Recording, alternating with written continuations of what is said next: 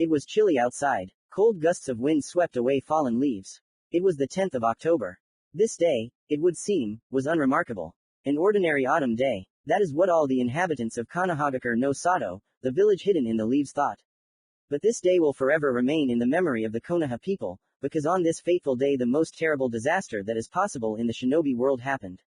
Konoha was attacked by the Nine Tails. It appeared with a loud bang.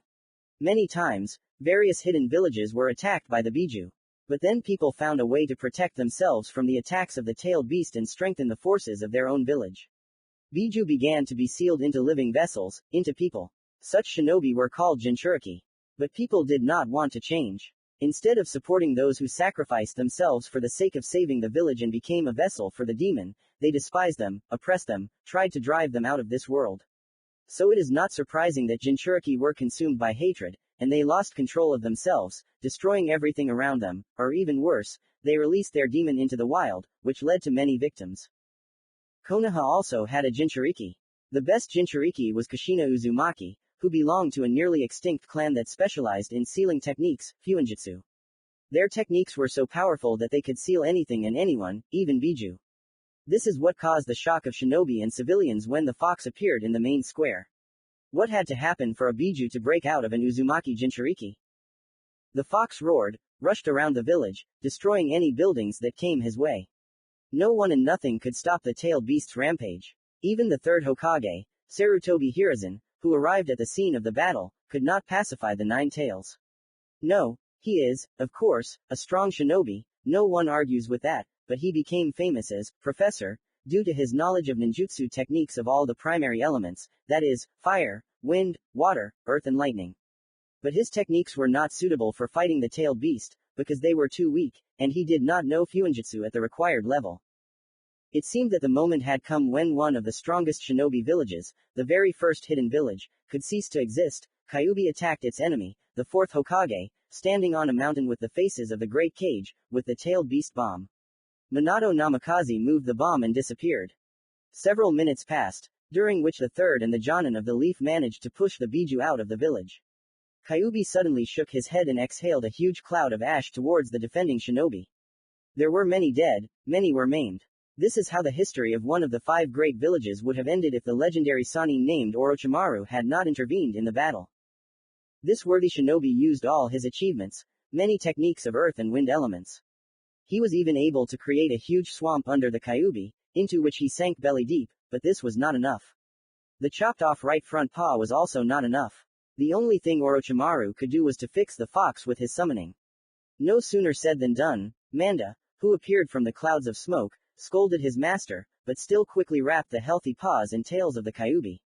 Now all that was left was to wait until the fourth Hokage arrived, or someone else who could seal the demon. Less than 5 minutes later, Kyuubi, having recovered from the injuries inflicted by the Sannin, broke free from the swamp that had already dried up and began to accumulate energy for a new bomb. "Watch out!" echoed across the battlefield, and then a huge toad landed on Kyuubi's face.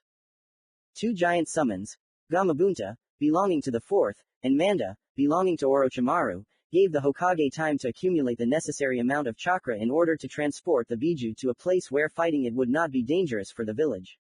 The Kyuubi was transported behind the Hokage mountain, suppressed and sealed with difficulty. During the meeting to decide who would become Hokage, since the fourth gave his life for the hidden leaf by sealing the 9 tails into a child, an event occurred that only a few knew about. Uzumaki Naruto, the son of Minato Namikaze and Kushina Uzumaki, was missing. He had vanished.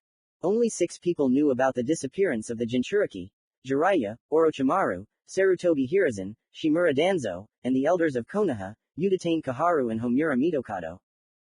Jiraiya, as soon as he learned of this, left the village without listening to anyone. Orochimaru and Danzo left the Hokage's office, where the matter of the Jinchuriki was being discussed. The elders also left the office, leaving the third alone. Left alone and having erected a barrier, they began to discuss the current situation. "We were hasty in contacting our allies. The idea was to use Minato's son as a leash for him, and now that he and the Jinchuriki are dead, it will only do harm. Don't forget, Homura, now he's not only the son of Yellow Lightning, but also the bearer of the Kyuubi. They'll give him back if they don't want a war," the elder said calmly after taking a sip of tea. "Don't be a fool, Kaharu. Why would they give away a product whose price has changed for the better? They wanted to tame Minato by influencing him through the hostage, but now that he's dead, it's useless. They now have powers they never dreamed of before.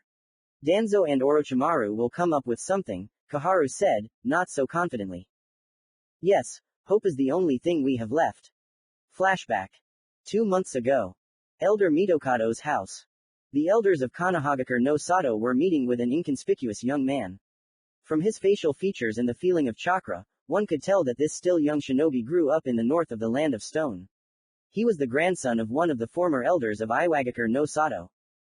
Mr. Hiroshi would like to make a deal regarding one of the shinobi of your village, the young shinobi said, having completed all the rituals of the tea ceremony, beginning to carry out his grandfather's task. What kind of deal is this and which shinobi is it about? Koharu asked, exchanging glances with Homura. In their duet, she was always ahead, as if testing the potential opponent in battle and in conversation, and Mitokado analyzed the incoming information and began a conversation only in the most extreme cases. The deal is very beneficial to you personally and to your comrade, Danzo-sama. The deal concerns Minato Namikaze, the yellow lightning of Konoha, the envoy replied. Are you crazy? Where did you even find our benefit? The elder was indignant. Listen to the end first, Miss Koharu, and then get indignant, the messenger said calmly. As we have learned, Uzumaki Kushina, the Jinchuriki of the Kyuubi, is pregnant, which means that the seal is now very weak, and the fourth will be present at the birth, holding the seal with all his might. Accordingly, he will also be weakened. The child and mother will be taken to the hospital. We will be able to prepare the exchange seal and steal the child. Using him, we will be able to subjugate the Hokage. It's quite possible, but what will we get? Mitokado joined the conversation. As I recall, your grandfather is no longer an elder, which means that your proposal and you yourself are defending your interests. Right? Asked Homura, recalling the documents because of which he was forced to cooperate with the enemy. Yes. Besides that, my parents, brother, and uncle and aunt died at the hands of the fourth. Using his child, we will make him regret it. Plus, you will get 50 million ryo each. Well then, we agree, said Homura. This is where this strange meeting between the patriots of the village and their enemy ended. These old men only seemed patriotic in public, but they were honest among themselves. Their goal was to rule the village in their own way, not the way Sarutobi or Minato did, and certainly not the way Danzo dreamed of. They had great influence in all the great countries, and in the land of fire they owned most of the businesses. If they had become the leaders of the village, it would have become very rich, but it would hardly have become strong. That's why they sold out the fourth Hokage's unborn son so easily. The end flashback. Now they really regretted this deal, but there was nothing they could do. The only hope left was that Danzo and Orochimaru would find a way out of this situation. While the elders were reminiscing and dealing with their petty problems, Orochimaru proposed a solution that would give Konoha a pseudo-Jinchuriki, thereby maintaining the balance of the tailed beasts between the villages. Understand, Danzo-sama, if we do as I propose, we will significantly increase Konoha's military power. If the true Jinchuriki is found, he can be hidden in the shadow of a fake vessel, the Sannin explained his idea to the head of Root Anbu. Seeing the interest of his leader, he continued, the son of the fourth is not the only half-breed Uzumaki born recently. There is another one. Who is it? Why don't I know? The leader asked calmly, although inside he was angry. This is my son, Danzo-sama, said a rather tall young man, approaching Shimura. He had short black hair, light brown eyes, and a red headband. The shinobi also had a bundle with a baby in his hands. Well, let's say we have a vessel, but where will we get Kyuubi or its chakra? Oh, this is even easier. Orochimaru exclaimed. During the attack, the protective barriers were not activated for defense. They were activated to absorb chakra. All night long, they collected and stored the Kyuubi chakra in scrolls. In addition, we have chakra accumulated by the barrier around the Namikaze house.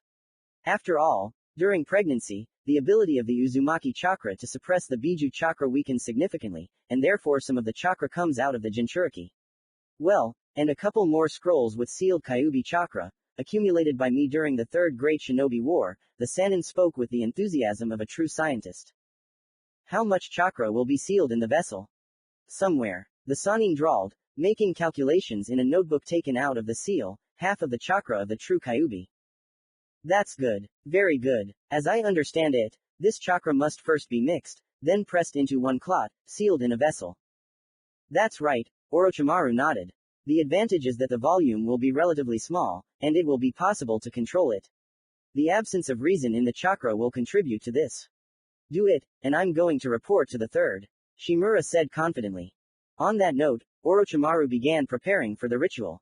Everything went well, and Konoha had a pseudo-Jinchuriki, and everyone forgot about the true one, Uzumaki Naruto. For a while. A month later. Country of Earth. The shinobi who had participated in the operation to kidnap the son of the Yellow Lightning had finally returned home. The stone buildings of Iwagakure no Sato were visible ahead. The shinobi were heading towards the mansion of the former elder, Lord Hiroshi. Half an hour later, they entered the grounds of his house, where they met the grandson of the respected advisor, giving him the child. After saying goodbye, the shinobi continued on their way. The grandson, who had been his grandfather's envoy to the elders of Konoha, holding a bundle with a baby in his arms, went to his grandfather's office. Come in, was heard as soon as the messenger approached the door. Hello, Grandpa. Mission accomplished, the young man said with a smile, putting the sleeping baby into a crib prepared especially for him in the corner of the office. You call this a mission accomplished? The old man was indignant. The plan was to blackmail the Hokage with his son, and now that he's dead, this child is worth nothing. I don't think so. Your spies couldn't find out one important detail. This child, Uzumaki Naruto, is the Jinchuriki of the Kyuubi no Yoko. The guy said solemnly. What? Are you sure? The old people would never give up their Jinchuriki. Yes, I'm sure. Everything went smoothly. We prepared for the kidnapping in advance. Your dirt on these old stumps was very helpful. Without it they wouldn't agree to meet with me.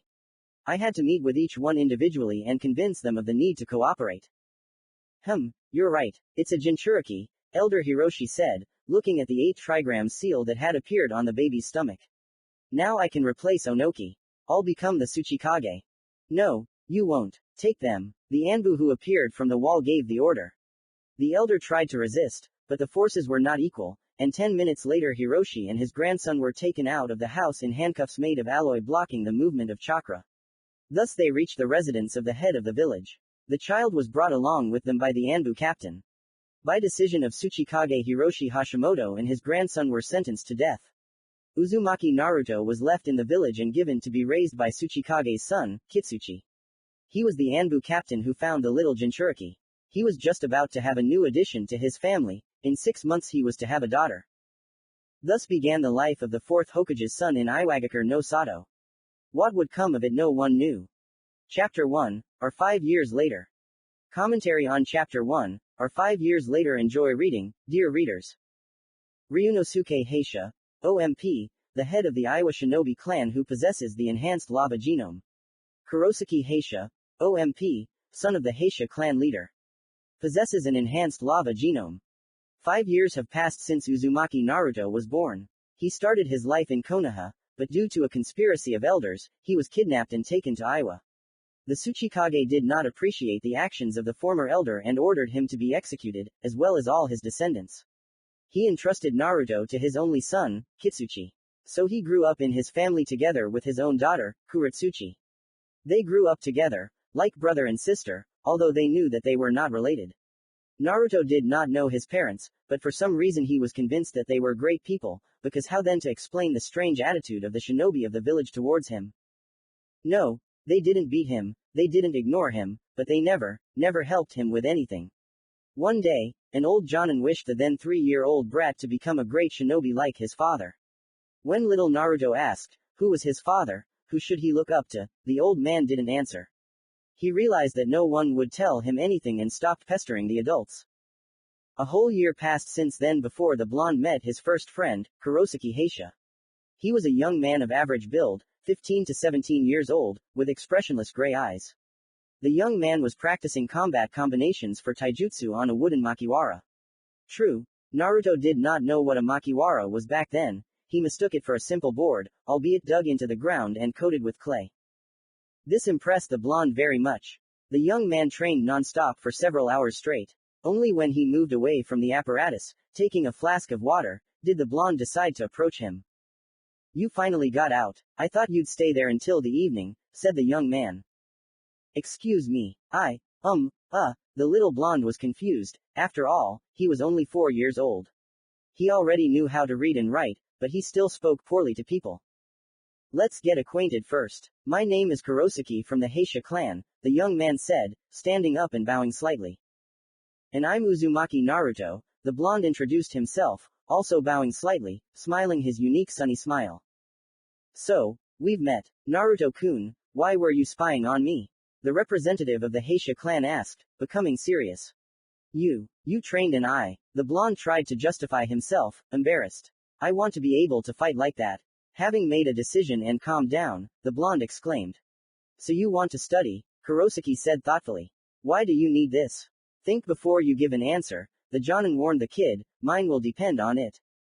A strange question, Naruto thought. Although he's right, why do I need training? Kitsuchi-san never told me about my parents, but I know that they were shinobi, great shinobi. That's why I don't want to let them down. I have to become a shinobi, as great as they are. I have to show them my respect and love by surpassing them in the art of ninja. Kitsuchi-san said that before studying this art you need to be physically strong enough, that's why he doesn't teach me in Kuretsuchi. Even though I'm not his blood, he never made a distinction between me and my little sister. Maybe when she turns 5 he'll take up training, but I can do it now. The basis for any ninja is 1, taijutsu. No one knows what we'll encounter on our life's path, the young blonde's thoughts slowly flowed. Well, now I'm ready to give my answer. While Naruto was thinking about how to answer the Jonin, this same Jonin was watching the boy, watching how the blonde frowned, watching the reflection of the kid's thoughts, easily read by an experienced shinobi on his face. Kurosaki Heisha was not a simple shinobi, but a hereditary one. To be precise, he came from a clan with an improved genome, Kekkei Genkei, of lava. This clan had been the loyal support of the Tsuchikage since the very foundation of the village hidden in stone. What can I say? The current Jinchuriki of the four-tailed Biju is from this clan. That's why one of its representatives was so timely in the path of Uzumaki, who was walking through the village. Yes, the decision to train the blonde had already been made by the third Tsuchikage, Onoki. A training schedule had even been drawn up for the Yellow Lightning Legacy, a man who could single-handedly destroy 1,000 enemies. True, Uzumaki will not have a permanent sensei, he will gradually be trained by specialists in their field, all the time making his training more difficult. Due to his living since infancy in a family descended from the current head of the village, no one had any doubts about his loyalty to his now village, Iwagakure no Sato. Flashback. 3 years have passed since the day Uzumaki Naruto began living in Iwagakure. Now, a meeting was beginning in the cage residence under the leadership of the third Tsuchikage. The Tsuchikage was a completely gray-haired mustache, eyebrows, hair old man of small stature, a little more than a meter, with a serious face and a large red nose. He sat at the head of the table in the center of the cage residence of the stone. On the sides of the table sat Kitsuchi, the son of Onoki Tsuchikage, the head of the Heisha clan, Ryunosuke.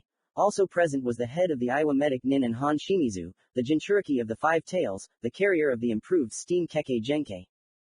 We have gathered here and now to discuss the fate of Uzumaki Naruto, the Tsuchikage began the council. If you decided to get rid of him, then I will not allow it, Kitsuchi said emotionally. He has lived in my family practically since birth, he is a part of it. Your granddaughter, my daughter, calls him brother. Kitsuchi, he is first and foremost a Jinchuriki, and also the son of the Yondaime Hokage, our worst enemy, the chief medic Nin cut the former Anbu captain off. I already said, he is a member of my family. He is like a son to me. I won't allow harm him to anyone. Kitsuchi stood up abruptly and said, emphasizing each word with his voice. Son, sit down, the Tsuchikage cut him off. Here, for now, I am deciding what to do with the shinobi of the village, as well as with the residents who may become them. I left him in the village because I was interested in Konoha's reaction, but they did not react at all, the old man Onoki continued calmly. Tsuchikage-sama, I think he should be raised as a shinobi of the stone, Ryunosuke Heisha said. It is very good that he was raised in your son's family from birth and is attached to them. Kitsuchi-san mentioned that the relationship between Naruto and Kuretsuchi is like brother and sister, which binds the Uzumaki to the village.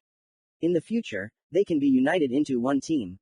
Traditionally, teams consist of 3 genin. There are already 2, who would you like to put as the third? Khan spoke up for the first time. In our village there are several clans with improved genomes, the Lava genome, the Heisha clan, the steam genome, your clan, Shimizu, and the explosion genome, Bakuden, the Sukuri clan. As far as I know, 4 years ago a boy was born in the clan, I think his name is Deidara. Yes, definitely Deidara. So they have a small age difference, so they can be combined into one team, Ryunosuke Heisha outlined his proposal. That's acceptable, the Tsuchikage approved after thinking for a moment. Their sensei will be Roshi. So it's decided. From 4 to 5 you train him physically, from 5 to 7 chakra control and the basics of Fuinjutsu, and the doctors must also strengthen their bodies, that's all the members of the future team, from 7 to 10 training in ninjutsu, earth release in its natural reinforcement of the material from 10 to 13, training fights. Then the Chunin exam. Father, why are you proposing such a program? They are children. Kitsuchi was indignant. I passed a law that upon reaching the age of 12, Uzumaki Naruto must undergo a genin test. This was due to the fact that he is very similar to his father. What does the fourth have to do with this? Son, Naruto is a copy of Namikaze.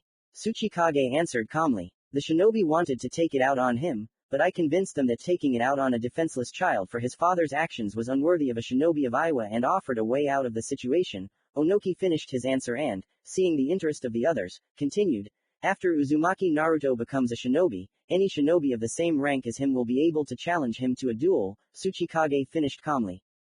Why is this? Asked Ryunosuke Heisha. What did you want to achieve with this Tsuchikage-sama? The chief medic joined in. As I said, too many people hate the fourth, and here they are forced to look at his legacy every day. Now everyone who wants to take revenge on the fourth will try to humiliate Naruto, that is, challenge him to a duel and win. How could the son of a genius, and lose? The old man finished with a wry smile, showing her his attitude towards these shinobi. At this point the council ended, and the heir of the Heisha clan, Kurosaki, who was present at it, was chosen by him as Uzumaki's first teacher. In a year, his father had to prepare him for the difficult path of a mentor. The end flashback. Kurosaki-san, I'm ready to give an answer, the blonde reminded himself. I'm listening, said Heisei, emerging from his memories and sitting down more comfortably. I want to become a shinobi worthy of the memory of the people who gave me life, my parents. I don't know who they are, but from people's slips of the tongue, I concluded that they were great people, the young blonde began his answer. I also want to protect my loved ones, Kuratsuchi-chan, Kitsuchi-san, and old man Onoki, who is always grumbling and clutching his sore back. You're doing great, Naruto. The right motivation, Kurosaki exclaimed. Now it's time to start training. That's how the blonde's training under the Jonin's guidance began. From morning until late evening. Running around the training ground until exhaustion, then a light warm-up complex and stretching. So he did these exercises 3 times a day for a whole month. Then the training became more difficult. After stretching, Naruto began doing abdominal exercises, 5 approaches of 20 times. Of course, he didn't succeed right away, but gradually Naruto increased the number of push-ups in a set, so he gradually went from 10 times to 20. From 1 fully completed approach to 5. In addition to the abdominals, he did push-ups according to the same system, 5 approaches of 20 for a total of 100 times. All exercises were done 3 times a day. About 3 months passed at this pace. During this time, Naruto grew a little and became physically stronger. Naruto's exercise schedule changed again. Now he trained even more to increase his endurance, although during the training he had already realized that he was more resilient than any other genin. With the increase in endurance, free time appeared, which he did not have before, because training sucked all the juices out of the novice shinobi, and so Naruto decided to use it in order to let off steam, have fun, joke. So he began terrorizing civilians. Not life-threatening. Mini traps with cold water dousing due to the mechanism involved, bags of paint, a bag of cement in a hot spring on the day of a joint visit. There were many jokes, many who wanted to teach the blonde a lesson, but he just had fun and perceived it as another training session. In the shinobi village, even ordinary civilians have a fairly developed physical body and, accordingly, they could run for some time even after a shinobi who does not use chakra, though. But still, the inhabitants of Iwa are amazing. For the remaining 8 months before his 5th birthday, Naruto worked hard on his physical training. First, running, but not just running for a warm-up, and endurance training, laps around the rock, inside which the village hidden in stone was carved. 2 hours, 10 laps around the rock, then on the horizontal bar, and then on the parallel bars. So the training that began at 7 in the morning ends at 11, an hour-long lunch break and then again. 8 months in a row. This is cool. This is incredible. However, Naruto did not know that he was constantly being affected by the weight increase technique during his training.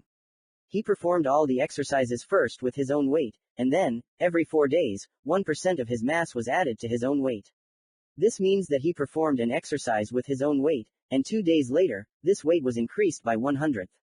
In the shinobi world, a year lasted exactly 400 days, so by the time Uzumaki Naruto was 5 years old, he was performing all the exercises with double the weight. The higher the physical load, the stronger the shinobi's physical body became. This made the stone shinobi terrible opponents in close combat, because they all underwent such training. Naruto still has to undergo the same training, but with the strengthening of the body with chakra, the acceleration of its movement through the chakra circulation system, CCS, but this will not happen soon. Over the years since the founding of the 5 great villages in Iwa, the maximum load on the shinobi's body was revealed.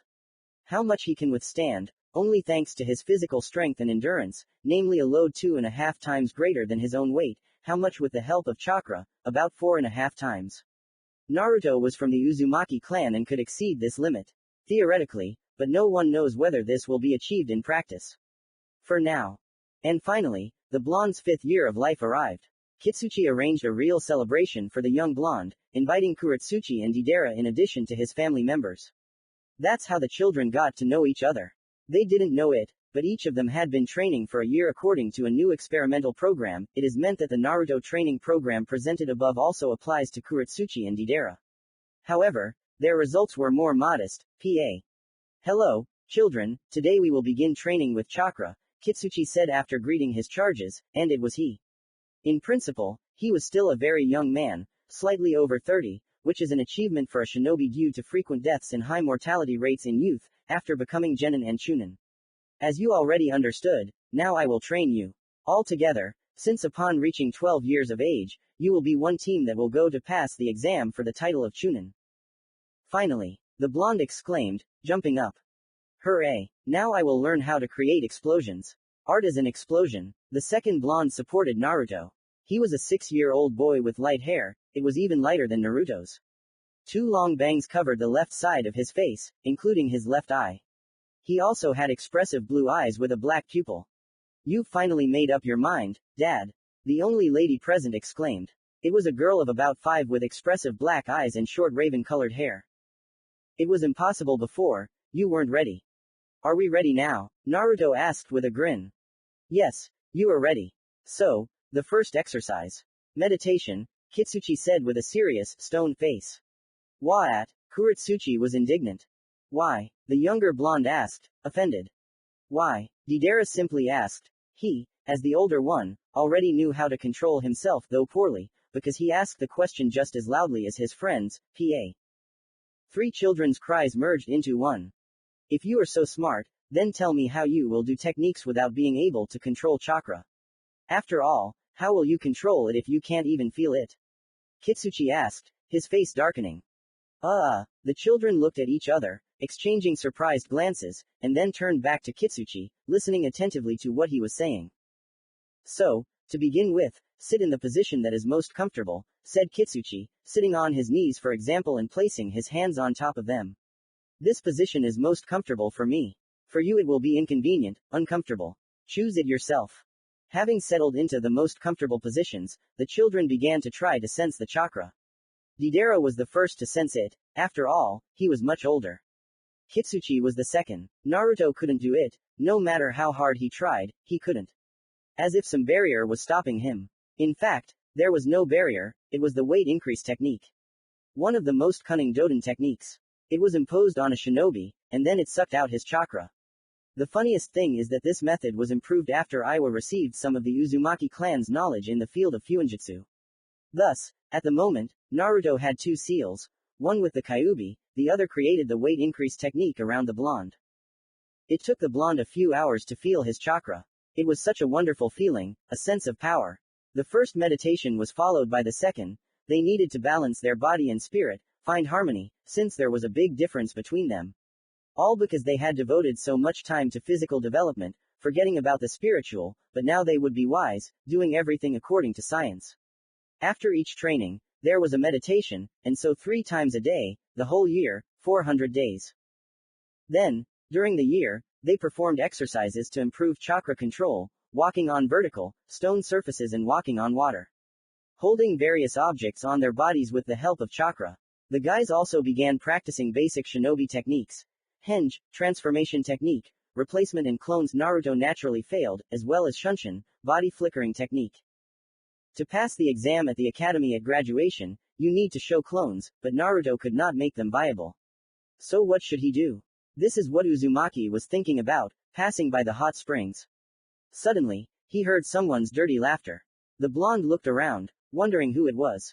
After all, there are no suicides in the village, and you can't call a person who decided to spy on resting kunoichi otherwise. And you shouldn't spy on ordinary civilian women. An example of this is Dei Didera, who was caught doing this at the age of 7. They beat him up so badly that Naruto barely managed to drag his friend to the hospital. Dei was avenged. He and the blonde played a bunch of pranks using explosive seals. They even had the audacity to plant explosive seals under the legs of the elders, chairs before the meeting. How they crashed so loudly, and then Naruto agreed with his comrade, art is an explosion. But we digress. Naruto finally figured out where the laughter was coming from. It was the roof of the building next to the source. Since he already knew how to walk on vertical surfaces with the help of chakra, it was no problem for him to climb onto the roof. And what did he see there? What Naruto saw was this: some perverted guy spying on girls through a telescope. This guy was older than Kitsuchi, but younger than Onoki, although their hair was similar, snow white. Only if for the Tsuchikage it was age-related, then for the man the white color was natural. Due to his sitting position, it was difficult to estimate his height, but he was clearly above average. He was dressed in a kimono, mostly green, but with elements of red. A huge scroll hung behind his back. Hey, pervert, stop peeping at the ladies if you value your life. The blonde exclaimed loudly, stopping looking at him. Don't yell, kid, quiet, the pervert answered, not stopping his work and not paying attention to the blonde. What? How dare you shut me up, pervert? Naruto was indignant, coming even closer. I told you not to ori. The white-haired man finally turned around and answered. What he saw shocked him. In front of him stood a boy of about 7 years old. He looked so much like his only student, the same hair, the same eyes, the same look. This can't be. He died, just like his unborn son. Minato. The legendary shinobi whispered the student's name spelled out. What other Minato? Exclaimed the blonde. I am Uzumaki Naruto. And who are you? A pervert? I'm not a pervert, the white-haired man exclaimed, jumping to his feet. I am the great toad hermit, the legendary Sannin Jiraiya. But you look so much like Minato. The Sannin finished very quietly. He was in shock and did not understand what had happened. Who was this boy? Chapter 2, or becoming a Nukenin Sannin. Jiraiya looked at the little blonde boy in shock. Could this really be Minato's son who disappeared 7 years ago? Was he kidnapped by Iwa? In principle, Iwa's involvement is possible due to their hatred for the fourth, but he's dead. The shocked Sannin thought. But what should I do? When I visited Konoha last time, I just managed to find the kidnappers, but the third didn't listen to me, and the elders even accused me of being the one who kidnapped Naruto. Orochimaru, Danzo, the third, and 50 Root Anbu, I barely got out. I had to partially destroy my native village and leave it as a missing nin. But this is not the end. Now that I know that Naruto is alive and where he is, everything can change. Jiraiya finished analyzing the situation enthusiastically, and then plunged into his memories. 4 years ago. For the first time in 3 years since the death of Minato Namikaze and Kushina Uzumaki, the legendary Sannin Jiraiya returned to his beloved village, Konohagakure no Sato. He did not waste these 3 years in vain. He was looking for those who kidnapped his godson on his birthday, October 10th. And finally, having passed through the territory of all the great countries and several small ones, he found them. They set up their base in an incredible place, the ruins of Uzushio, the ancestral home of the Uzumaki clan, its fiefdom, which fell during the Second Great Shinobi War. After interrogating the commander of the only survivor, Jiraiya learned information that shocked him. It turns out that the person who ordered the kidnapping was nearby the whole time, in Konoha. This was a shock for the Sannin, so, having sealed the prisoner, he went to the village, hoping for help from his sensei, Sarutobi Hiruzen, the third Hokage, the current head of the village. So, a couple of weeks later, an unremarkable shinobi, as we understand it, Jiraiya, passed through the main gates of the village. He used his incredible espionage techniques to infiltrate, to remain unrecognized and to identify or even capture the accomplices of the kidnappers. Based on the data provided by the captive, Jiraiya was able to narrow down the suspects and began his investigation from the place where the kidnappers met with the customer. Several hours of questioning under different guises, the transformation technique is a useful thing, allowed the Sannin to gather enough information to create a mental portrait of the unknown person. Or rather, a Jonin well known to him, this was the personal messenger of one of the sensei's old comrades, Homura Mitokado. It couldn't be true that the elder, the second Hokage's student, would betray the village. Jiraiya simply couldn't believe it. But he was obliged to check even such a crazy version. After spending a couple more days on surveillance and finding out the situation in the elders' camp, Jiraiya decided to act. In the evening, when the Jonin went to a bar located near his place of service, the Sannin ambushed him and was able to neutralize him. Field interrogation was able to loosen his tongue. Fortunately, the Toad Hermit had kept Orochimaru's crafts for such cases. The interrogation told about some of the elders' dark deeds and their meeting with an unknown shinobi. Unknown in the sense of name, and since the Jonin, being a censor and a participant in the Third Great War, assumed that this messenger belonged to Iwa, the hidden village of the Land of Earth.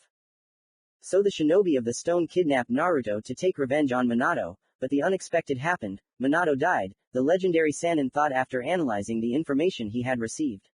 Although it's unlikely, they wouldn't have dared to do that. Most likely, there was an agreement, but something went wrong. It's quite possible that the kidnappers killed the baby, since he wasn't among them when they left Konoha. They handed the Jinchuriki over to another squad. I can't guess how many of them there were.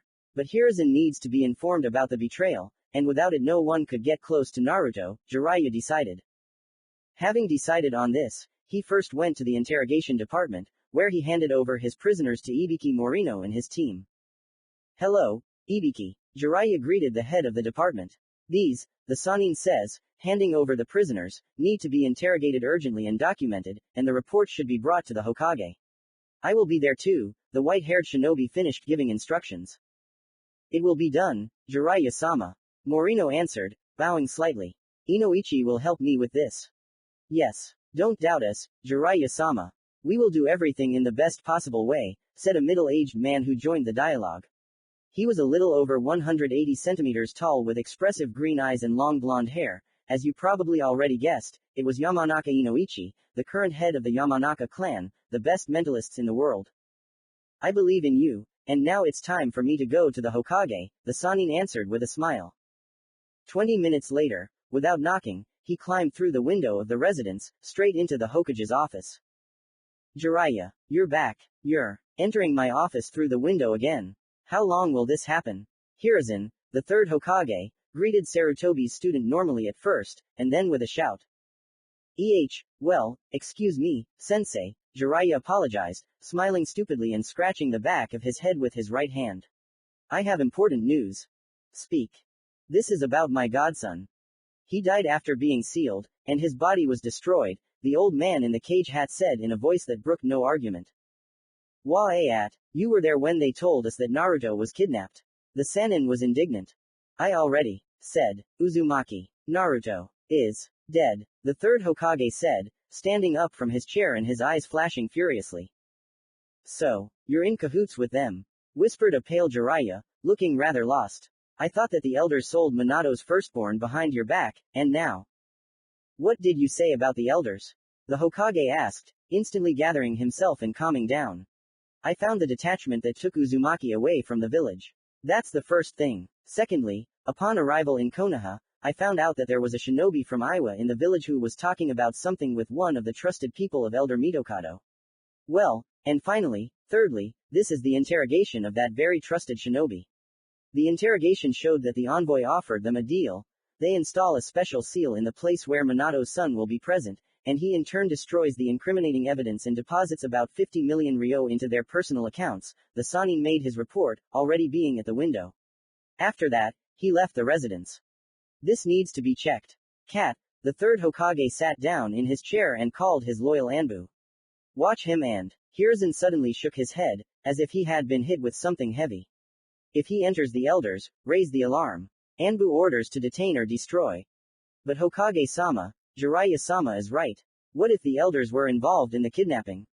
None of your business. The Hokage cut him off sharply. Is the order clear?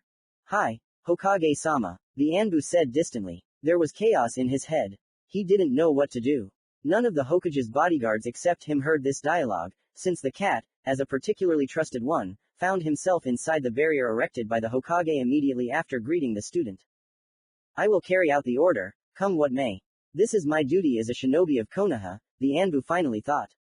He did not even realize that his train of thought had been corrected by someone. How could he understand this, if even the Hokage did not feel the penetration of an alien mind into him? Pav unknown. Everything worked out perfectly. I was able to cloud Hiruzen's mind and say a couple of phrases in his voice. Now this stupid pervert has no other choice but to go to the elders. Now we need to pit Anbu against Jiraiya. Even if I overestimated him, he's enough to destroy a couple of squads subordinate to Danzo and Hiruzen. We also need to get rid of Kaharu, she knows too much. And it's best to do it with his hands. Pav end. Jiraiya, after such a strange conversation, went towards the elders' mansions. He decided to find answers to his questions from them, as from the original sources. Halt, or we'll attack, came a sudden voice from behind the Sannin. Slowly turning around, he saw that shinobi wearing mythical beast masks were sitting on the roofs of all the houses in the area. They were Hokage's Anbu and Root's Anbu. Together. But what could that mean? What's the matter? You don't know who I am? The Great Toad Hermit asked in surprise. We know who you are. You are a former student of the third Hokage, Jiraiya, one of the three legendary Sannin. One of the Anbu exclaimed with obvious delight in his voice. A couple of older comrades immediately hissed at him. So why are you stopping me and trying to threaten me? Sannin asked in a colder tone. Although he didn't understand what was going on, he was sure that it wouldn't end well. That's why he tried to keep up the conversation, to buy himself a little more time to enter hermit mode. Then another shinobi landed next to the Anbu in the bear mask and began to whisper something in his ear. Jiraiya listened closely and managed to make out a few words. The Sannin is a threat. He kidnapped the Jinchuriki for 3 years. He framed the respected elders. Do not take the living, only the dead. While the Sannin was listening, the unknown person managed to suggest to the commander that the more time they gave the enemy, the more dangerous he would become. The Anbu made exactly the decision the unknown person had been counting on. I order everyone to attack. The Anbu in the bear mask shouted and, setting a personal example, sent a multitude of kunai at the Sannin. Using his hair, the Sannin defended himself. Ninpo, lion's mane, the long white hair instantly lengthened and wrapped around him, protecting him from the attack thanks to its incredible durability. Ninpo, main strike, the hair concentrated in the head area, and then captured all the Anbu who carelessly approached and injected into their bodies a paralyzing poison, which the Sannin had in abundance since the Great Wars. Let's all do it together. The Anbu captain encouraged his subordinates. Giant fireballs flew at the white-haired man. To save himself from them, Jiraiya used his toad stomach technique. He stayed in it for about 5 minutes, which he used to accumulate natural chakra. Well, you accused me of kidnapping my godson, of framing the elders, and in the end you decided to kill me. Jiraiya spoke quietly at first, and then at the top of his voice. Now you have yourself to blame. With a final scream, he destroyed his defenses and rushed towards the Anbu group. Landing in the center, the Sannin missed the body of one of the shinobi, then kicked another with a roundhouse kick. The blow was so strong that the body of the knocked-out Anbu knocked down 2 more of his colleagues and slammed them all together into the wall of a nearby house. The others, seeing the effect of the legend of the Second Great War's blow, began to attack him more carefully, not getting too close, but they did not take into account that not only the Sannin's strength but also his speed had increased. 2 minutes, and 24 Anbu were scattered to the sides like some snotty genin. Kaden. Phoenix flowers, several Anbu exclaimed at once. Several dozen fireballs flew at the white-haired man's back, but he was too experienced to fall from such an easy attack. Doden. Stone wall, Jiraiya said, placing his hands on the ground. Due to the hermit mode, the thickness of the wall reached about 1.5 meters. Naturally, the balls did not cause any damage to the defense. Doden. Stone pillar. After repelling the attack, the Sannin used a new technique, due to which he rose above the adjacent buildings. From the heights, Jiraiya performed a series of seals, causing chains of ancient Fuinjutsu symbols to run along the ground, from the very top to the base of the pillar, followed by a bright flash of light. And now he is standing on top of a large stone pillar inside a spherical barrier. Well, now we'll fight, kids. Sannin shouted, grinning cheerfully. Doden. Stone rain. A stone bullet flew out of the man's mouth. A meter from the barrier, It grew several times, and then split into two equal stone bullets, which also began to grow, and then divide. Instead of one bullet, more than 250 were flying towards the Anbu. The shinobi who did not expect this were simply blown off the roof. Many of them received fractures of various limbs, both from the hit and from the fall. This was only the first attack, but it was followed by another, more massive one. Jiraiya spat out as many as 10 bullets overflowing with chakra, which also began to divide in flight, falling on the Anbu like a deadly rain. While the white-haired man was pouring a rain of stones on the shinobi on the roof, those on the ground were continuously attacking the stone pillar, but the barrier was still holding. I wonder why there's no one from the clans. The civilians were taken out, that's understandable. They could have also evacuated the simple low-ranking shinobi, but this mess is very loud, so why isn't anyone rushing to check what happened? What if there's an attack? Jiraiya thought, not stopping his attack. That's one of the functions of the barrier surrounding Konoha. If you're wondering why no one runs to the noise of battle, a familiar hissing voice answered the white-haired Sanin's unasked question. Orochimaru, what's going on here? Jiraiya was indignant, stopping his attack. You explain this to me, old friend. Why did you attack Anbu? Why are you destroying the village, and most importantly, why did you kill Elder Kaharu? The snake Sanin asked with a grin. While talking, he was preparing for battle, because Orochimaru, like no one else, knew the strength of his teammate. So you also came to fight me? The Toad Hermit asked in surprise, noticing his comrade's preparations. Despite the fact that he had already been fighting Anbu for about 10 minutes, he had spent almost no chakra due to the hermit mode, which had already been exhausted, which meant that Jiraiya would have to fight the snake relying only on his own strength. Yes, that's exactly why. From now on, you're a missing nin, Jiraiya, and any of Konoha's shinobi would consider it an honor to bring your head to the village. Well, so be it. At this point the dialogue between the old, good, friends ended and the fight began. Jiraiya jumped out of his hiding place inside the barrier and began to fight his old friend. They started with taijutsu, in which both had impressive success, both had developed their own style and honed it over years of combat practice during wars. While the Toad Hermit in his straightforward style relied most on the force of his blows, Orochimaru, thanks to his incredible flexibility, was able to avoid all of his former partner's blows. Here Jiraiya attacks from the right with a direct blow to the head. Orochimaru moves his head slightly to the side, and then rushes into the attack himself. Bending in an incredible way, he tries to knock out or injure his former comrade, but all his attacks are ineffective. Although they hit the Sanin, they could not cause him any harm due to his body reinforced with earth chakra. To somehow turn the tide of the battle, they began throwing kunai and shuriken at each other. But again, thanks to his snake-like flexibility, Orochimaru did not receive a single wound, while Jiraiya turned his flesh into stone, causing all the iron that hit him to fly off without causing harm. Without saying a word, the Sannin switched to ninjutsu. Kato. Great fireball, they both shouted at the same time. The balls that flew out of their mouths met with a crash and destroyed each other. This was only the first test attack, and others followed. Doden. Rock Ma, Jiraiya exclaimed, putting his hands on the ground. The place where Orochimaru stood instantly changed and took on the shape of a closing rock mouth. The snake was too experienced and jumped to avoid this attack, only to get hit by a new one. Kaden. Dragon's breath, Jiraiya shouted, moving to the supposed place of Orochimaru's landing and breathing a huge stream of bright red flame at him. The flame hit the snake Sanin, completely engulfing his body. This was not the end, but only the beginning, as hinted at by the unharmed snake Sanin crawling out of the mouth. From that moment on, the techniques used by the old friends became more extensive. Orochimaru's wind release techniques lifted up many objects lying around. They even tore off Anbu who were stuck to the walls with chakra. The serpent's fire techniques destroyed the rocks and fire techniques sent by Jiraiya. Jiraiya's earth release techniques threw up the surrounding houses, drowned them, launched stone fragments at the serpent, but it was all useless, their forces were equal. Although sometimes the Toad Hermit still managed to fry Orochimaru several times, catching him while using wind release techniques.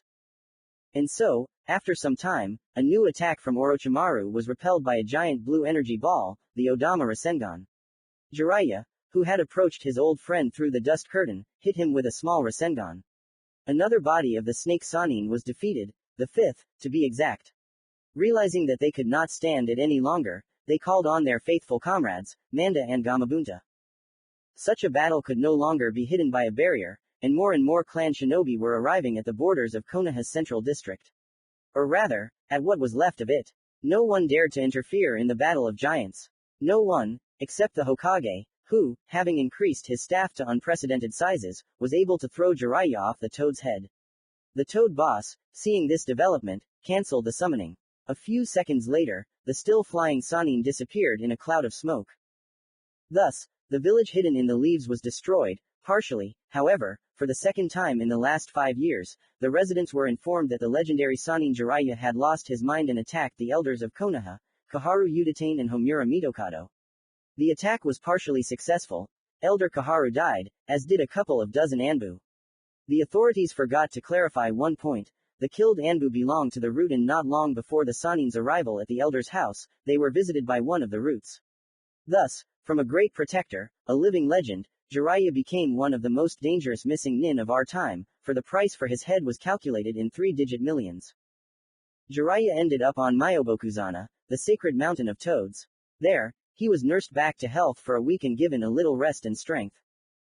A surge of strange, slightly familiar chakra pulled the Sannin out of his memories and made him pay attention to the world around him. In front of the boy who had awakened such vivid memories in the already middle-aged shinobi, stood an old man of short stature. He had red hair, a wedge-shaped red beard, and a red shirt with wide sleeves. Lava release Roshi is the biggest pain in the ass of the Second Great War.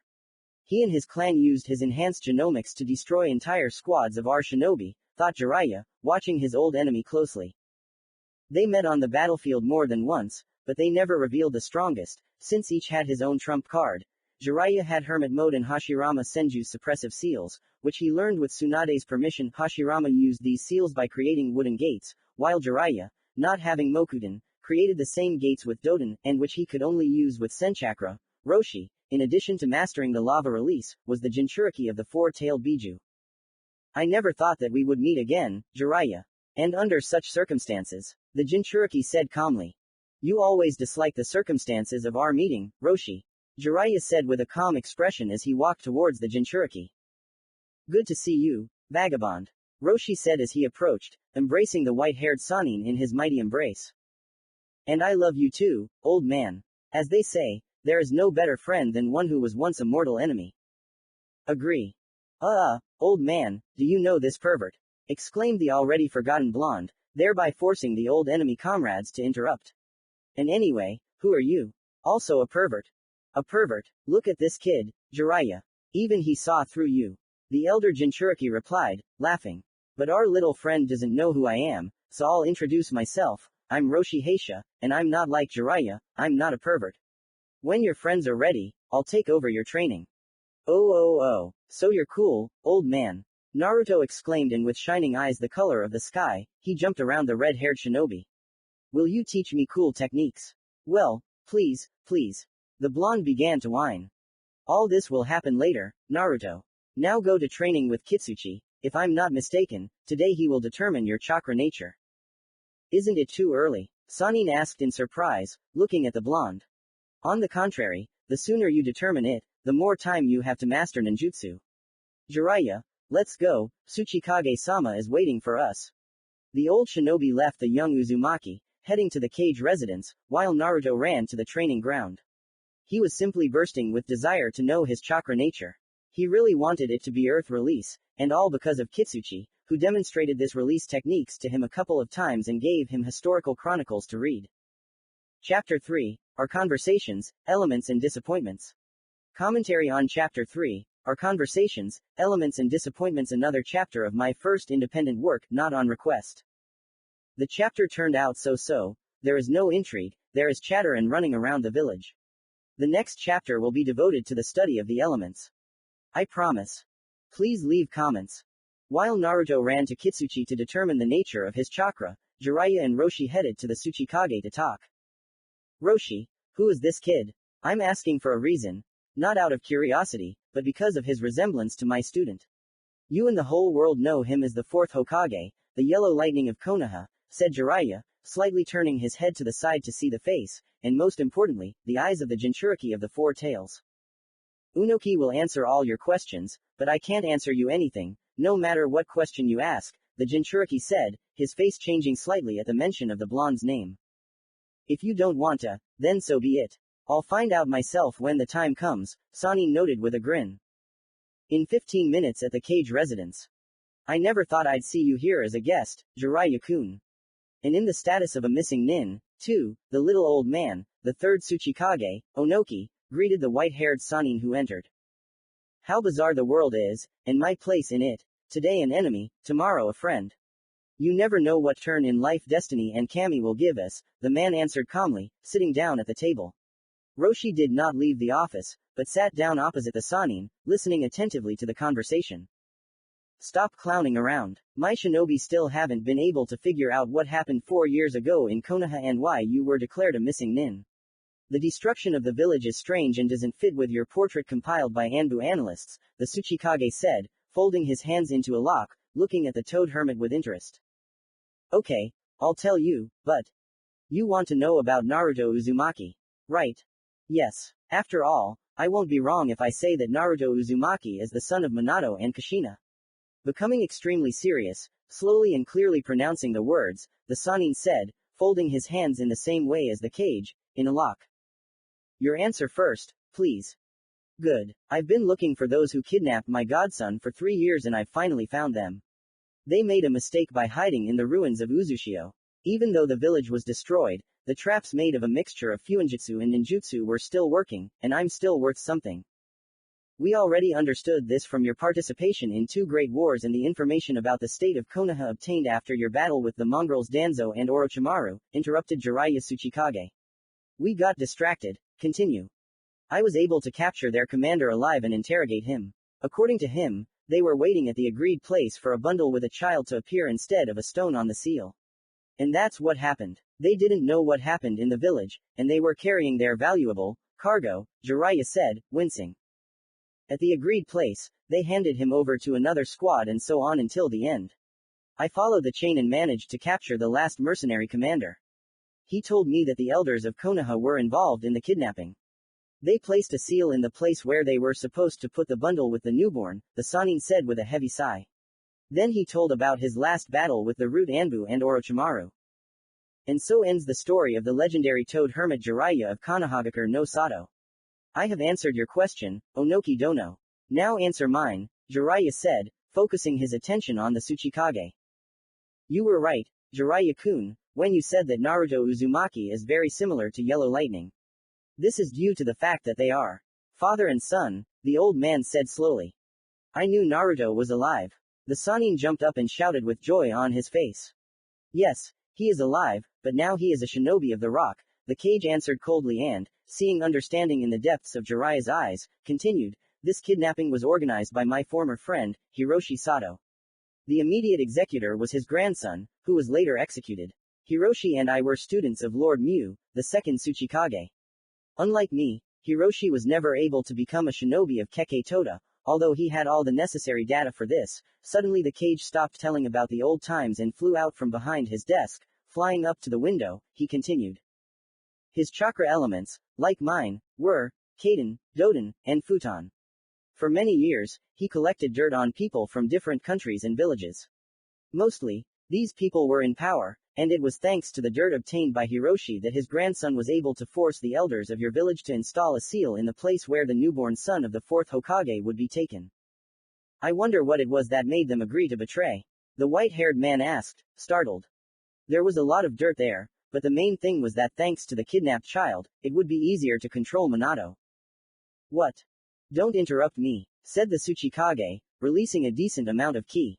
Kaharu and Homura were unhappy with Namikaze's uncontrollability and decided to rein him in. Hiroshi's grandson showed up just in time. I was lucky that not all of his subordinates shared his views, and one of them found enough courage to tell me about his master's plans. The Anbu captured them, but Hiroshi was able to leave, finished Jiraiya. Yes, he was able to leave. The question arose of what to do with the son of the 4th, who also turned out to be the Jinchuriki of the Kyuubi. There was even an offer to return him, but Konoha had a Jinchuriki, our agent confirmed this. The information was received from the Hokage's residence, so we did not return him. I gave him to be raised in my son's family. Then he grew up with Kuratsuchi, my granddaughter, and trained. So that's how his life turned out, the Sannin said, only a single tear revealing the whole range of feelings that overwhelmed this great shinobi. I'm shocked by your words, Onoki Dono. You did this for the son of your enemy. Yes, I did, but not for the son of an enemy, but for an innocent child. A child who sometimes calls me grandpa. Turning around, the Tsuchikage said, only a fleeting smile reflecting his attitude towards this. What are your plans in connection with what you heard, Jiraiya-kun? If you allow me, I would like to take part in Naruto's training. He is my godson after all, and I have the key to his seal. That's good, of course, but you'll have to disguise yourself. You're too famous, and I don't need problems with the population and the shinobi. At this point, the serious conversation between one of the 5 great Kage and the legendary Sannin ended. The discussion of the blonde Jinchuriki's training began. Roshi, who had been silent until then, joined in the conversation. Naruto ran towards the training ground where he spent all his free time. He had already forgotten about the strange strangers. The only thing that worried him was the nature of his chakra. Here he finally reached the training ground and saw Kitsuchi, Kuretsuchi and Deidara there. Hi all. Hello, Naruto. It was Deidara who had such a smile on his face that the blonde somewhere deep in his soul sympathized with his victims, the civilians and shinobi he had made fun of. Hello, Naruto-kun. Kitsuchi, as usual, is extremely polite. Hello, bro, where have you been for so long? We've been waiting only for you. The Tsuchikage's granddaughter shouted, lightly hitting the blonde's shoulder with her small fist. In a way, Kuretsuchi is right, we've been waiting for you for about an hour. What kept you? Well, I was going to training. When I passed by the hot springs, I thought I heard laughter, a strange laugh. I decided to look at that suicide bomber who dared to peek at the girls. At that time, Kunoichi go to the spring. Naruto began his story, blushing. He continued, don't think that I was peeking at them, I just decided to find out who it was. Well, what was the result? Kuretsuchi asked, jumping up. Yes, he was a strange-looking shinobi. Quite tall, a little less than 2 meters, somewhere around 1 meter 90. He had long white hair, and his hairstyle was very similar to an animal. A porcupine. Dressed. Don't continue, I understand who you're talking about. Jiraiya, isn't it? Kitsuchi asked, suddenly tensing up. How do you know that's his name? Uzumaki asked, his eyes wide. Oh well, we met once. Okay, we've already wasted a lot of time, it's time to determine your chakra nature. Having said this, Kitsuchi took out a scroll, then released chakra into the central seal. Cotton, and from the smoke in place of the seal appeared a wooden box with beautiful patterns on the sides. Jonin took 3 sheets of strange-looking paper from the box. This is special paper that allows you to determine the nature of a shinobi's chakra. Or rather, not exactly that, Kitsuchi thought for a moment, and then continued, this paper determines the natural affinity with the elements of a shinobi. What's the difference between the definition of chakra and natural affinity? Dei asked in confusion, seeing that Naruto and Kuretsuchi, although they did not understand the explanation of the mentor, were not going to ask questions. Paper allows you to determine the element that a shinobi can use from birth and without much chakra expenditure. For example, I was born with the earth element. I can use its techniques with the least expenditure of chakra compared to a shinobi who did not have the earth element from birth, that is, mastered it after the one with which he has similarity. Is that a big saving? Naruto asked with interest, although it was not for him to talk about saving, after all, his chakra was like that of a weak jonin. A shinobi who does not have an affinity with an element, but uses techniques based on it, spends 20% more chakra than someone who does. But there are shinobi who have overcome this disadvantage and were able to combine 2 elements in their techniques. These are the so-called owners of Tekkei Genkai, blood heritage. The most striking example of such shinobi is the first Hokage of Konoha, Hashirama Senju, the Heisha clan, who has long lived in our village and others. So a shinobi can only have one natural element and that's it. Kuretsuchi asked sadly. She had hoped that no matter what element the enemy had, she would be able to defeat them using a stronger one. She was a smart girl and knew about the circle of elements and how they related to each other. Of course not, Kitsuchi was indignant. The second and third Tsuchikage, your grandfather, by the way, have 3 main elements. 3. So the old man Tsuchikage has a Kekkei Genkai? The young Uzumaki asked, surprised. No, the Tsuchikage does not have an enhanced genomic. He has an extended genomic. I will explain what it is now, just shut up, said the former Anbu captain, and now the patient mentor of 3 promising future shinobi, seeing that they were already ready to ask clarifying questions. An enhanced genomic is the production of a new element by mixing 2 basic ones. An extended genomic is the production of a new one by mixing 3 basic ones. Father is the only one of the currently living owners of an extended genomic. Lord Mu is the second Tsuchikage and father's teacher. He was the first to master this power and taught him. I never thought that the old man was so strong, Naruto said in surprise, catching the understanding glances of his friends. They also underestimated the Tsuchikage, seeing in him not one of the strongest in the history of shinobi, but an ordinary old man. I think I'll continue, Kitsuchi said, seeing that the children were listening to him attentively again. Usually a shinobi, upon reaching the level of Jonin, masters 2 or 3 elements. Now that I've explained everything to you, take a piece of paper. Then squeeze them between your index and ring fingers. Then send a small amount of chakra into them. If the paper burns, it means you have fire. If it cuts, it means wind. If it crumples, it means lightning. If it rots, it means earth. If it gets wet, it means water. The children stood up and approached the mentor, and then carefully took a piece of paper. Deidara was the first to decide. His paper burned on one side and rotted on the other. In principle, I didn't expect anything else. He comes from the clan with the improved explosion genome, even if it disappeared, thought Kitsuchi. Kuretsuchi was the second. Her result was much more modest. The paper slowly rotted. This is also predictable. She is still my daughter and my father's granddaughter. Naruto finally made up his mind and sent chakra into the paper. He prayed to Kami-sama that he would have the earth element, like Kuretsuchi. He closed his eyes and then sent chakra into the paper. Let it rot, let it rot, let it rot, Uzumaki repeated to himself like a mantra. Suddenly, there was a cracking sound, the kind that happens when paper is torn, but who can tear paper on a training ground where shinobi train? No, not that, I have earth, earth. Then the young blonde with eyes the color of the sky opened his eyes and saw that his dream had not come true. He did not have the earth element. He had some kind of pathetic wind.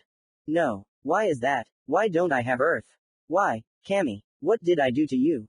The upset blonde screamed. Now no one would recognize the ever-cheerful shinobi in him. He was a little boy who had experienced the greatest disappointment in his life. Wind is not bad either. So don't be sad, nah. I don't need your consolation. I don't have the earth element, because I'm an outsider, a freak who somehow ended up in this village. I'm an outsider who will never become one of us. Naruto shouted at Kitsuchi, who tried to calm him down, and then ran to the exit of the training ground. Naruto, stop, shouted the mentor, rushing after him.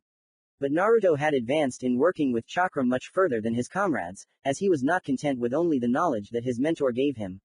He also spent time visiting the library, where he learned that shinobi can increase their strength and speed by increasing the intensity of chakra movement in the chakra circulation system. And now Naruto has increased the speed of chakra movement by 2 times compared to normal. Kitsuchi, seeing that he was not in time, made a concentration seal. Until then, the blonde, who had been confidently breaking away from him, began to gradually slow down. The explanation was the most banal. It was Kitsuchi who installed the weight increase technique on the blonde. His chakra remained in the seal, which he now turned to in order to increase the load on the carrier. The most amazing and, perhaps, the coolest thing about this technique is that it is fueled not by the one who applied it, but by the carrier. Damn, why can't I move? What did Kitsuchi-san do? It seems like he cast a concentration seal and it became hard for me to run. I'm familiar with this situation. Every time during my physical training, the next day it was hard to do, as if someone was influencing me, slowing down my movements. As if the air became denser and resisted, forcing me to put in more effort for a simple movement, not to mention exercises. True, I won't say that it's bad, I became much stronger in record time. Fortunately, I was able to compare my progress in physical training with the progress of shinobi during the Third Great Shinobi War. But what to do? If it's some kind of technique, then it needs to be removed. Now Naruto realized that he was being affected by the same effect he had already experienced many times. He just had to get used to such a load or increase the speed of chakra movement in the chakra circulation system, which would automatically lead to a failure of the increase in power. Said, done. He increased the speed by 2 times, 3, 4, 5. It was then that at 5-fold acceleration he felt a very strange formation located directly opposite the chakra center from the back. It's most likely a seal. That means that when I ran, Kitsuchi-san activated it. Or rather, it was activated the whole time, he just increased the load it exerted on me. Now that I know what it's affecting me, I can try to get rid of it. Naruto began to concentrate his chakra in the area where the seal was felt, trying to overcome it or block it with his chakra. Kitsuchi, however, still held the seal of concentration and slowly walked towards the blonde who had frozen at the edge of the training ground. Suddenly, he felt that the seal was no longer reacting to his chakra, as if something was pushing it out of the seal. The chakra from Naruto's hearth penetrated the artificial chakra channels created by the seal to feed it, displacing the chakra of the Jonin of the stone, Kitsuchi-san, which was more liquid in its structure. Naruto's legacy came into play here. The Uzumaki clan has a first-name relationship with the seals. That is, Naruto's chakra displaced the less powerful and dense chakra of the former Anbu captain. Having gained control over the seal, Uzumaki accidentally increased the load so much that his bones cracked, his muscles tensed, and the veins on his arms and legs appeared from the wild tension. That's not the part, thought the young experimenter. The seal appeared before his inner vision as a wild interweaving of various chakra channels. Some of them organized ordered structures, blocks, with their interweaving. It seems that each block is responsible for its own part of the work. This structure is too complex for me to understand, at least now. When I study the basics of seals, then maybe I'll figure it out. I think that if I remove the chakra from this block, the seal's effect on me will stop. When Naruto extracted chakra from the disturbed block and blocked the channels connecting the seal to the chakra center so that a new portion of chakra would not activate the seal at the most inopportune moment. After deactivation, the seal did not disappear, it remained on the blonde's body. As it turned out, micro-chakra channels came from the seal and spread throughout the body. After the seal was deactivated, Naruto returned to his normal perception of time, and after the pain caused by his unsuccessful attempt to turn off the seal, his consciousness expanded and began to process information somehow quickly. Thus, from the moment of interference with the seal and its deactivation in the real world, about 10 seconds passed, for Naruto about a minute passed. In addition to returning normal perception, Naruto felt such a lightness in his entire body that it seemed to him that if he jumped, he would fly. Turning around, Uzumaki saw that while he was struggling with the seal, Kitsuchi-san had come quite close and started running. He ran quickly, very quickly. The speed that Naruto developed would be envied even by a Jonin. After all, Uzumaki had already exceeded the load available to the Iowa shinobi. He walked, did exercises, in general, lived under his triple weight. Kitsuchi was not an Anbu captain for nothing, so he cranked up his chakra circulation to the maximum, and was able to keep up with the nimble Jinchuriki. Naruto quickly ran to the village streets, where civilians and shinobi were walking back and forth. The blonde, without slowing down, headed towards the largest crowd of people, since this was the only chance to break away from the experienced shinobi who, moreover, had been through the Great War from beginning to end. Naruto, stop, Kitsuchi shouted, seeing that the blonde was hiding from him. The future shinobi tried to slip between those walking so that there would be at least one civilian or shinobi between him and his mentor. Feeling that he wouldn't be able to leave, he wasn't used to such ease and speed, Naruto began to mark passers-by with chakra. Shinobi do the same thing when they prepare items for the replacement technique. About 10 minutes passed before the blonde began to act. Naruto had several dozen people marked, which meant several dozen attempts to disappear into the crowd using the replacement and reincarnation technique. Hiding behind the shinobi again, Naruto formed a concentration seal and swapped himself with the closest Iowa resident marked with the young shinobi's chakra. A moment of darkness in his eyes, and now the blonde is in the middle of a human sea and hears a victorious roar nearby. That is why he turned into the first person he met, and then used substitution again and so on until he was replaced by the very first passerby, and then confidently walked away from this place. In the first secluded place, he changed his appearance again and so alternating substitution and transformation. An hour later he reached the Kage's residence. Hiding in the shadows, he approached her closely, and then, using chakra, climbed onto the roof, where Kitsuchi found him a couple of hours later. Kitsuchi's pav. Damn, I missed him, but what an inventor. Using a banal substitution and transformation, to escape from such an experienced Jonin like me, you have to try hard. I was so happy the first time he stopped, and then the residual chakra of the baby flew off him and it turned out that instead of a young blonde, I was holding an elderly matron in my grip. She, the bitch, didn't understand anything and wanted me. In general, it's even scary to remember. And so a couple dozen times. Already in despair, I decided to visit my father, maybe he knows where Naruto is. Sunset is probably the most beautiful sight in our world. That's when I saw my son. He was sitting on the roof of the residence and, it seemed, was also watching the sunset. I quickly, but quietly, climb up to him. Why is life so unfair, Kitsuchi-san? I wanted, hoped, dreamed that I had earth element chakra, but it turned out that wind is the most useless element. The kid said with disgust in his voice. Yes, I don't see an enemy, not his son, not a shinobi, I see a small upset child. Pav end. Naruto, kid, have you ever considered that you have the earth element, but it's not primary? Kitsuchi asked as he sat down next to him. What? Why didn't you say that before? Uzumaki asked, jumping up and miraculously not falling, once again becoming the child who, together with Deidara, terrorized the village hidden in stone. You ran away so quickly that I didn't have time to tell you about it, the Jonin said, spreading his hands guiltily. I grabbed another piece of paper, I hope you remember how to use it. Yes, I remember. Thank you, Naruto said happily, snatching the paper and directing chakra into it. No miracle happened, the paper did not rot, but burned. Fire is a good long-range attack element, Kitsuchi said, and then continued, seeing the confusion in the blonde's eyes, this means that techniques based on this element can hit a target at significant distances. Wind and lightning elements are only contact range, meaning techniques based on them are best used in close combat. Fire element is good for you because you have wind, the element itself is good for close combat, but it can enhance fire techniques, giving them additional speed and destructive power. But, earth is better, it's universal. It can be used both in defense and in attack. I didn't want to say this, but there is a way to gain the element of earth, and whether you gain it or not depends only on you. After thinking, the adoptive father quietly said to the blonde. What is this method? This method consists of Chapter 4, or Preparation and Departure to the Temple of Earth. Commentary on Chapter 4, or Preparation and Departure to the Temple of Earth. Happy April Falls. This chapter is a transition. In the next one, Uzumaki Naruto will begin training at the Earth Temple. This chapter is very important, so be patient. Next chapter in progress. With respect, Prince of Chaos. Leave comments, your opinion is important to me, otherwise, how can I evaluate my work? This method consists of gaining an affinity with an element by meditating in the heart of the element.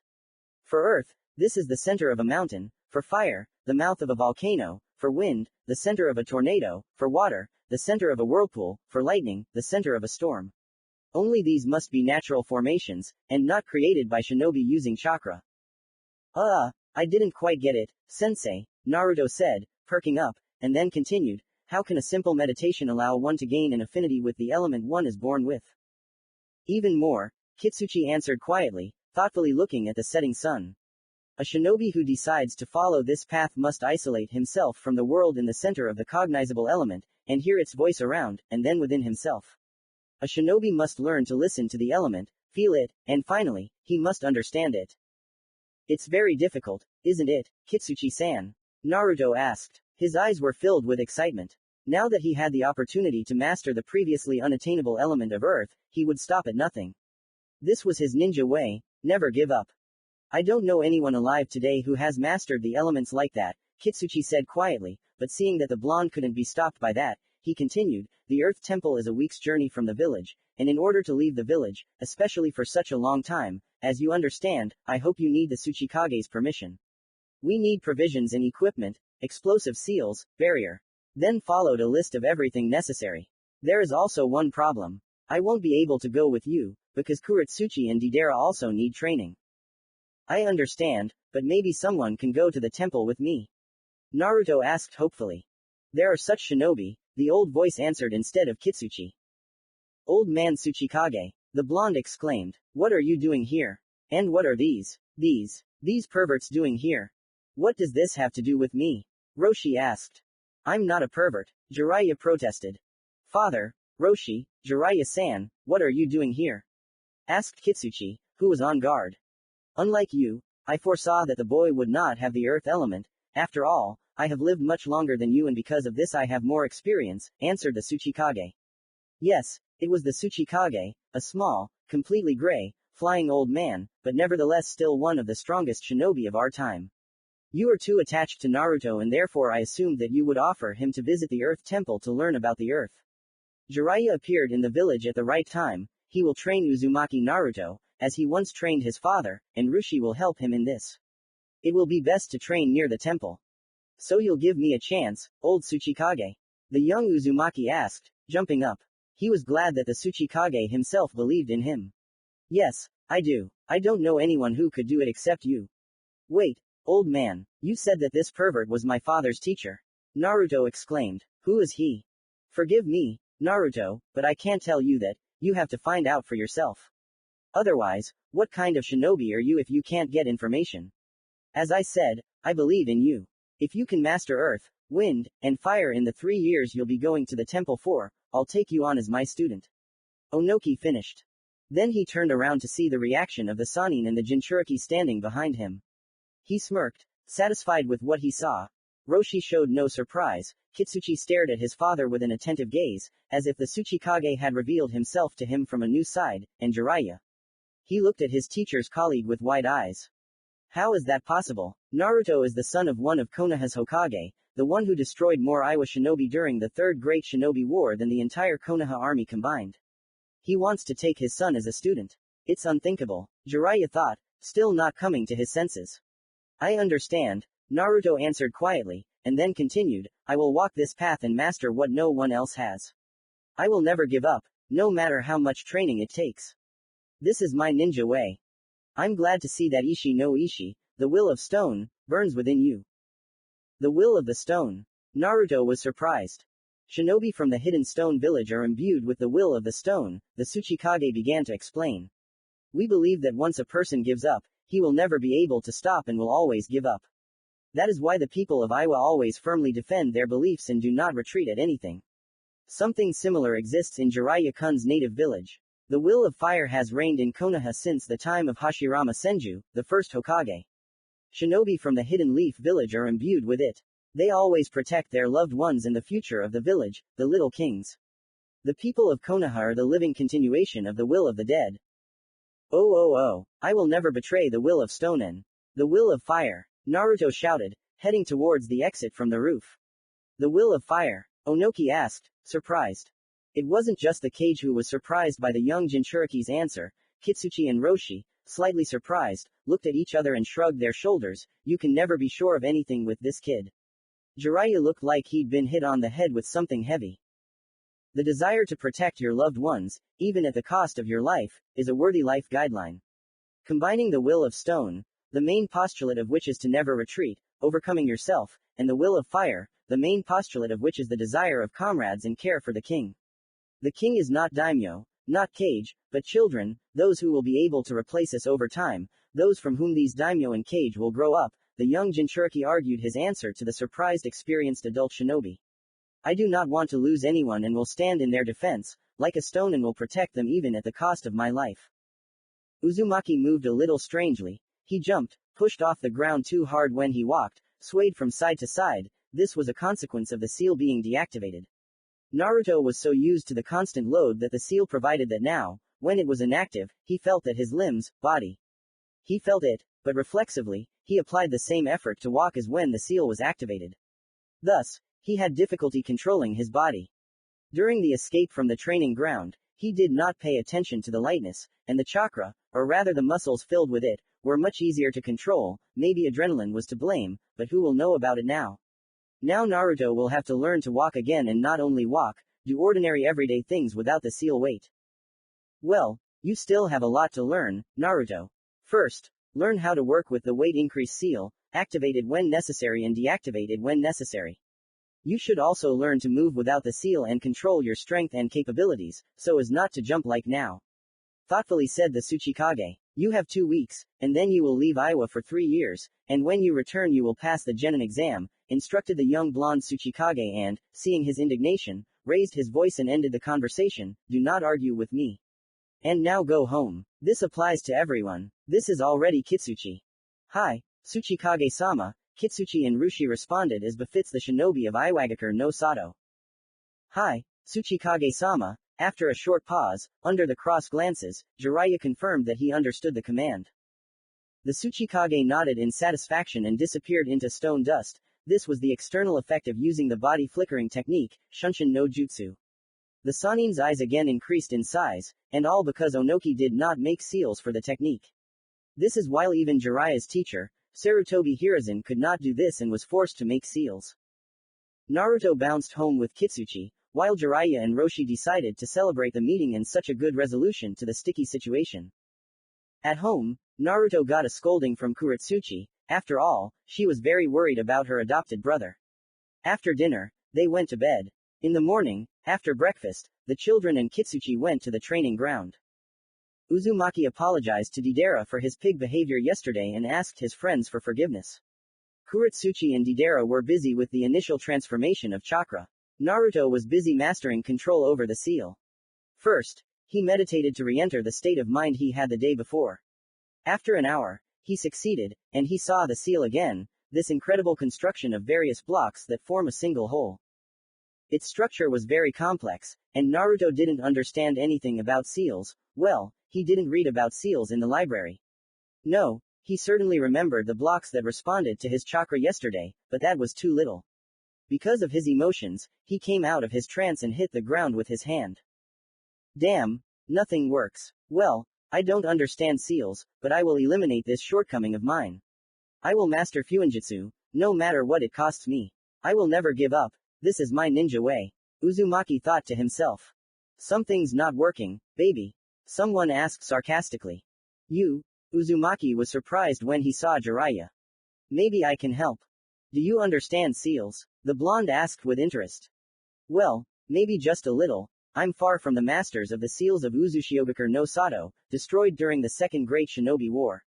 But nevertheless, I know my way around them. You have problems with the seal, right? That increases your weight. You're right, Jiraiya-san, the blonde Jinchuriki answered, for the first time addressing the legendary Sannin with respect. Weight increase seal, what can shinobi who snatched a piece of Uzumaki's knowledge come up with? Jiraiya commented, shaking his head in surprise. I'm not familiar with such a seal, so you need to draw its structure. Stop, what does Uzumaki have to do with this? The Jinchuriki was surprised. I'll draw the seal now, but please, Ero Sannin. What did you call me? Jiraiya exclaimed indignantly, jumping up. Okay, I'm already getting used to your habit of giving everyone nicknames. Actually, not everyone, just you. The blonde answered, diligently drawing the structure and symbols of the seal on the hard ground of the training ground from memory. You didn't answer what Uzumaki has to do with it. Is that a clan or something? Do I have relatives? The young blonde bombarded the Sannin with questions. So, what do we have here? The seal is quite interesting. It consists of several blocks, independent seals. This part is responsible for distributing the load throughout the body. Jiraiya pointed to one of the blocks. This one is responsible for the constancy of the load, that is, it eliminates the possibility of fluctuations. How can I explain this? The man asked himself thoughtfully. There is no need for that, I think I understood. This block does not allow the seal to increase or decrease the load arbitrarily. Am I right? Asked the blonde. Yes, you're right, Jiraiya looked at his godson in surprise. This one allows you to regulate the load, the white-haired man said, returning to his explanation and pointing to the new block. This one creates a channel between the seal and your chakra center, and this one, in turn, allows you to absorb chakra from it and feed it into this block. The chakra is stored in it, and then with the help of this block, Jiraiya said, pointing with a writing stick, it is distributed across all the blocks, ensuring the seal works. Quality work, though. What does Uzumaki have to do with this? Maybe you'll finally answer. Naruto asked, jumping up. Okay. Your mother was from the Uzumaki clan. A clan that lived in its own village, the village hidden in the whirlpool or Uzushiogakure no Sato. She died along with your father on October 10th, the day you were born, Jiraiya said quietly. So the parents are dead, the blonde whispered quietly, and only a single tear showed the full depth of his feelings. I suspected that they were dead, but suspecting and knowing are two different things. Yes, dead. I wasn't in the village at that moment, maybe everything would have turned out differently if I had been there, the Sannin said, sitting down next to the blonde. It's not the time to be sad. You wanted to understand the seal's structure and learn how to control it. Do you want to continue? Why yes, I'll finish what I started. I gave myself my word, so teach me the basics of Fuinjutsu, please. The blonde man who had walked away asked his new sensei. Fine. Thus began Uzumaki Naruto of the village hidden in stone's apprenticeship with the legendary toad sage Jiraiya. The Sannin taught the young Jinchuriki the basics of seals, which Naruto picked up on the fly. Although not the first time, but the third or fourth time, Uzumaki repeated the exercises shown by the man. The basics took a whole week, but Naruto did it. He was able to master the basic knowledge, which is the most important thing in any art. In addition to training with the Sannin, Naruto studied taijutsu with Kurosaki Heisha. Kurosaki taught his student a huge number of stances and techniques. As soon as the blonde repeated the demonstrated technique without mistakes, they immediately moved on to the next one. They studied only the basics for the future, no practice, because Naruto would do this during his mission. Yes, missions, this is how it was decided to present the departure of the son of Yellow Lightning from Iwa. So slowly the time allotted for the Tsuchikage's training, 2 weeks, was coming to an end. And then Jiraiya for some reason called him to the training ground where they usually trained. But that wasn't the strange thing. The strange thing was the time of the meeting, midnight. Midnight, polygon number 1. Here is the training ground. Uzumaki has been cuckooing on it for 5 minutes already, but the Sannin is still nowhere to be found. Hello, have you been waiting long? A cheerful voice was heard from behind. It was the aforementioned Sannin. He was tipsy, and he smelled of a very specific smell, alcohol and women's perfume. No, why are you in such a state? Why do you need me? The blonde was indignant.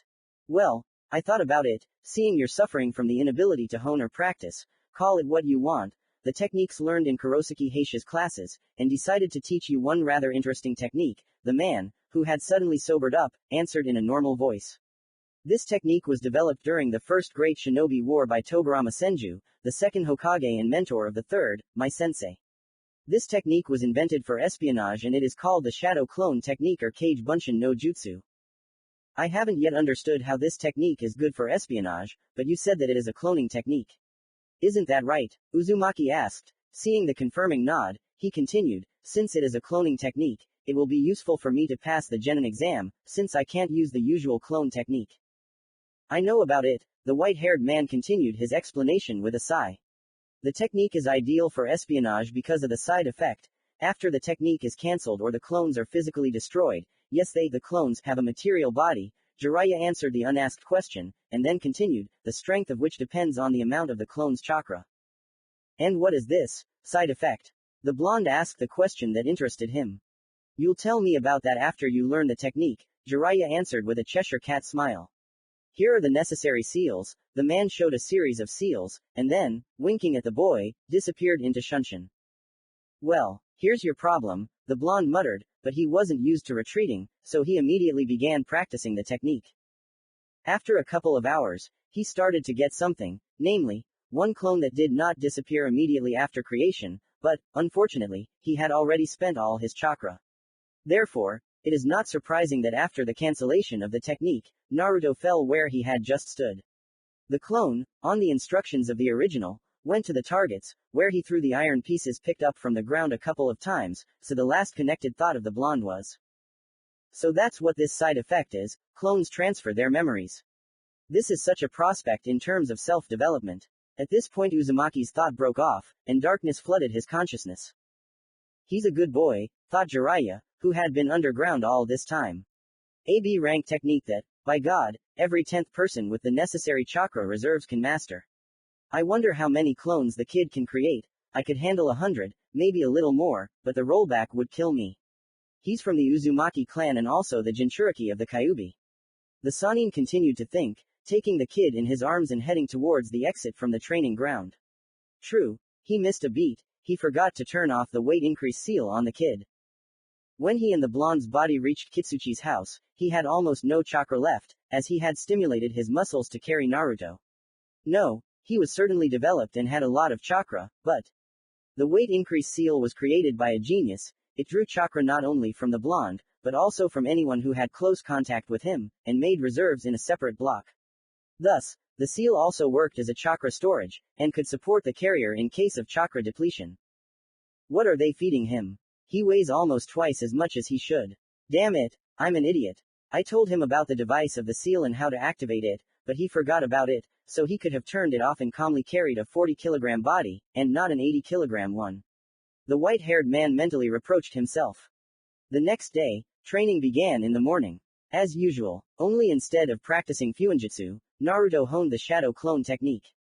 By midday, he could create a dozen clones. Creating and dispelling clones, the boy found out one difference between the original and the clones. The clones did not have a seal, but due to the original's consciousness, they made the same effort as he, when under the influence of the seal, to walk and move. This was the first test for the clones, to learn to walk normally, since the original was tired of constantly walking with bumps that he regularly got from uncontrolled jumping in a closed room. After mastering the clones, the training became more fun and grueling. As Jiraiya had expected, the Jinchuriki used the clones to practice taijutsu techniques and the basics of fuinjutsu, while he himself performed physical exercises, having previously increased the load given by the seal.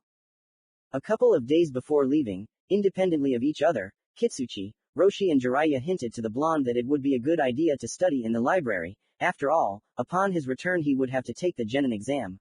In addition to practical tasks, the exam would also include theoretical ones, in which Naruto was frankly weak.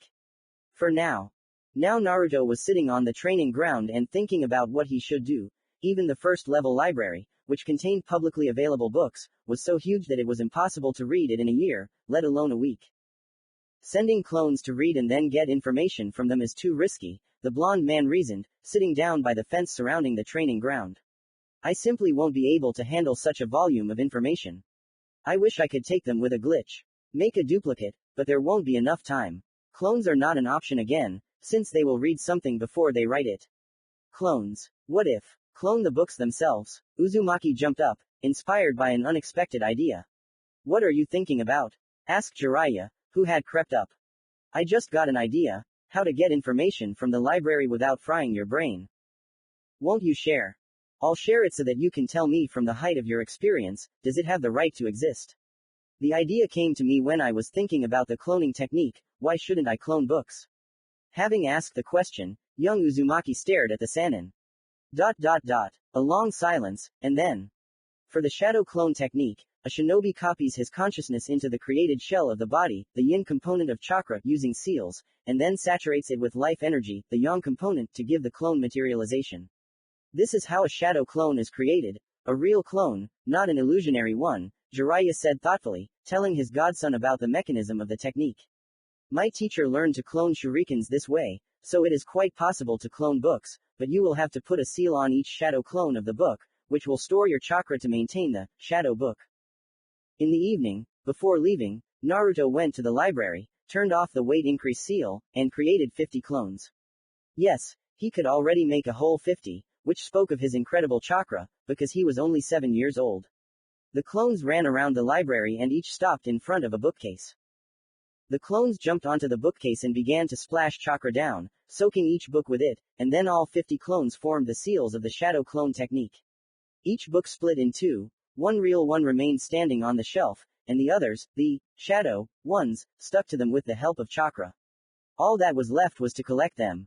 Naruto created another batch of clones, this time only 10, and sent them with a large scroll given to him by Jiraiya to collect books. Having previously placed the seal of the repository on them, of course. The operation was completed at 2 o'clock in the morning. In the morning Naruto was rather sluggish, but he was still ready to go to the Earth Temple. After listening to the wishes of his friends and the instructions of the Tsuchikage, Naruto, accompanied by Roshi and Jiraiya, headed towards the exit of the village. The path to the temple passed through the mountains and was quite dangerous due to possible rockfall, but the Iowa shinobi were lucky, they passed safely. Thanks to the seals, they had enough things for a comfortable journey: food, a tent, firewood for the fire, and the barrier seals allowed them not to post guards, which, however, no one warned Naruto about. A week later. This is the end of our journey, Roshi said, standing in front of a sheer wall. I don't understand, Naruto and Sannin asked in unison. Now you will understand everything. Having said this, Roshi concentrated and formed a long series of more than 30 seals, and then placed his hands on the wall. A barely noticeable wave passed along the wall from the hands of the Four Tails Jinchuriki. A sharp crack was heard inside the wall, and then the wall in the mountains trembled. On the wall, and what wall? On the door, which was clearly visible in the wall due to the effect of Roshi's technique, strange writing appeared. They were strange because the language was unfamiliar to anyone present. The doors, clearly standing out on the wall, slowly moved back a little, and then parted to the sides. The shinobi looked at each other and went inside. The doors closed behind them, and in the room, which turned out to be a tunnel, the lights on both sides lit up. It takes 2 days to walk through this tunnel to the center of the mountain, where the temple is, and about 10 hours to run, Roshi said and ran forward. The Toad Hermit and the Jinchuriki followed him. 11 hours later, an hour was spent on a rest stop, they found themselves at exactly the same door as at the very beginning of the tunnel. Roshi did the same operation and opened the door. Naruto, Jiraiya, welcome to the Earth Temple, Roshi announced to his comrades. An amazing sight opened up before them, a huge valley in the heart of the mountain. It was all covered in forest. This is incredible, a forest in the center of the mountain. At the very end of the valley, a large lake was visible, the water of which came from 4 small rivers that carried water that fell into the valley from 4 waterfalls. The Sannin and the young Jinchuriki saw this only because they were at a considerable height. In the center of the valley is the Temple of the Earth, Roshi said, pointing to the monumental building. Inside there is a staircase that allows you to go down to the very center of the mountains, to listen to the earth and understand it. So it is said in the ancient manuscripts of those who came before us, and those who created this miracle. Temple of the Earth, I have finally found you. I will soon master the element of earth and fulfill my word to myself, no matter what it costs me. The blonde thought as he walked down the stone stairs. Blank, underscore, blank, underscore, blank. The Temple of Earth is the center of a mountain range that runs across the entire land of Earth. This place was created by those who came before the shinobi, the people of the elemental lords, the Titans. According to legend, the temple was where the Titan's initiation took place, which strengthened his connection with the earth and made it much easier to use its power in everyday life and in war. The place is completely fictitious, invented by me. Rollback is the consequence of using the shadow clone technique. As is known, clones transmit information to the original after disappearing, and due to the large flow of information received, the shinobi's brain experiences a lot of stress. In addition to knowledge, clones also transmit fatigue, which in turn occurs because the returned yang chakra affects the cells that produce it, overloading them. Chapter 5, our Earth Element, has finally awakened, just like the rest. Commentary on Chapter 5, or the Earth Element, has finally awakened, just like the others. Finally I finished this chapter, and the site was fixed. Enjoy reading. The chapter is partially not very. The squad slowly descended a long spiral stone staircase. Each step of the staircase was carved in such a way that the 2 Jinchuriki and 1 Sannin had only a feeling of pride for their ancestors, those who were able to do such a thing. Only 2 hours later the squad was finally able to reach the base of the stairs. Now there was only one road in front of them, which was supposed to lead them to the center of the valley. Roshi and Jiraiya walked calmly, only glad of the respite from missions, from training, but Naruto suffered greatly from this. He did not want to abandon what he had started in the village, so he decided that he would increase the impact of the seal every day. Which he did regularly, for a week now, thereby increasing the strength of the seal's impact by 107% of his own weight. Naruto used to walk under his double weight, but now he exceeded it by 7%. No, that's not right, he increased it by a whole 7%. His muscles were not able to bear such a load.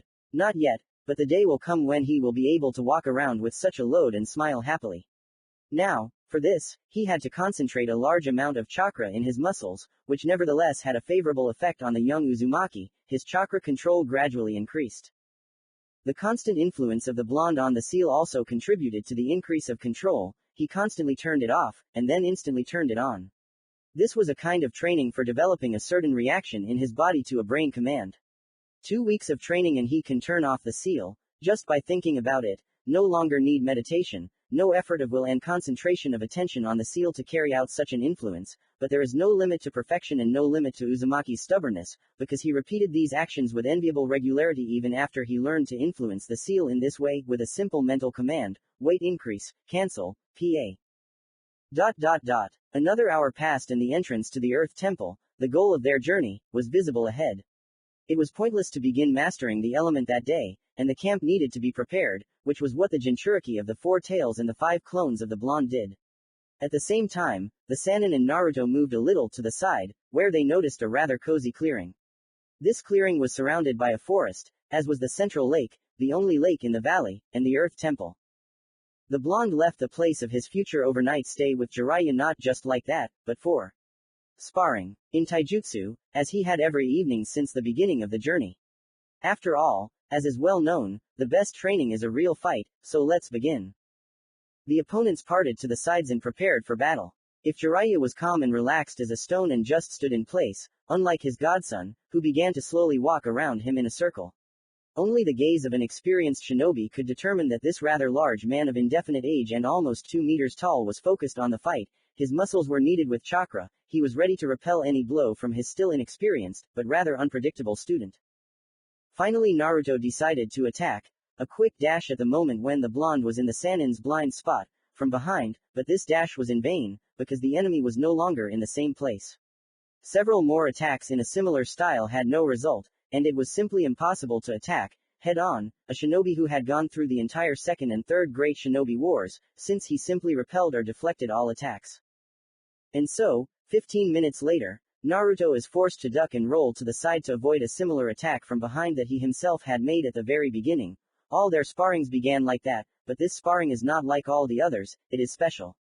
Because from this day on, the Sannin will not only be a punching bag, that is, only a stationary big uncle who reflects attacks, he will attack the blonde, forcing him to work on his defense as well. Now hold on, kid, the Sannin smiled in anticipation and rushed at Naruto. Naruto became wary and prepared to repel the man's attack, which, however, did not take long to come. Appearing right in front of Uzumaki, the Sannin delivered several blows to the body of the young blonde. Which, however, did not cause any harm, since Naruto was able to repel these slow and inaccurate blows. Gradually, the blows became stronger and faster and Naruto could no longer repel them so effectively. After all, their age, weight and fighting experience were too different. So it is not surprising that the blonde missed a couple of blows to the body, from which he momentarily lost the pace of the fight and began to miss blows one after another. This is the end. No, I won't give up. Never, thought Uzumaki, getting up from the ground again and again, where the legendary Sannin's blows sent him. The seal, thought Uzumaki. I need to deactivate the seal, then I will become faster, but less strong, and then I won't be able to inflict any damage on the pervert at all. And what if, reasoned Uzumaki, if I turn off the seal for a dash, and then, when I have already gained sufficient acceleration, turn on the seal so that it increases my own weight several times. Then the blow delivered will be much stronger than the one I can deliver, and if I add chakra too, the young Jinchuriki finished his thought with an anticipatory grin on his face. He came up with something and I don't like it anymore. The Sannin thought, as he suddenly flew to the side from a rather strong blow, a blow that a 7-year-old boy could not have dealt, even taking into account the muscles being nourished with chakra. Naruto began to implement his plan and did not know about his godfather's thoughts. He fixed his gaze on the Sannin and began to watch him so as not to miss the chance to attack. Finally, the chance came, the Sannin was distracted by some crackling from the forest, and Naruto began to implement the plan. He instantly turned off the seal, increased the speed of chakra movement in the chakra circulation system, hereinafter SCCS, PA, and rushed towards the Sannin. He covered the 5 meters separating them almost instantly, activating the seal again just before the collision. Several blows to the body forced the Sannin to pay attention to the student again, but he relaxed too much, which is why he received several significant blows. The last blow was so strong and unexpected that Jiraiya was lifted off the ground and met a tree. With his face, he quickly got up and began to accelerate the chakra through his SCC to increase his speed and strength. Earlier he fought only at the expense of his physical body, and now he decided to teach a lesson to the student who had caused him such damage to his self-esteem, but the applause that suddenly sounded nearby made him calm down. You're making progress, Naruto-kun. Roshi, who had quietly approached the young blonde, praised him. Dinner is ready, let's eat, and tomorrow we'll continue Naruto's training. Yes, let's eat, the Sannin joined the old Jinchuriki. And also, you're doing well, Naruto. He smiled and praised his student. Thank you, Naruto answered with a smile. So the three of them went to have dinner and then to bed. The next morning began for the blonde with an early awakening. The blonde, who tried to get indignant, was shut up with only one phrase, have you decided to give up? They asked in surprise. And what about the faith of your friends, Tsuchikage-sama, and our faith in you? After that, the blonde was no longer indignant and calmly began his morning warm-up. After that, they had breakfast and gathered to discuss what to do next. What is there to decide? The blonde asked in surprise. We came here with a specific purpose, so that I could learn the element of earth in the place of its concentration, the temple of earth, built by the ancients. We didn't forget about the purpose of our journey, but Roshi began, but was interrupted by Jiraiya. No need, Roshi. He, like his father, believes only in what he sees, so let him go down to the temple himself. Putting his hand on the bearded Jinchuriki's shoulder, the third Hokage's student said with a smile. Is there something wrong with the temple? Uzumaki asked, narrowing his eyes. You'll find out yourself, was the only answer he heard. Naruto shrugged and walked towards the temple, and there it was, standing right in front of him. The entrance, or something similar to it, was quite high up, and you could get there by going up one of 4 huge staircases, which were most likely located at the 4 cardinal directions. Naruto began to slowly climb up, silently admiring those who created this. After all, the staircases were carved from the huge steel blocks from which this structure was built. A little out of breath, but having overcome the stairs, Naruto found himself at the very top, to groan with anger, because at the top of the structure, the Temple of Earth, under a stone roof supported by 4 large columns, was a staircase. Approaching it, the young blonde saw that it spiraled down. I'm afraid to imagine how deep this ladder goes, if the one I climbed was long, more than 250 meters. If you remember what they wrote in that book, thought Naruto, recalling the recently read geometry textbook, where he just read the Pythagorean theorem, a sage who once lived, then we can assume that the height of this let it be pyramid is about 40 meters and it is unknown how much more in depth. Naruto began to slowly descend down, carefully looking at his feet. Fortunately, some of the stones emitted light, thus preventing the stairs from plunging into darkness. For about an hour Naruto went down, but there was still no end in sight. Another hour passed, and then another, but now the blonde felt that something was pressing on him, and the deeper he went, the greater this pressure was. Stubbornness. Although it's a pretty good quality, in studies for sure, but in this case it almost killed him. He probably would have died if Jiraiya hadn't followed him. He picked up the young blonde and threw him over his shoulder, then folded his hands into an intricate seal and disappeared from this unfriendly place. He appeared with his limp cargo next to the camp, where Rushi had already prepared a place for the blonde, where the Sannin placed the young Jinchuriki. Well, how far has our young talent come? The red-bearded Jinchuriki asked 5 minutes later, slowly sipping sake from a small bottle. Quite far, somewhere around halfway, answered the white-haired Sannin, also slowly sipping sake and watching the play of fire in the bonfire. Quite an unexpected result. According to the chronicles of the stone, one can enter the temple only after reaching 10, 12 years of age. If one tries to do it earlier, the temple removes the fast path from the stairs. That is, the applicant in this case must prove that he is worthy and can withstand the constant pressure of the element, Roshi commented thoughtfully. Onoki Dono gave me the opportunity to get acquainted with these chronicles, and I found something rather interesting in them. Winking at the Jinchuriki, the tipsy Sannin said he slightly weakened the influence of chakra on his body in order to taste the joys of life and get drunk. There was a mention of a certain youth who was able to go this way at the age of 10, although he was very, very well developed physically. You're suggesting? Yes, I suggest we improve Naruto's physical fitness this year. Fortunately, we have enough food, water and other necessary things for the hike. Then, tomorrow we'll start training him and teach me the shadow clone technique so I can use the Kage Bunshin to practice my skills. At this point the conversation ended, and the Sannin and Jinchuriki both prepared for tomorrow and gained strength. They simply slept. The next morning started for the blonde with a cold shower, a scolding and a couple of punches. Then Jiraiya sent Naruto to do exercises, after which it was time for breakfast, and then they sat down to talk. Naruto, your stubbornness almost got you killed yesterday. You're too weak to enter the temple now, and that's why you need training, the Sannin sternly scolded his dejected godson. I used to think that half a year would be enough, but now you'll have to train for a whole year.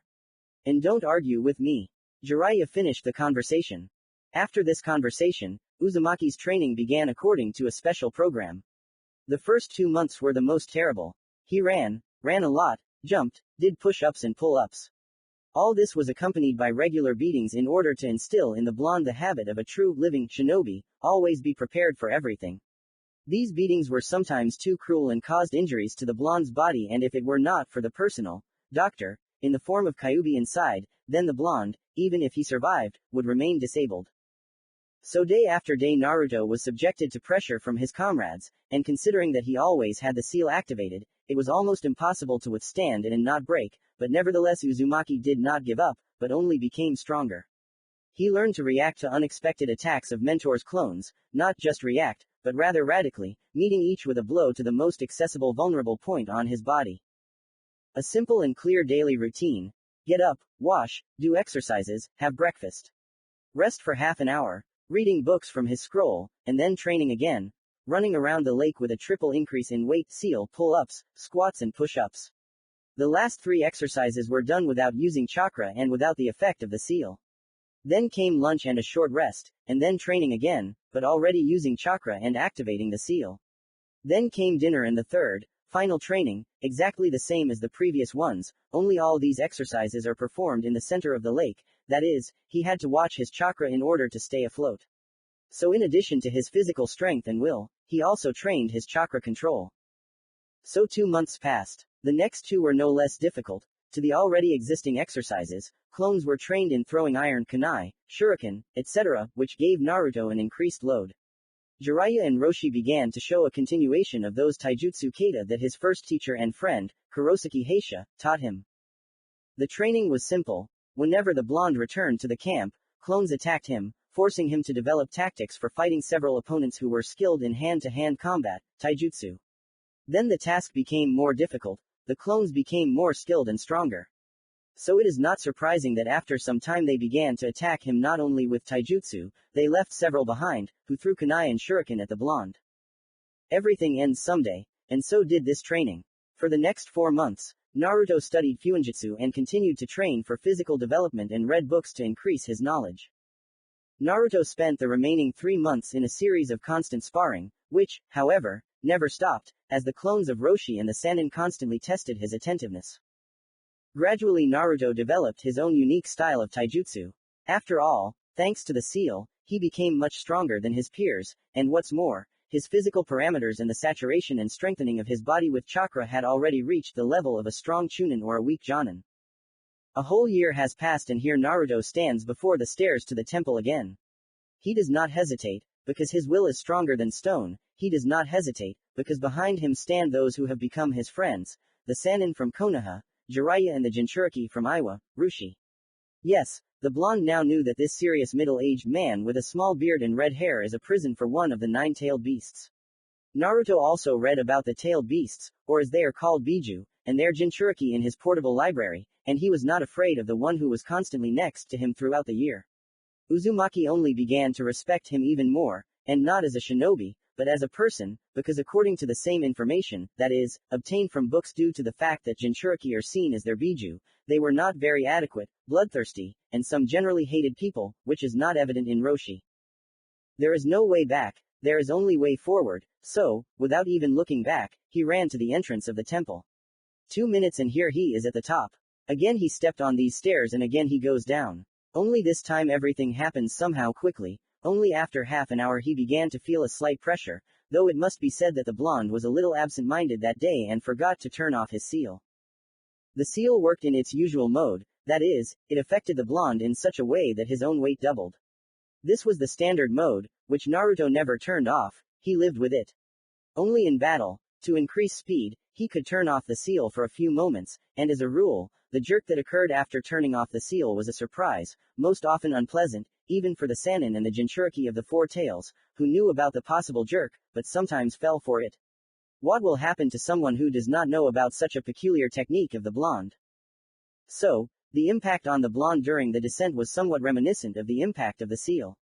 That is why Naruto did not pay attention to it at first during his first descent, since he was used to a much greater impact, and when it increased sharply, he could not leave in time, overcome himself, his body was not ready. But now everything was different. He calmly descended 1,000 meters down, practically without feeling the impact, and found himself in a rather spacious hall. In the center of the hall there was a strange pedestal, the base of the columns, at least that's the meaning I put into it in this context, and besides it there was nothing, except, perhaps, a few rock paintings. Looking at them, Naruto realized that he had to sit in the lotus position on the pedestal, and then completely relax and find harmony between body and spirit. Only when he did this would he find himself in a sanctuary in the thickness of the mountain, from which he would get out only when he found an affinity with the earth or died and became a part of it. Well, I didn't go all this way just to give up now, so forward and only forward, thought the young Uzumaki, approaching the pedestal and sitting down on it. Then he placed his right leg on his left thigh, and the other symmetrically, that is, on his left thigh. He placed them so that his knees touched the ground. The body was in balance with this stance, and the spine was straight. The blonde placed his hands on his knees and slightly relaxed them, bent his elbows a little, and made a prayer sign with his hands. The meditation began. To begin with, Naruto cleared his consciousness and tried to feel his chakra. Its movement in the channels of the chakra circulation system. Chakra filling the muscles. For about an hour, Naruto felt his body and his chakra in it. And then he suddenly felt incredible lightness. He felt the space surrounding him, he saw everything around him and saw his body, frozen in the lotus position. His spirit, using the sacred power of the Titan's pedestal, was able to get rid of the shackles of flesh and soar above the body for a couple of moments to feel space and time. The body, deprived of the spirit, became one with nature and the universe and disappeared from this hall, and the spirit. The spirit rushed through the stone thickness to meet the body. After a couple of moments, the spirit froze above the body, and then it began to be drawn into it, but now, having experienced freedom, the spirit asked to leave, but the power of the ancient temple resisted this and connected the spirit with the body, thereby reforming the chakra of the young shinobi. After all, as is known, the body is the source of yang energy, the energy of life, released from many cells, and the spirit, will an experience of the shinobi form in turn yin energy, which, mixing with yang energy at the junction of the body and spirit, the source, called the hearth, forms chakra, a mixture of spiritual and physical energy, determines the strength of the shinobi. Now the blonde's body was connecting with his spirit, which in the future will give him several advantages, namely the rapid creation of chakra, strengthening of the physical body and the ability to decrease his own weight. This process was quite long, but, nevertheless, it ended. Naruto suddenly came to his senses and began to listen to his feelings. He was very interested in what had changed in him. As it turned out, quite a lot had changed. The sensations of the body, they had become much clearer and more detailed. The chakra circulation system, CCS, had also changed. The chakra channels had become much wider and stronger, or something. In addition to the usual channels duplicating the circulatory system, the books from Eva's cloned library had worked a miracle. They had revealed to the young blonde a small part of the secrets of the great universe. They had even allowed him to learn about the structure of the human body, which is incredible. New ones had appeared that penetrated all the blonde's bones, and not only the bones, but also the internal organs. But this was not the most important thing. Multiple chakra channels had appeared under his skin, which together created a fine mesh network, somewhat reminiscent of ancient chain mail. What will come of this only time will tell. Naruto remembered how he felt his chakra around him, and decided to try to contact it. And he succeeded. He felt his chakra again, but now he decided to check if he could get what he came here for. He wanted to feel the earth's chakra in himself. No matter how much the young blonde tried, he could not transform the chakra into earth, stone, he simply could not. And then he heard a voice in his head. Only the worthy will receive the power of Mother Earth. Prove that you are worthy and you will receive the power of Mother Nature, the power of the earth. What? Didn't I prove that I'm worthy by come here and becoming merger? The young blonde jumped up, indignant. You have proved that you are worth of our attention and nothing more. Prove that you are worthy of the power of the earth, otherwise you will disappear from this world forever. What must I do to prove that I am worthy, the power of the earth? Having calmed down and once again sitting in the lotus position, the young Uzumaki mentally asked. Hear the earth. Feel its power. Let it in. Become one with it. You to it to you. The alarm sounded in the head of the young Jinchuriki, who did not know who he was. And then everything repeated itself again. Hear the earth. Feel its power. Let it in. Become one with it. You to it to you.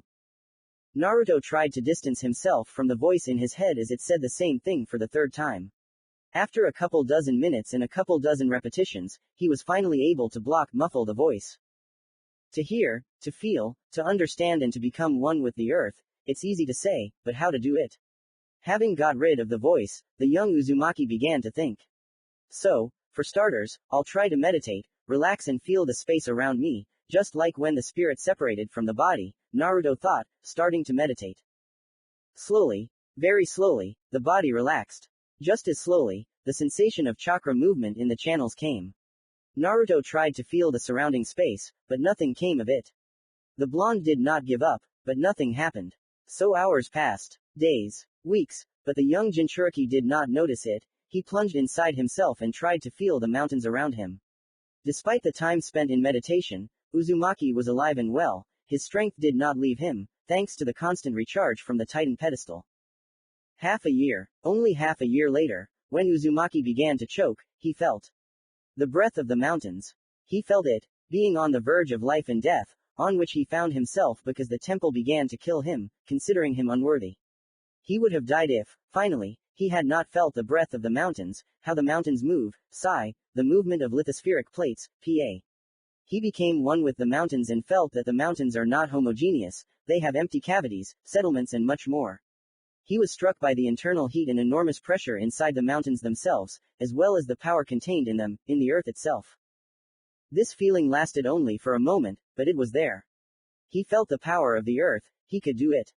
Now all that was left was to consolidate the result. It took about a month to consolidate. So Naruto learned to feel the earth, chakra with its help, i.e., after conducting a light meditation, he feels everything that the earth does. Thus, Naruto Uzumaki in my fanfic acquired an analog of sensory abilities, but he will practically never use them, pa. But this was not the only improvement that Uzumaki Naruto received during his stay in the Temple of Earth. During meditation, the earth was constantly affecting him, pressing on him, which is what made him suffocate and what made him find himself on the verge of life and death, pa, and the chakra moving in the SCH stimulated the muscles, causing them to grow and strengthen. So, during these 7 months Naruto grew quite a lot and at 8.5 years old looked about 10 years old. He became stronger physically, having completed his training, which he once began with the weight increase seal under Kitsuchi. If we compare the effect of the temple with the effect of the seal, it turns out that during his meditation Naruto was affected by the force of the earth, comparable to his 5-fold weight. One bad thing is that he did not move all this time and therefore his muscles did not get used to such an effect and he will not be able to move with it in the same way as he moved with 3 times the weight from the effect of the seal. Naruto was also able to scan the temple with his new abilities and understand that its structure is not uniform. That is, part of it is built from stone of one density, strength, and another from another. But the most surprising thing was not this. The surprising thing was that part of the stone could absorb chakra, which he tried immediately, climbing up. This stone is not of natural origin, the blonde thought to himself, touching the wall, it was created with the help of chakra. In principle, a chakra-conducting stone is logical, because there is chakra-conducting steel, paper, which is made from chakra-conducting wood, it is quite possible that there are many more things in the world that can conduct chakra. If I can learn to create such a stone, then I will solve all my financial issues, and I will also become truly strong in ninjutsu. After all, I will be able to block attacks of the lightning element with the help of a stone created by the earth element, which is considered impossible, since lightning defeats the earth in the circle of elements. But these are all questions for the future, and now I need to get out of here, and in order not to do this just like that, I will increase, perhaps, the effect of the seal, let it add a percentage of my weight every 20 meters. Yes, I think exactly 20, they are enough for the body to adapt to the load.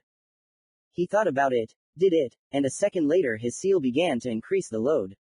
10 hours. 10 hours of climbing a long, very long stone staircase, and Naruto stands at the top of the temple again and again breathes in the clean air with full lungs.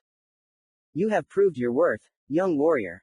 You are the first in the last 100 years WHO was able to do this. Use the power you have received wisely, young warrior. The blonde finally heard in his head.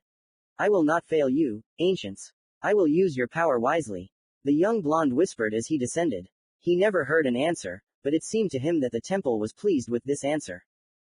Naruto, you're alive. With this cry the legendary Sannin rushed towards him at the moment when he descended from the temple stairs. Yes, I'm alive, and I'm with you again. Glad to see you, Jiraiya-sensei, Roshi-sensei. The blonde said, bowing and finally coming down. You've been gone for a long time, 7.5 months, Jiraiya began, becoming very serious, and missed a lot of training. I'm sure you've achieved what you wanted, so you'll have training, yes, training. The toad hermit finished with a maniac's smile. Roshi smiled for a moment and then became serious again, rubbing his hands in anticipation. Got it. Definitely got it. That was Naruto's last thought before his consciousness was consumed by the darkness. Chapter 6, or training, training and more training. Commentary on Chapter 6, or training, training and more training. Dear readers, I present to you a new chapter to this FF. I hope that you will at least somehow express your attitude to it and to the way I write in the comments. With respect, Prince of Chaos. Chakra Control, Rasengan. You've been gone for a long time, Jiraiya began with a joyful smile, and that's why you missed a lot of training. You need to restore what you've learned and learn a lot of new things, so you're in for terrible training. Sanni finished with a maniac's smile on his face. Got it. Definitely got it, Uzumaki thought before the darkness swallowed him. Jiraiya, standing 2 steps away from his godson, managed to catch his body just before it hit the ground. What's wrong with him? The Four Tails Jinchuriki, Roshi Heisha, asked in surprise.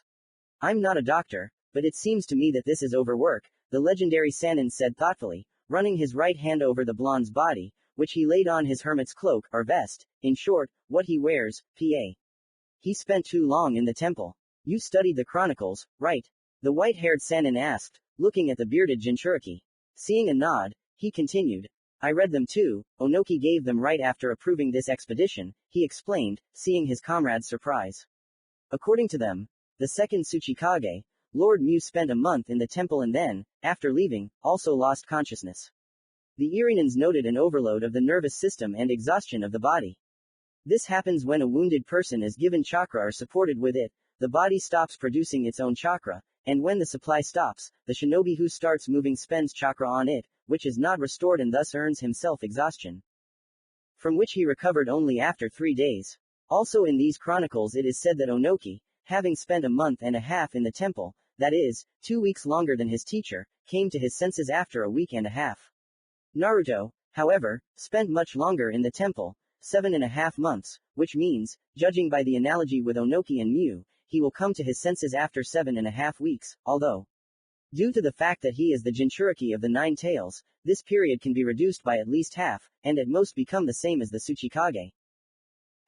Okay. We'll figure this out after Naruto comes to his senses. We can spend the free time that we suddenly have on drawing up a plan for his training in mastering the elements. Jiraiya said, lifting the child in his arms, and then, heading towards their camp, continued, during this time, you and I will prepare a section of the valley for practicing techniques. We can also write a couple of scrolls with techniques and give them to him for independent study. Agree. Naruto was floating in the darkness at the time. His not yet fully formed self-awareness was taking a break from the stress he had experienced. Besides all this, Naruto was thinking about what he would do after returning to the village, what he would tell his friends. His thoughts were interrupted strangely, the voice he heard in the temple sounded in his head again. There's one more thing remaining unresolved, young warrior. Using the power, I was able to scan your satellites. So the white-haired peace guardian, here we mean the hermit power that Jiraiya possesses, pa. Remained the superficial influence of the adepts of the Ghost Temple. An adept of the Phantom Temple? Uzumaki asked in surprise and continued. I have never heard of them, who are they? The Ghost Temple is a place where you are taught to work with your own spirit, transforming it into a weapon. An adept could transform his spirit, soul into a weapon and armor which gains strength together with him. In addition, the created artifacts themselves were learned to resist attacks of any kind, armor. That is, if during a battle the armor is pierced by a spear of earth, then the next time the armor will be able to either reflect this spear or reduce the damage to the owner. By analogy it also happened with weapons. This is, of course, wonderful, but you said something about the influence that was on my satellite. Yes, influence is another facet of their gift. They can leave their body and take over the bodies of opponents completely, that is, completely subjugate the body as their own and push aside the consciousness of the rightful owner. It is somewhat reminiscent of the technique of the Yamanaka clan, except that in order to take over, the adept of the Phantom Temple does not need to see the enemy and does not need to make seals in his direction. Also, wounds received in the captured body do not pass to the adept, while they do to a member of the Yamanaka clan. Pa. Or partially adepts do not push aside the owner's consciousness, they simply throw him their thoughts, which the owner considers his own. Only those people who are born with a large chakra or have an iron will can protect themselves from this. That's quite interesting, Uzumaki answered thoughtfully. By the way, is it just me or are you speaking differently now? You're just used to telepathic communication. After all, you're sleeping now and can't answer me as your biological species should. In the sacred hall, where you learned the essence of the earth, we communicated in exactly the same way. Stop. Naruto thought sharply. We'll return to the Phantom Temple later, but now explain to me why you say you've learned the essence of the earth release. I thought that meditation was needed so that my chakra would change and could transform into the earth release chakra, and not to learn its essence. Please explain to me what the difference is between what you say and what I think I did. Every person from birth has the ability to transform their energy, regardless of the name, into one of several natural elements. You have learned the element of earth, an element that is alien to you, your soul, your chakra, having learned and felt its essence in everything that surrounds you. You have learned what earth is, heard its breath and voice inside you and around you, thus learning to transform your chakra into this element. Now it's clear to me. Ancient, please tell me. Uzumaki hesitated, and then continued, now I have two elements, wind and earth, but don't I have a third? That's a difficult question. Judging by the imprint of your energy that I took during your meditation, then. Your second element is lightning. What? Why the second? My second element is earth. You are wrong. According to the analysis of your energy, your circle of elements looks like this. First, wind, futon, second, lightning, raiden, third, water, sweden, and the fourth and fifth are fire, kaden, and earth, doden. Regarding fire, I feel a separate chakra of this element in you, the quintessence concentration of the element. How it was formed, I cannot understand, although I have a theory. Some strange energy structure is built into your energy, inside which a huge amount of true fire chakra is felt. My advice to you, try to unite your hearth with the energy of true fire. So this seal that is on my stomach holds something that consists of the original true, as I understand it, fire. Somehow a particle of this fire penetrated into me. It is quite possible that during the time when my mother, affectionate, but a little sad smile, was pregnant, it was in her that the power creature radiating this power was located, which is currently in me, enclosed behind the seal. At least this is the only explanation that comes to my mind. Stop. The Ancient One initially wanted to tell me something about the adept of the Phantom Temple, and I led him astray, starting a conversation about the elements. Right now you have quite a high potential in the elements of wind and earth. The rest you will have to awaken and meditate very, very much to achieve the same fusion with them as with wind and earth. Remember, work and will help you overcome everything on your way. Never give up and find your own way. What's going on? Why are you disappearing? If he could, Uzumaki would have screamed, but he just thought very clearly and loudly. Energy is running out. Is the adept of the Phantom Temple dangerous? Very. See you later, young warrior. At this point, the strange dialogue between the strange creature that Naruto called the Ancient One ended. The conversation yielded a lot of new information, but also a lot of new questions. What will come of this? Only time will give the answer to this question. This part is very similar to philosophical reasoning, but in my opinion it is very necessary for understanding the events already described in the FF and those that will be described further. If you have any comments on this part, write them along with constructive suggestions in private messages. Further, there will be descriptions of trainings, so I ask you not to stop reading this chapter. 2 weeks after returning from the Earth Temple, Naruto woke up exactly 14 days after leaving the Earth Temple. The awakening was fairly normal. He simply abruptly woke up from a dreamless sleep. Naruto, you're finally awake, exclaimed a white-haired shinobi with a forehead protector with the kanji, oil, appearing from the shadow of the tree. Just in time. We were just sitting down to breakfast, said Rushi, who was by the fire. How long was I unconscious? It's only 2 weeks, so don't worry. The Sannin encouraged him. Now eat, and then we'll get down to business. We've already missed 8 months of training. We ate quickly, and then it began. Naruto, Jiraiya and I have been making a training plan while you were sleeping. 1. Morning exercises, immediately after sleep. Breakfast. 2. Morning workout. Lunch. 3. Third workout. Dinner. 4. Evening training. Second dinner. Sleep. This is your schedule for the next 16 months, until your 10th birthday, the bearded Jinchuriki finished. What am I going to do during this training?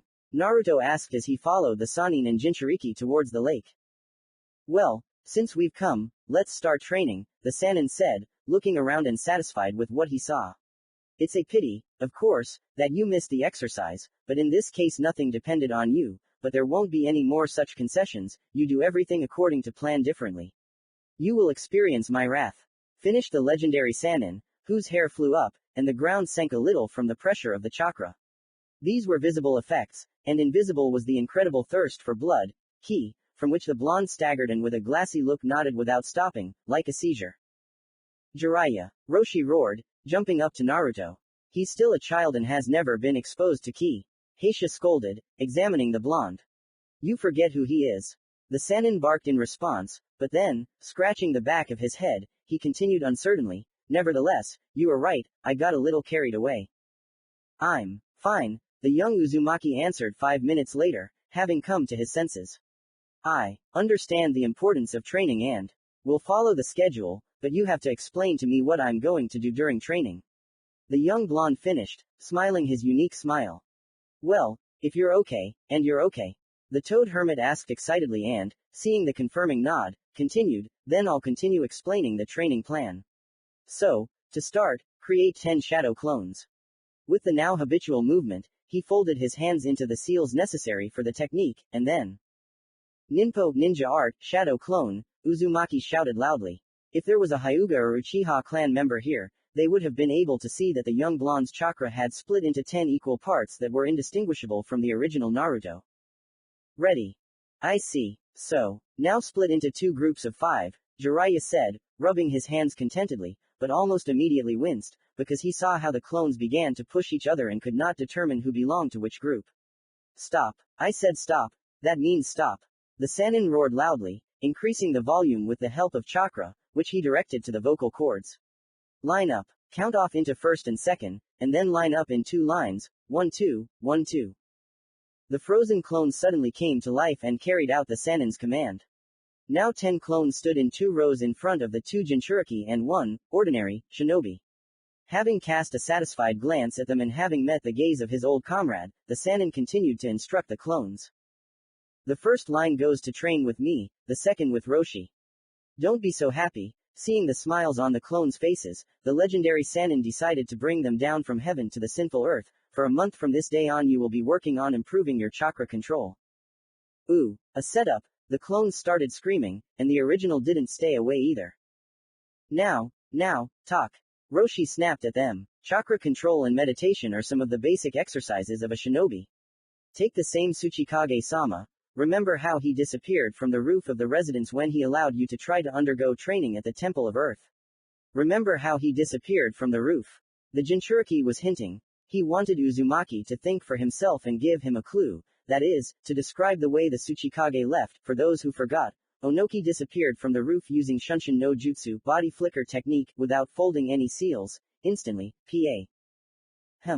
Then remember, Uzumaki thought, old man Tsuchikage, agreed to my trip, told me to learn how to control the seal, and then disappeared in a cloud of dust. That's it. Disappeared. Just disappeared without any visible effort or seals. Simply incredible concentration and chakra control. This is hinted at by the fact that he is a shinobi of Kekkei Toda. He used Shunshin without seals to disappear from the roof. Am I right? The young heir of the Uzumaki clan shared his guesses. Yes, you are right. This is the most vivid example of how a person with a certain degree of control over chakra can use jutsu without seals.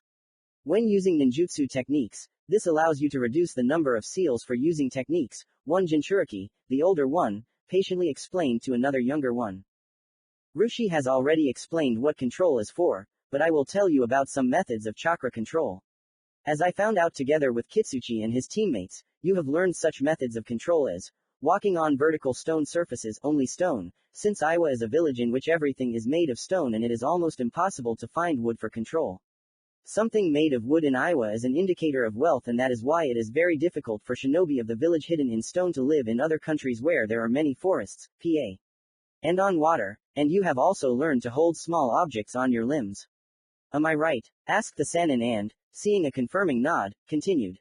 Now you will perform a similar exercise. The first 5, having created 4 clones for themselves, are engaged in holding and moving tree leaves along the surface of their bodies, and the second 5, having again created 4 doubles shadow clones, approach this wonderful lake, Jiraiya said, pointing at it with his hand, and then continued, scoop up some water from it and try to separate a drop from the water, which you then move first across your palm, and then across your entire body, continuously controlling the shape of the chakra. I haven't even seen this in textbooks. Uzumaki exclaimed, for which he received a light slap on the back of the head. Stop. This is a task for clones. What am I going to do at this time? At that time, you will be doing something that is impossible to develop with the help of clones, namely your body. The Sannin said seriously, raising his index finger high. This is the answer to your second question, and to the first. Not everything is written in textbooks, and the life of a shinobi contributes to the search for new ways to save chakra on jutsu, that is, ways to improve your control, thereby reducing the loss of chakra during its transformation. At this point the conversations ended and the training began, the first and the hardest. The original Naruto decided to start the training with a run around the lake. Uzumaki ran under the influence of the seal with a triple increase in weight and without using chakra, that is, completely at the expense of his body and his muscles. To begin with, he decided to run only 2 circles, but even this was quite difficult, since the perimeter of the lake was slightly more than a kilometer, which in total amounted to 2. He ran rather slowly, as there was a forest, gullies and sharp changes in altitude around the lake, which formed hills and lowlands along the way, making running difficult. After 20 minutes, he finished running and began to warm up his body. After spending about half an hour warming up, he began doing strength exercises, squats, push-ups, lying support, on homemade bars, pull-ups, abs and other exercises. The clones at the same time were trying to complete the task of the mentors. 25 clones were trying to learn how to move a leaf on the palm of their hand, the remaining 25 were trying to do at least a similar operation with water, but they were unsuccessful. Perhaps, it is necessary to tell about everything in order. 25 clones picked one leaf from a nearby tree and placed them on their right palms. The difference between the shadow clones was that they had a chakra circulation system. This is what prevented Neji's Byakugan in the manga anime during the 3rd stage of the Chunin exams from distinguishing a clone from the original, which resulted in defeat, PA, through which they could direct chakra from the source through channels and remove it outside the body through tenketsu. The chakra was oversaturated with yang and therefore it was very dense and objects stuck to it well, but it was very difficult to move them. After all, as it turned out, the chakra coming out of each tenketsu came out and stayed only in a small area from it tenketsu, and then it dissipated. It was a problem, and a serious one, but it had a solution, at least in Naruto's opinion. To do this, the clones began to diligently secrete chakra from the tenketsu throughout their entire body. He was helped in this by additional chakra channels that had grown in his skin. They allowed him to deliver chakra from the center to the tenketsu much faster. So, in order to deliver an object to his shoulder, he had to secrete chakra from the tenketsu from his hands to his shoulder one by one. The chakra coming out of the tenketsu touched the chakra coming out of the others, stabilizing a small area, the place where the chakra from several tenketsu touches, PA. In theory, it's all simple, of course, but in practice, Naruto managed to do it only after 2 months. After 2 months, he could move any objects throughout his body, but that's not the main thing. He learned to extract chakra from tenketsu and hold it outside the body for quite a long time. Creating a veil took a small amount, but it trained tenketsu, namely their throughput. It also trained the chakra channels in the skin, bones and internal organs, because, as already mentioned, chakra, leaving the hearth, penetrated not only the main channels of the chakra circulation system, but also the small channels that formed after meditation in the Temple of Earth. While the first 25 clones were learning to hold and move solid objects around their bodies with chakra, the other 25 were doing the same thing, but only with water. To begin with, he decided to saturate the water in his palm with his chakra. Not right away, but after a couple of hours he succeeded. True, there was a problem, the size. The palm held too much water, which was very difficult to control, but then one of the clones came up with an idea. The idea of separating the water and chakra to the size of a single drop. The idea is simple, but the execution took time. The blonde trained for a whole month in dividing the chakra for such small volumes. After a month, he could already move the drop all over his body. The objects and the drop of water moved around the body, thanks to the chakra released from the tenketsu. The second month was dedicated to increasing the number of controlled water drops to 10. Naruto's control skills, acquired thanks to the clones, grew quite a lot, since he dispelled the clones every evening, and created new ones in the morning, thus training not only chakra control, but also the amount of chakra produced. Control training allowed to increase the amount of spiritual energy produced, yin, and physical training, which was joined by the legendary Sannin with the legendary wand, which served as an incentive for the young Uzumaki. The blonde, as was said earlier, ran around the lake without chakra and did exercises to improve physical fitness, so now Jiraiya stood over him, who each time in each exercise forced Uzumaki to exceed his maximum, that is, if he ran 6-7 laps around the lake according to the Sannin's method, he had to run a couple more laps after that, to consolidate what he had completed. Every 5 days, Naruto reduced the number of clones, because the more clones he created, the less chakra they had and the easier it was to control. By reducing the number of clones, he increased the amount of chakra available to them and made control more difficult, but in doing so, he learned to perform control exercises with more and more chakra. Thus, even the original could perform the exercises that the clones did by the end of the training. His chakra control increased significantly. 2 long months ended rather quietly and peacefully. Jiraiya simply announced a day off. The whole day was dedicated to rest and only to it, so that the next day he could start training again. Over the past 2 months, you have advanced quite a lot in chakra control and physical development, Roshi began to sum up in the evening. Therefore, we can move on to the next level of chakra control. The training was invented by me personally. It is performed on the water. You must gradually weaken your control in order to dive into the water a couple of centimeters, and then again stabilize the flow of chakra to hold yourself up with the help of chakra on the water, although your feet should be 5 centimeters in the water. This is the first stage. The second is another 10 centimeters deeper. So by the end of the training you should dive up to your neck, and then come out of the water, but not rising in one place. As you sank here, it is meant that the trainee, when he sinks 5, 10 and so on centimeters in one place, you will have to stand up on the water surface again, walking forward in a ladder. You must take steps in the water and hold yourself up with the help of chakra on an imaginary step. Wow, what a training session, Jiraiya exclaimed. You should assign at least a couple dozen clones to this task, and better yet, 3 or 4. In addition to them, create another 3 dozen. 15 will learn a new technique, and the rest will study shuriken jutsu, the art of throwing something to defeat an opponent, and don't argue with me. The Sannin shouted. Chakra can run out, even if you have a lot of it. Not like that, the white-haired one muttered under his breath, a lot of chakra. We'll do this tomorrow, when I prepare the training ground. Dummies, targets, and we need to look for kunai, knives and shuriken, because I don't remember where I sealed them. Is that all that you listed that the clones will do, and what about me?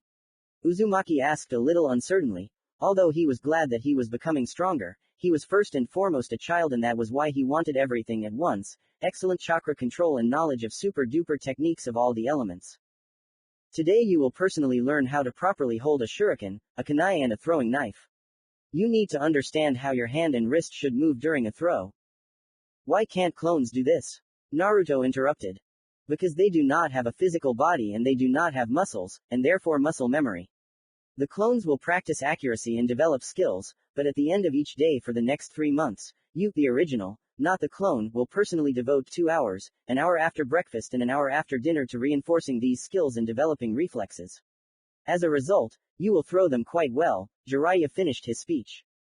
I see, Uzumaki muttered sadly, when he suddenly remembered. Pervert, what technique will you teach me? How much do I have to repeat you? Boy, I am not a pervert. The Sannin reacted very loudly. Well, old man, tell me, wringing his hands and making the eyes of the cat from Shrek. Well, okay, the Sannin took pity. Minato, your son is so much like you. This technique was invented by my student, the 4th Hokage. It can't be. A technique created by one of the 5 great Kage, the blonde whispered. This is an A-rank technique. Rasengan, spiral ball, the white-haired Sannin began his story, and then extended his right hand forward. On the outstretched hand, in the center of the palm, a bright blue spark began to form, which began to slowly grow, gradually turning into a blue sphere with a diameter of 10 centimeters. This is the technique. Cool, what can she do? The blonde asked, scratching the top of his head. Sannin silently approached a nearby tree and, swinging, struck its trunk with the Rasengan sphere. Splinters flew from the place of impact, and then it began to screw into the tree. A couple of seconds later, a loud, sharp sound was heard, boom. It turns out that the ball, having entered halfway into the tree trunk, lost stability and the energy contained in it was released, destroying the other side of the tree. True, the damage was different. If on the side where Sannin struck, the damaged area was just a whole 10 centimeters in diameter, and on the other side, there was not a hole 5 or 6 times larger. Holy shit. Now that's technology. The restless blonde jumped up. Hey, you're exactly repeating my reaction to this technique. Smiling and ruffling the hair of the young Jinchuriki, the white-haired Sannin said. The training consists of 3 stages. The first stage, you must take a rubber ball like this. Having said this, Jiraiya took an ordinary inflatable ball out of his pocket. This ball was not simple. There was water inside it. You must use chakra to rotate the water in this rubber ball so that it bursts. The Sannin accompanied his words with a demonstration. The ball vibrated on his hand, and then scattered into a cloud of splashes. The second stage, you must blow up the same rubber ball, but without water, with air. Having said this, Jiraiya took a ball out of the same pocket and blew it up, and then continued to explain. The third stage, you must combine the first 2, the power acquired in the first stage, and the concentration of chakra achieved in the second stage. Jiraiya finished demonstrating the technique, holding a rubber ball in his right hand, and in his left he showed what was happening at this time in the ball. The spinning streams of chakra created a slightly humming sphere of rasengan. Well, it won't be easy, Uzumaki said, scratching the back of his head, and then continued, but I didn't expect anything less from the technique created by the cage. You don't know the most important thing yet, my young friend. Roshi said, smiling patronizingly. You must learn this technique yourself. Without clones. What? Why is this so? Naruto exclaimed at the conclusion that would make his life quite difficult. The answer is simple, and if you thought about it or analyzed the technique, you would be able to find it, the Sannin answered, a little irritated. Your chakra channels should get used to passing enough chakra needed for Rasengan. Although we can do it differently, the Sannin thought, rubbing his chin. I think that if you meditate and run chakra through the channels in your hands, and then release chakra from the tenketsu, you will be able to use clones to learn the technique. Well, Roshi drawled, and then, smiling slyly, winked at the blonde. Naruto, what do I see? You are ready to exchange the study of the technique for meditation. I wonder what Kitsuchi and Onoki's faces will be like when I tell them about this. The Jinchuriki grinned. It seems that you are right, Roshi-sensei. But nevertheless, I must try to learn the technique. Uzumaki did not succumb to the provocation. I think that this technique can be learned, or, in extreme cases, the principle can be understood, even with the help of clones, and then develop the channels yourself. At this point the discussion ended. Naruto began training. To begin with, he created about 40 clones that went to the lake. In addition to them, he created 2 more batches of clones of 20 pieces each. The clones on the lake began to try to carry out Roshi's task, but they were unsuccessful because as soon as the control weakened, they almost instantly plunged into the water with their heads. Gradually reducing the amount of chakra directed to his feet, by the evening of that day he had already begun to dive 5 centimeters, not to fall, but to dive. The original Naruto learned how to hold a throwing weapon correctly, and the Sannin showed him how his arms and hands should move when throwing. Then the clones took over. The first 20 clones were led away by 10 clones of the legendary Sannin. They broke them into pairs and began to show them how exactly to throw shurikens, kunai and knives. Repetition is the mother of learning. The Sannin's clones showed Uzumaki how exactly to throw, the position of the fingers, the movement of the hand when throwing. In addition, they showed the features of throwing from different positions, from the chest, from the hip and so on. As soon as the Sannin's clones showed the basic techniques and stances, they moved on to taijutsu techniques. Naruto, remember that despite the clones' training, you must throw on your own, otherwise you will find yourself in a situation where, due to the lack of throwing skill in your muscle memory and the lack of reflexes, you will miss and this will cost you or your comrades their lives, said the Sannin. The original, immediately after he was shown the necessary stances and movements, immediately after the creation of clones, began to meditate. He sat down in the lotus position that he liked so much from the temple of earth and plunged deep into himself. He almost instantly felt a weak spark of power inside himself. Weak because Uzumaki spent a lot on clones, creating them from almost all of his chakra. He examined his entire chakra circulation system, paying most attention to the newly formed channels. Unfortunately or fortunately, Naruto had the task of developing chakra channels in his hands and therefore he was able to tear himself away from examining his entire SCCH and begin to carry out the task. To begin with, he collected all the chakra in the hearth and condensed it strongly, and then began to bring it out to his hands through 2 main chakra channels. There are 3 of them channels in total, those that lead to the hands, but the 3rd channel is formed by dividing one of the main ones, so it does not deserve our attention. For now, the condensed chakra, or rather its clot, was slightly larger in diameter than the channels, so its passage from the hearth to the tenketsu on the hands was accompanied by a burning sensation and pain. So the chakra channels expanded. Naruto spent a couple of hours on these trainings, driving the same clot of condensed chakra through the channels of his hands, and then he wanted to return it to where he took it, to the hearth, and then he almost lost concentration. And all because his hearth was full again. Only 2 hours and he recovered, a miracle or not. Now Naruto decided to direct most of his chakra through the channels so that the channels would get used to the load from the passage of an intense flow of chakra. The channels, overstrained by the previous training, rang from the load, but they still withstood it.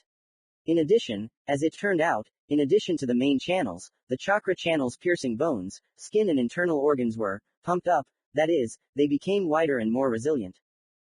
At this point, the original Naruto stopped his training and began to dispel the clones, first those who were trying to master chakra control. He was impressed by their success in one day, but he still had clones studying throwing and taijutsu techniques in line. Well, everything was fine with them. The clones learned the stances from which to throw, the stances for taijutsu. The last to disperse was the group of clones doing the best thing in Uzumaki's opinion, studying a new powerful technique. The clones' first memory was another lecture by Jiraiya. Naruto, you are about to begin learning rasengan. This technique is based on controlling the shape of chakra. Control of the chakra form. One of the clones interrupted Sannin in surprise. You have a library in a scroll, haven't you gotten to this yet? The Sannin was surprised. You know about changing the nature of chakra or Seishitsu Henka, change of natural affinity. This is a shinobi changing his chakra to one of the natural elements. Yes, that's exactly what I wanted to say before you interrupted me, the Sannin said with a sigh, and then, wincing, continued, you read the information from the library so one-sidedly. In short, Kitai Henka or chakra shape change is a change in the shape of the released chakra. Most often, these two changes, Seishitsu Henka and Kitai Henka, are used in techniques simultaneously, increasing the strength, range and power of the shinobi's attack. The most striking example is the fireball. The shinobi changes his chakra to fire, and also changes the shape from a scattered stream to a ball. Rasengan is a technique that uses only a pure shape change, squared. Stop, old man, but you said that shinobi techniques use changing the shape and nature of chakra at the same time. I did, but there are still techniques that use only changing the nature of chakra. In this sense, Rasengan is unique, and now train. At this point, the clone's memories of the lecture were interrupted and memories of himself trying to spin water with chakra began. From the memories of 20 clones, he realized that they had come up with how to spin water with chakra almost simultaneously, with only a difference of 5 to 10 minutes. That is, the learning speed of all clones is almost the same, but using them to practice techniques in this way is not rational. In addition to the batch of training clones, one more needs to be created so that after one clone succeeds, it dispels it and absorbs its knowledge, and then creates and dispels one clone, which, when dispelled, will have to pass on the information collected by its fellow to the rest of the trainees. Okay, I'll try this method tomorrow, Uzumaki thought. The next morning, 40 clones went to the lake again to improve their chakra control. 20 began practicing shuriken jutsu on the targets prepared by Jiraiya. These targets were not quite simple. They fell when thrown, but only if the force with which they were thrown was enough to cause any damage to the shinobi's body. Specifically, the shinobi's body, since their bodies were noticeably stronger compared to the bodies of ordinary people. So 20 clones practiced throwing at targets, and another one watched how they were doing and quickly threw shurikens at those clones who managed to hit the target best, and then created and dispelled a new clone, which transmitted information to his brothers. Due to its effectiveness, the method was used in all groups of training clones. Thus, this method of training brought a certain success. Naruto learned to throw kunai and shuriken 10 out of 10 in just 3 weeks, but at all targets stationary and from any position. The remaining time, which was more than a month, these 20 clones practiced throwing at moving targets, stone clones of the Sannin and Jinchuriki. On the first day, Naruto was a little slow and could not hit a single clone, until he realized that he was playing against not simple, shadow, but elemental clones based on earth release. However, even when he guessed it didn't change anything, his weapons were unable to cause harm until Naruto clones out of desperation began to fill kunai and shuriken with chakra, simple neutral, since he didn't yet know how to transform it into elemental, PA. The clones who trained on the lake also achieved significant success. In 3 weeks they learned to go down into the water up to their heads. In the remaining month and a bit they completed this training, learning to walk on the water like on a ladder, up and down. The last 20 clones tried hard to master the Rasengan. They completed the first stage in 2 days. The second stage in 4, but the third took them a month. This Naruto is not canon and did not figure out how to create the Rasengan using a clone. That's the first thing. The second thing is that in addition to the Rasengan, he was improving his chakra control and therefore was able to create it with one hand, either the right or the left. PA. This marked the end of Uzumaki Naruto's 9th year of life. Immediately after training at the Earth Temple, he was able to improve his chakra control to that of a Chunin. Which, in his position as a half-blooded Uzumaki, and also the Jinchuriki of the Kyuubi, was akin to a miracle. He also mastered Shurikenjutsu at the Chunin level, and eventually mastered the technique of the great fourth Hokage, Rasengan. Chapter 7, or the Element of Wind. The beginning has been made. Commentary on Chapter 7, or the Element of Wind. The beginning has been made. Here is the new chapter. Enjoy reading, dear readers, and leave comments. Otherwise, it is difficult for me to evaluate what is written without your comments. With respect, Prince of Chaos. Naruto celebrated his 9th birthday with his teachers, Roshi Heisha, the Jinchuriki of the Four Tails, and the legendary Toad Sage, Jiraiya. They even gave him gifts. The Jinchuriki gave him a set of throwing knives and shuriken made of chakra-conducting metal. Jiraiya gave Naruto an Uzumaki textbook on Fuinjutsu with the words, Naruto, a long time ago this book was given to me by your mother. She was Hime of the great Uzumaki clan, the heir to their knowledge, their power, but she did not undergo the training that the clan considered proper, since she was sent to the Hidden Leaf, and then the Uzumaki were destroyed. So keep it. You will not find such a thing anywhere now, the Sannin said, sitting down, giving the young blonde the book that once helped him increase his level of mastery in Fuinjutsu. It saved him more than once, but he hoped that the textbook would be useful to Kushina's son. Kushina, Minato, forgive me, I could not protect your child in the leaf, but I can do it in the rock, no matter how funny it sounds. It is better for him to live in this village than in the leaf, where strange things happen. Besides, I will teach him everything he will need in life. The Sannin thought to himself. Thank you, old man, Uzumaki said quietly, and then hugged Jiraiya. At least this is some kind of memory of mom. I will become strong so that she and dad, being in heaven, will be proud of me, Uzumaki said, sobbing and wiping away an uninvited tear. And then, breaking the embrace, he sat down. Your gift for the destruction of Uzushio is much more valuable than mine, the elder Jinchuriki said with a sigh. Old man Roshi, the main thing is not the material value of the gift, but what you put into it. I am glad of this gift. The boy said, standing up and bowing with his hands folded in a lock according to the rules of Japanese etiquette. I haven't studied it myself, I don't know, but I imagine it this way, pa. Rest. Naruto, today is your last day of rest, tomorrow you will begin to study the elements. Ero Sannin, how much longer? I just finished training yesterday. The hyperactive blonde was indignant. You wanted to become Tsuchikage and said that you would endure all the training. And what do I hear now? You're giving up. The white-haired one teased the blonde. No, I'm not giving up. I will withstand any training and become a Tsuchikage.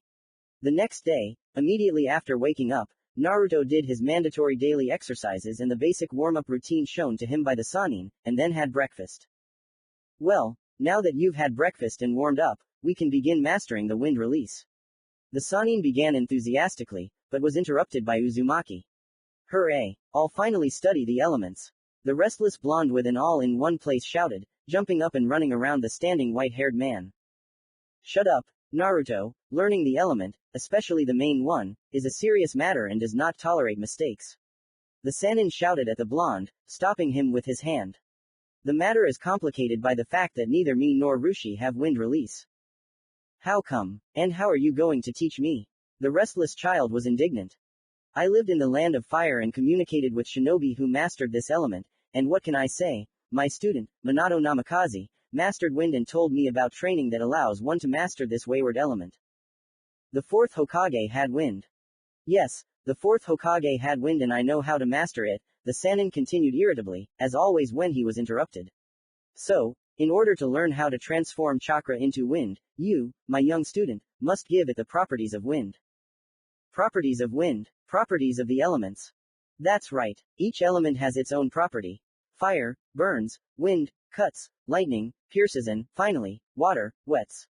To give their chakra a cutting effect, over the years of mastering this element, shinobi have come up with several ways. One of them is to cut a piece of paper clamped between the palms, but since our mission is far from cities and villages, you will practice on the leaves of these. He gestures with his hand at the forest surrounding the clearing with the camp, trees. Kami-sama, save and protect.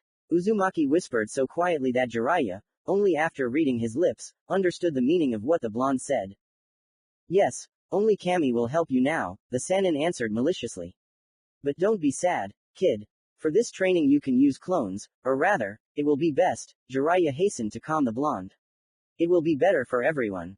After all, if you train on your own, then the fox's chakra may start to break out, and this, firstly, will reveal your secret to you and may embitter you towards all of us, and, secondly, will interrupt the training.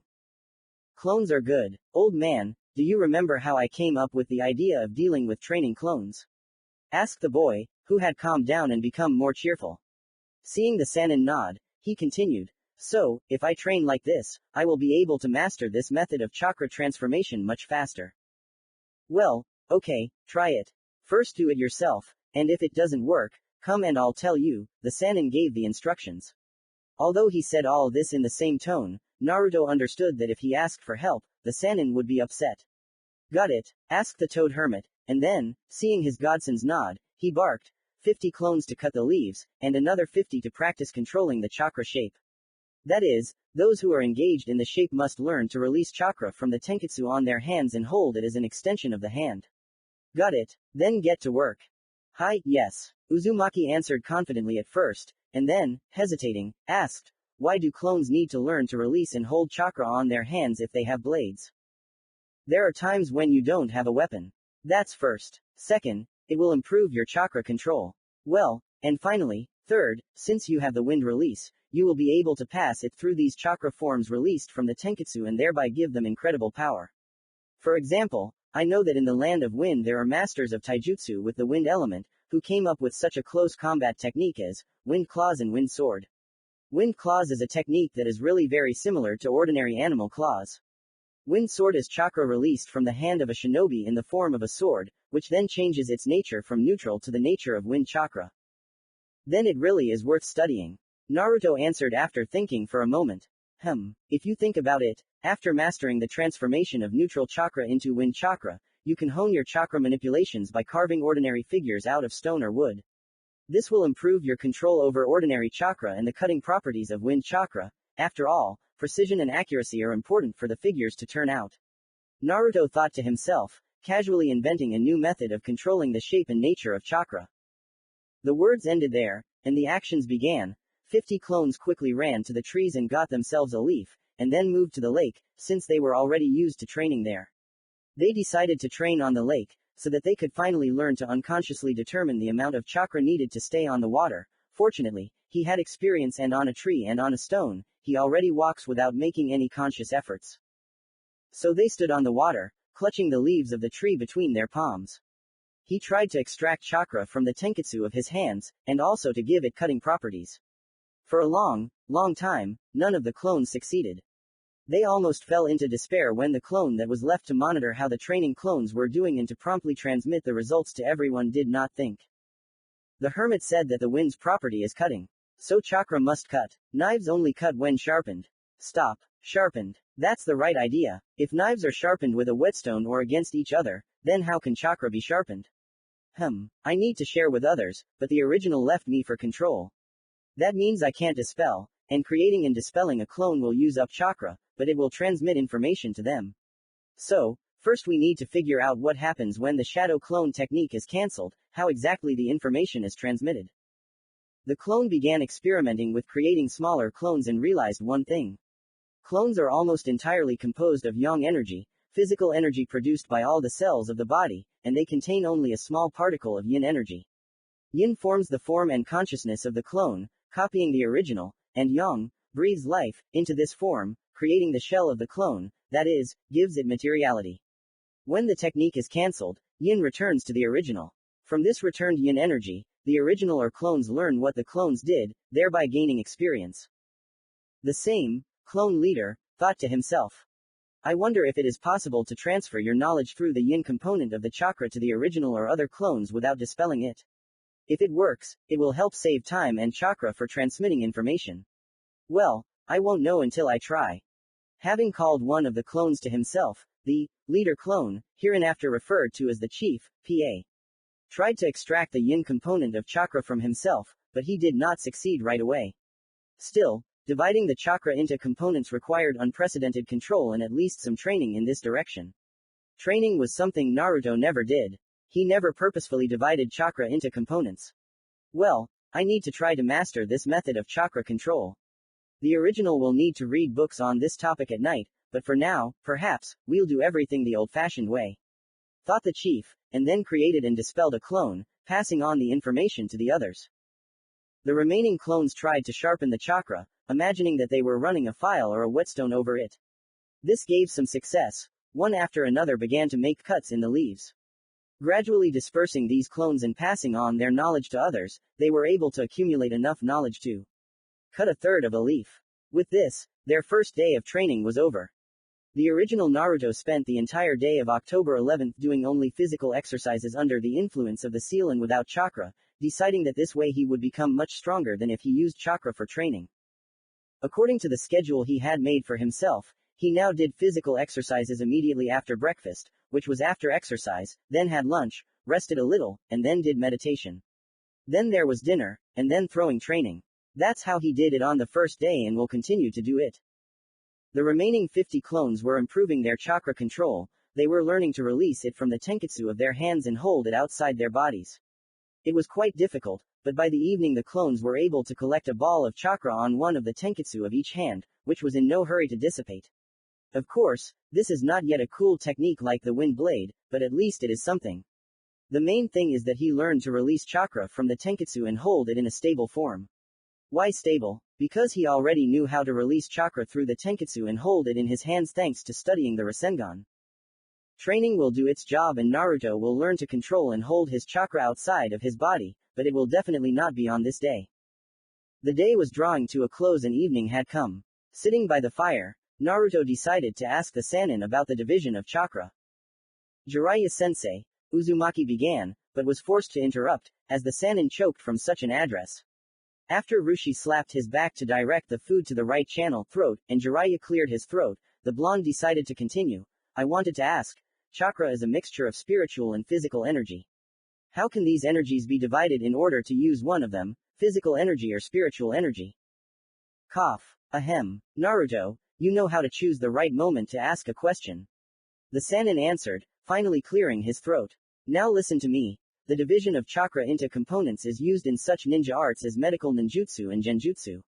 For medical ninjutsu or medical technique, the yang component of chakra is used.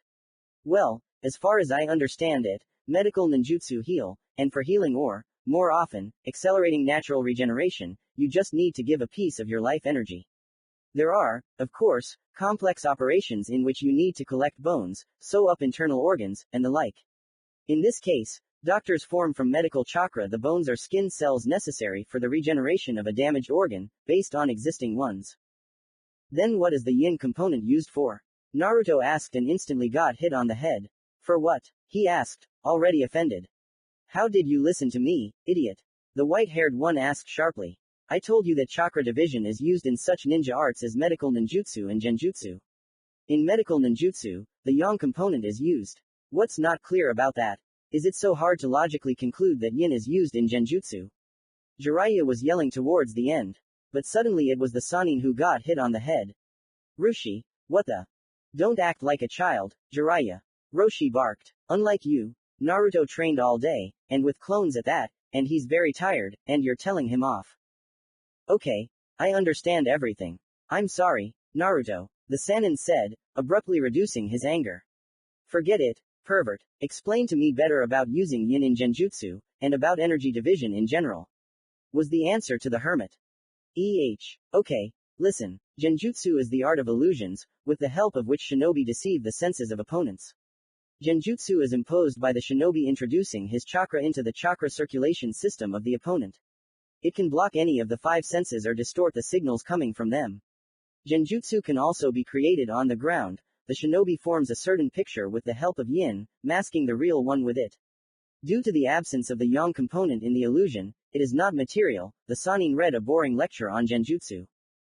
It's all clear. To use a component, you need to separate it from another, and this can be achieved through training.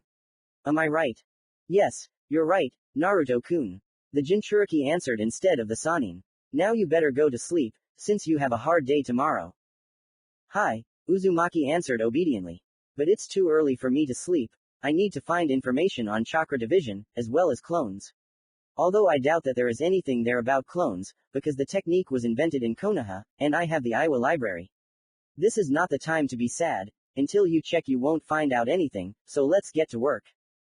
Walking towards the fire, Uzumaki took out a scroll with a sealed library and began to unseal shelves with books related to genjutsu and iryaninjutsu. Fortunately they had a special graphic mark, an icon. Naruto began to create clones so that they would read and find the necessary answers, and he himself began to think at this time.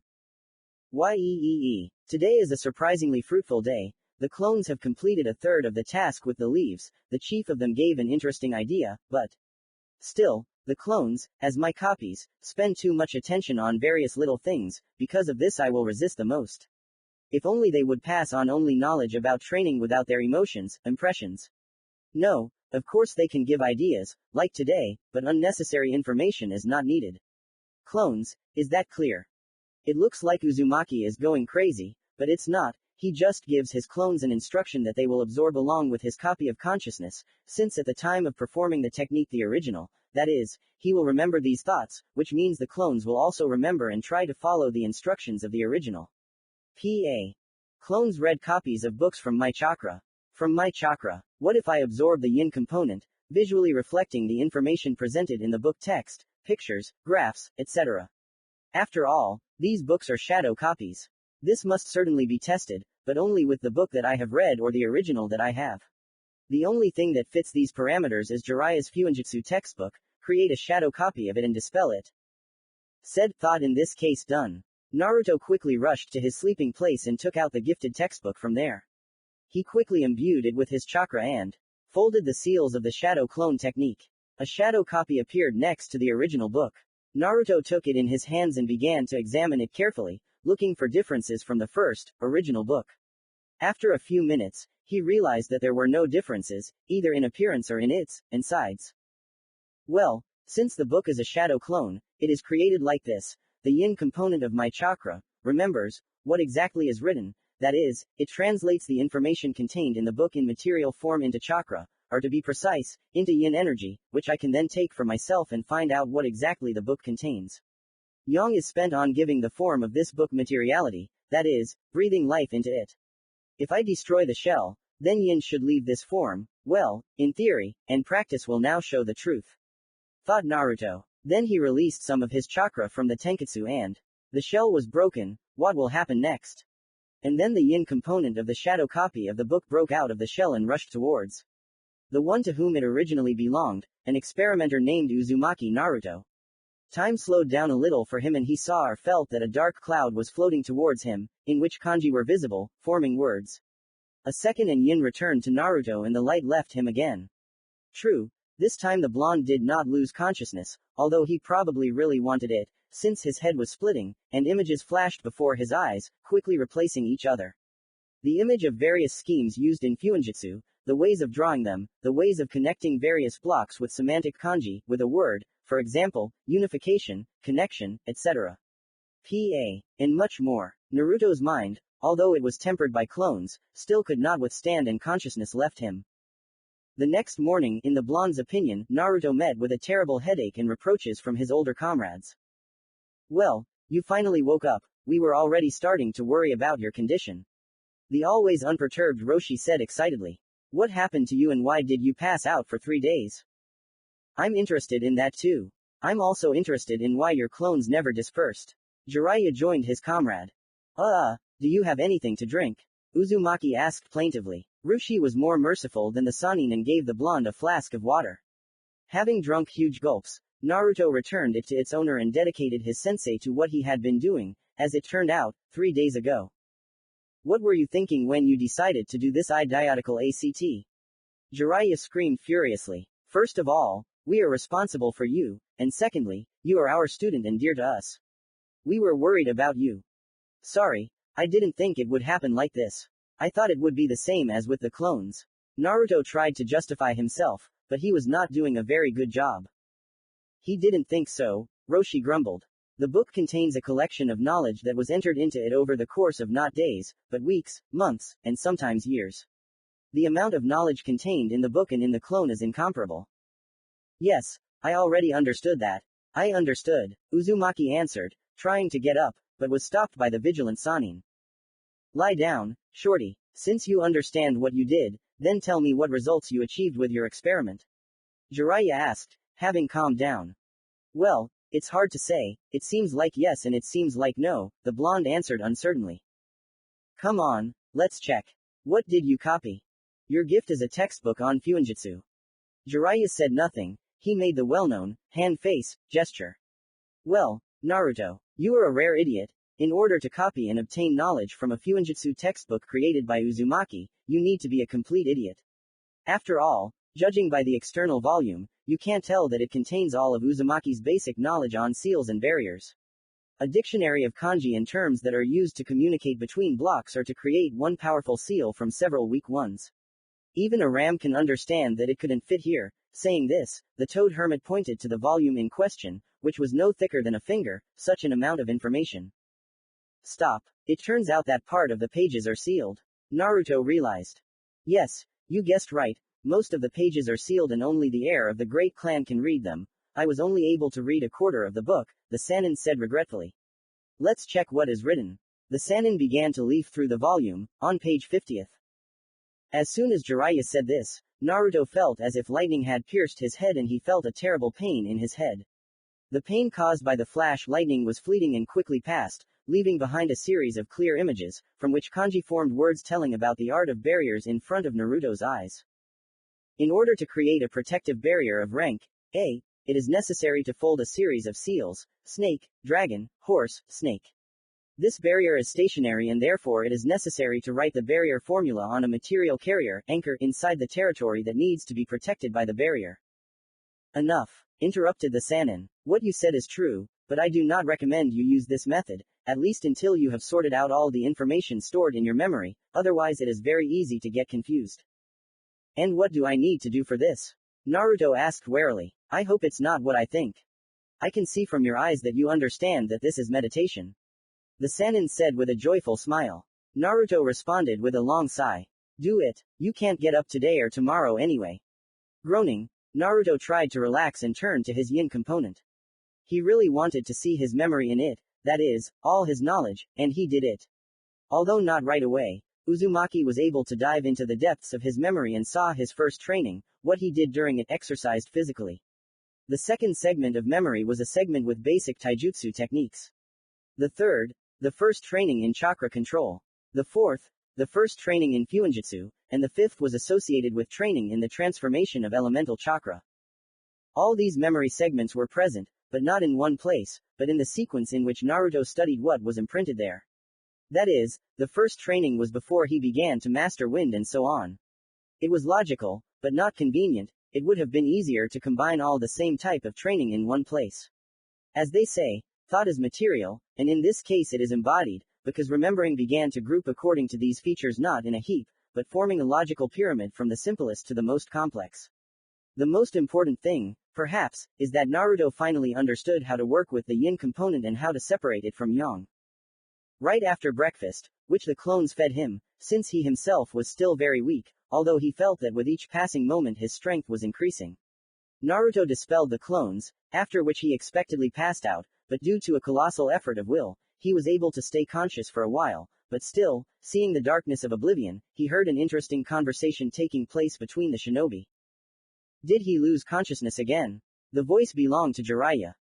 Yes. Just imagine how much information 50 clones were able to collect. He'll be surprised when he compares the number of memories received from the clones and the number of clones left to him.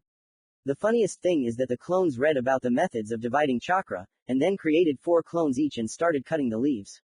They understood the basic principle of training to transform chakra into the wind release. Yes, we got it, smiled Jiraiya. He was proud that the student, or rather his clones, managed without his help. Now he will receive knowledge from books in 50 versions. After all, the clones from the created 10 then created 4 more clones, that is, each of them multiplied their knowledge. Poor Naruto, Roshi said with a chuckle, and then continued, this will be a good lesson for him, otherwise he started to conduct dangerous experiments that could cost him his life. Hello, quiet days of rest. These are bad people, Naruto thought before the darkness swallowed him completely. In his dreams, the information from the clones was processed by his subconscious and sorted into order. In addition, Naruto created the clones with the idea that they would transmit much less unnecessary information, and because of this, the load on the mind was not so great. The next morning, despite the predictions of the Sannin and Jinchuriki, Naruto woke up full of energy and ready for training. Seeing no one in the camp, Uzumaki did exercises, ate a couple of food pills that he had sealed since leaving the village and decided to try out the knowledge he received from the clones. Arriving at the lake, he picked a couple of leaves and concentrated on turning the chakra into the wind release, as the clones did during training. It turns out that even before that experiment, the main one in Naruto himself understood that chakra needs to be sharpened like a weapon, so that it can cut. Chakra cannot be sharpened by anything other than chakra, but where can you get it? The clones found the answer to this question. You just need to divide the released chakra into two halves and make them rub against each other so that they sharpen each other. Release the chakra, divided it, and then cut the leaf. It was a breakthrough. The first training was completed. From behind, claps and voices were heard. Jiraiya, look who's with us again. I see. The Sannin replied. You're doing well, Naruto. The hermit began at first, but then corrected himself, or rather, we are proud of you. You've mastered the first stage of training to awaken the wind chakra. You've learned to transform neutral chakra into it. Have you figured out what the clones wanted to convey to you? Yes. They learned to separate the energies that make up chakra, but I realized that I wouldn't be able to use them. Control for techniques using them needs to be perfect. I'm unlikely to achieve that, and I'm not interested in them. The blonde answered cheerfully. Why aren't you interested in ninja arts like genjutsu and medical ninjutsu? The Sannin asked sternly. He knew, of course, that Naruto couldn't use genjutsu because it required pinpoint precision and a special mindset, in addition to perfect chakra control, which was unavailable even for a half-breed Uzumaki. The small amount and poor quality of the yin component also cut off the blonde's path to becoming a master of illusions. Medical ninjutsu was unavailable because he was a Jinchuriki, even if he didn't know it, and his chakra contained the tailed beast's chakra. It was harmless to him, but for anyone else it meant death, and quite a painful one at that. It seems to me that my chakra is not suitable for this. Or rather the clones, read that representatives of the Uzumaki clan have a special chakra. It is much denser and more powerful than that of representatives of other clans. I already saw the effect of such a feature back then, more than a year ago, when the guys and I were learning our elements. I kicked up a fuss because of mine and ran away. Kitsuchi-sensei, that is, Oto-san, father, since Kitsuchi raised Naruto, sometimes called him that, tried to stop me, influencing with his chakra the chakra that he left when applying the weight increase seal to me. It seemed to me that time slowed down, although maybe that was true. Naruto asked himself. So, when time stopped, I felt some kind of energy formation on my body, a seal. It increased my weight and I could not run. Then, looking at it closely, I realized that every time before my weight increases, chakra comes from outside the seal. In addition, the seal pulled chakra from me. So with my chakra I replaced suppressed sensei's chakra. A good example, the Sannin agreed. True, the fact that you are an Uzumaki, and they are on first name terms with seals, most likely played a role here. Looking at how my chakra suppressed and destroyed someone else's chakra, I came to the conclusion that my chakra is dangerous to others.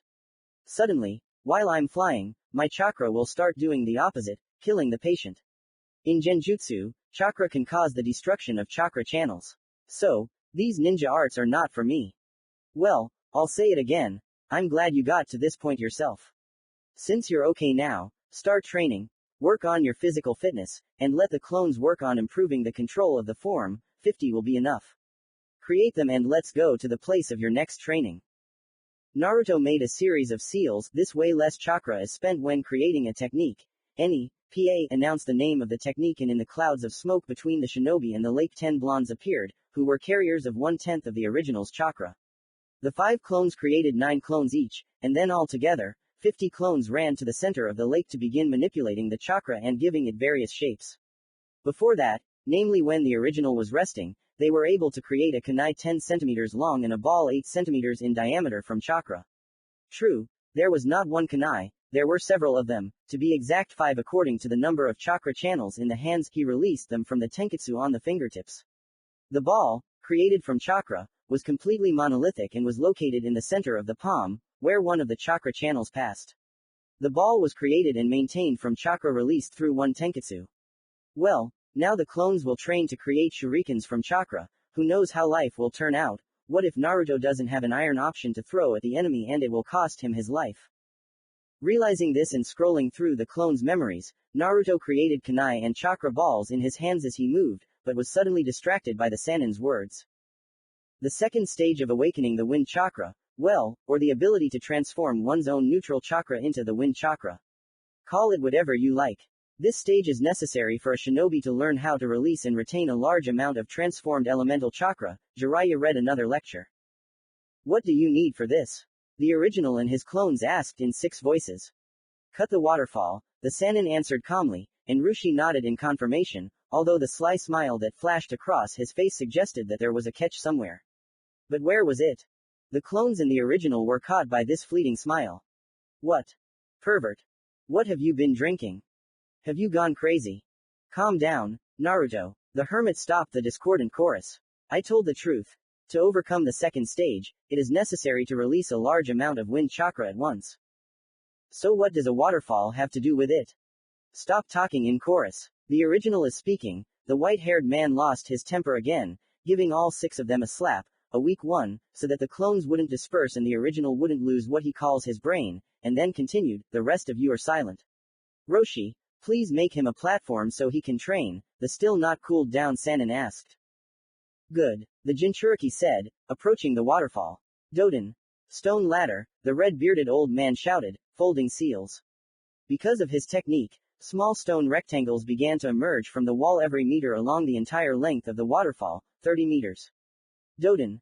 Stone staircase, another technique, and huge pillars began to appear from the water, perpendicular to those that emerged from the wall after the first technique.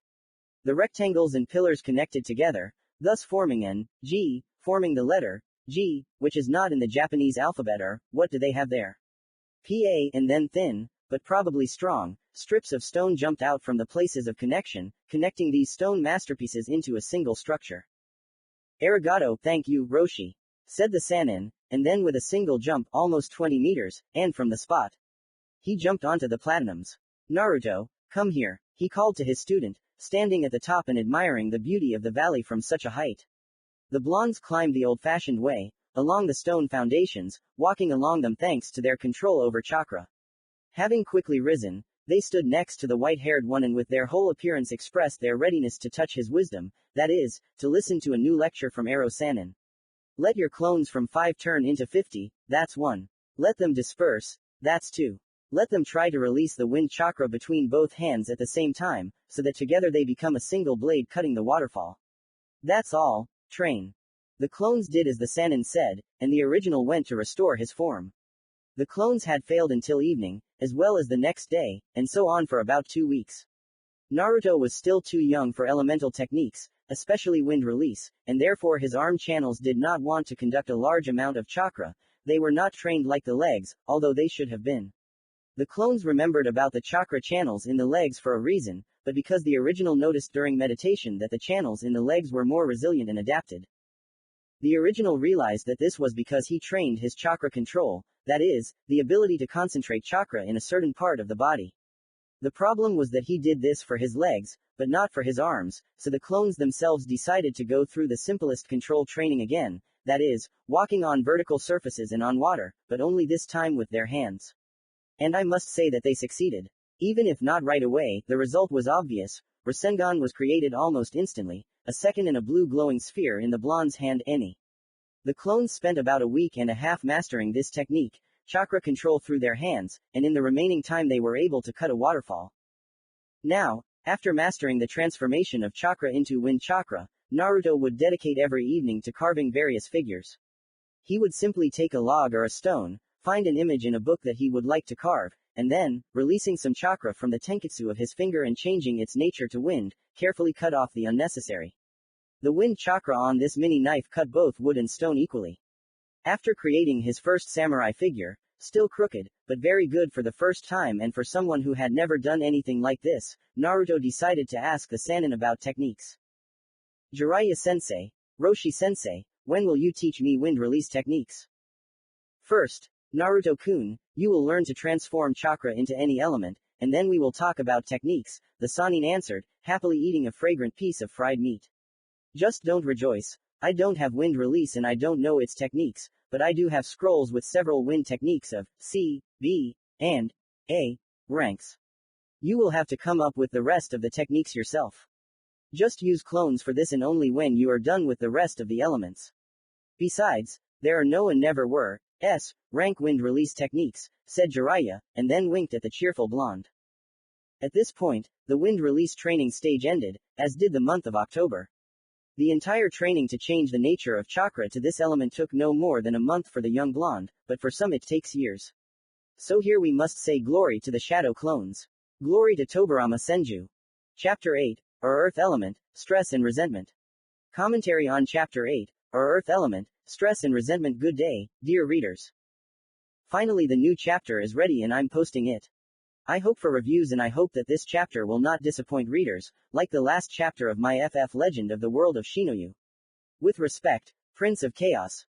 The new day, namely the first day of November of the 509th year of the coming of God, the year in which, according to legends, Hagoromo Otsutsuki, Rakudo Sennin or Sage of the Six Paths defeated and sealed the 10 tails within himself, was quite warm, and also promised many changes and new knowledge. Uzumaki Naruto, a shinobi of the Hidden Rock Village, greeted this sunny and clear day with a smile on his face.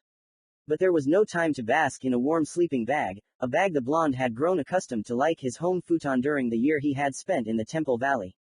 Free time, of course, was there and that was good, but now was the time for training, and time for rest would come later. Someday. The young blonde, thanks to the clones, progressed very quickly. In a month, he mastered giving his chakra the properties of the wind release. In a few months, he mastered the rank technique created by one of the 5 great Kage. He mastered shuriken jutsu at such a level that he hit 7 times out of 10 on a moving target, and he also mastered chakra control at the level of a jonin and much more. This was incredible for a shinobi of his age, but thanks to the clones, a huge reserve of his own chakra, as well as the restorative effect, restoration of physical strength, as well as chakra, from the presence of Kyuubi inside him, he coped.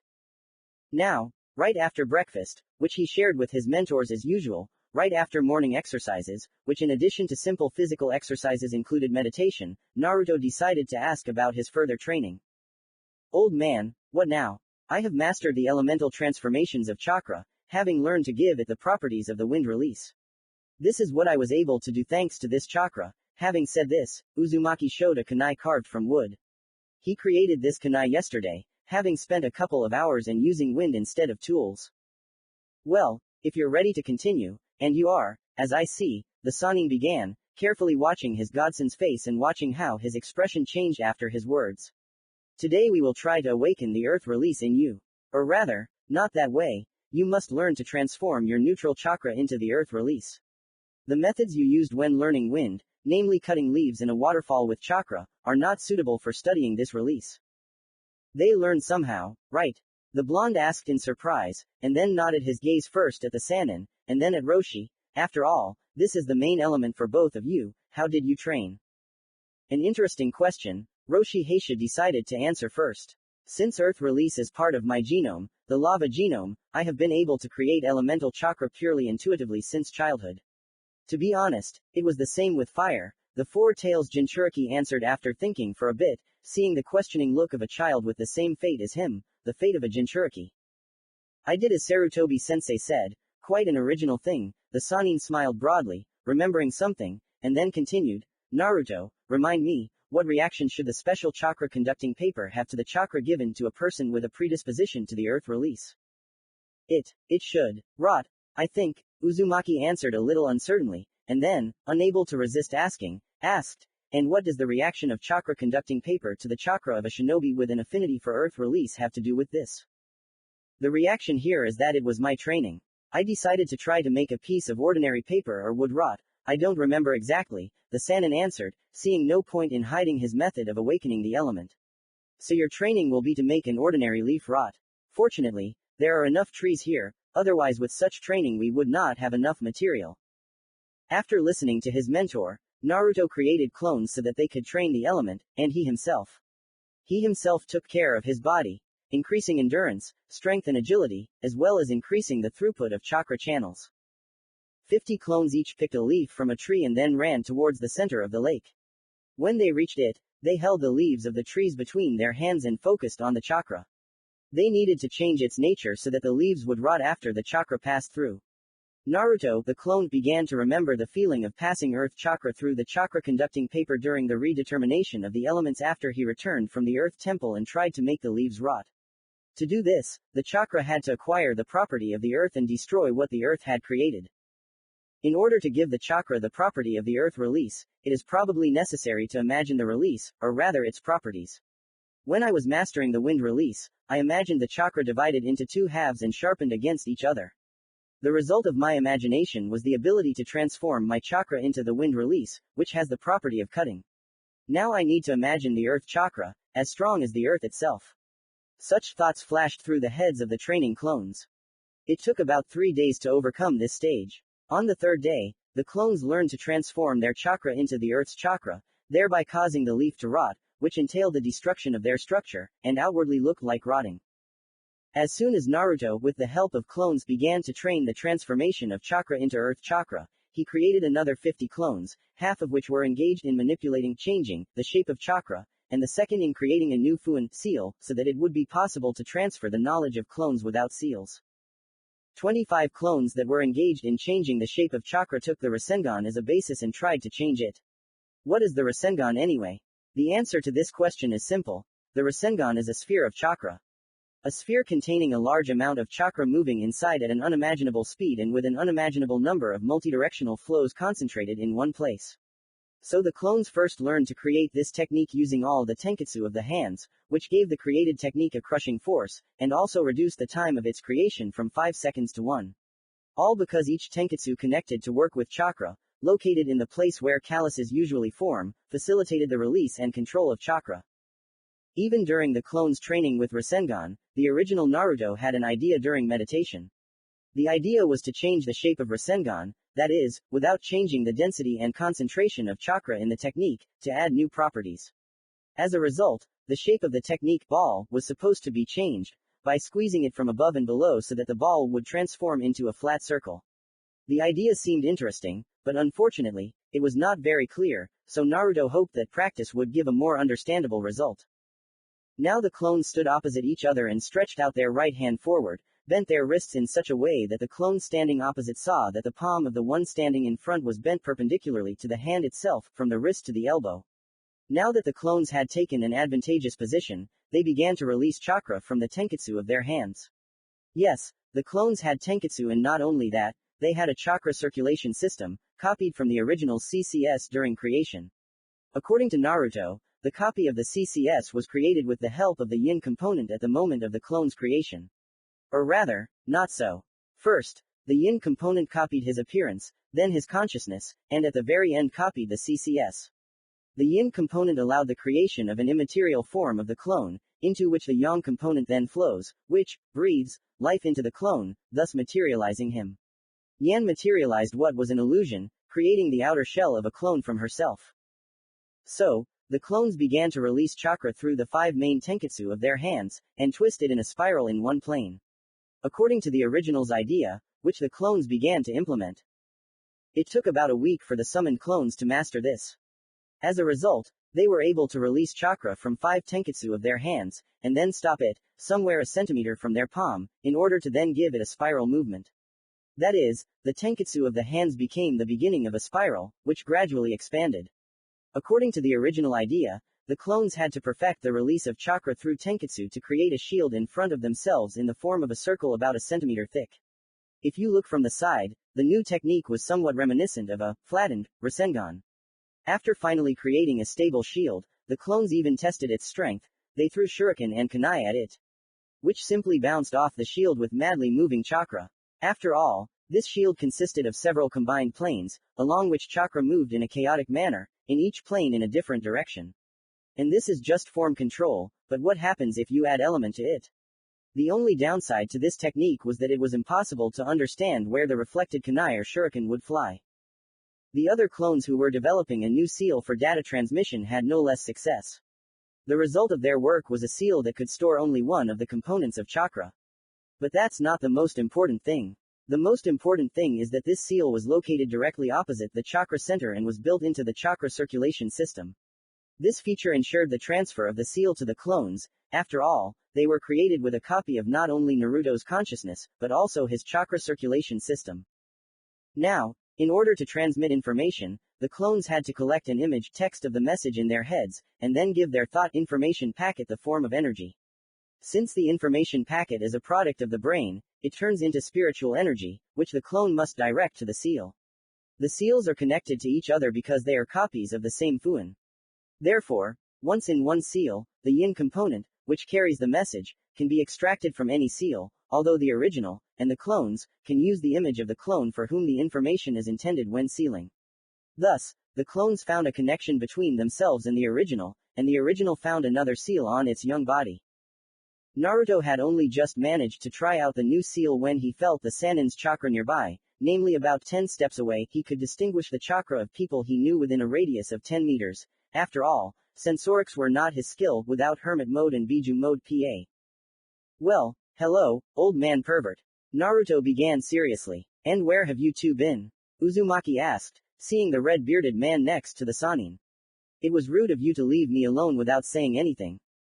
Sorry, Naruto, we had urgent matters. Jiraiya apologized, who now felt like the leader in their duet, because Naruto was his godson. Okay, old man, let's forget about it. I mastered the first stage of chakra transformation into earth release and was able to make a leaf rot. To prove his words, Uzumaki took a leaf from his bosom, and then passed earth chakra through his hand. The leaf darkened and crumbled into dust across his palm, and then a light breeze, I wonder where it came from in a closed mountain valley, carried this dust to the very crowns of the nearby trees. You're doing great, Naruto. Heisha praised the blonde. Now try to replace the chakra of your cloak with the chakra of the earth.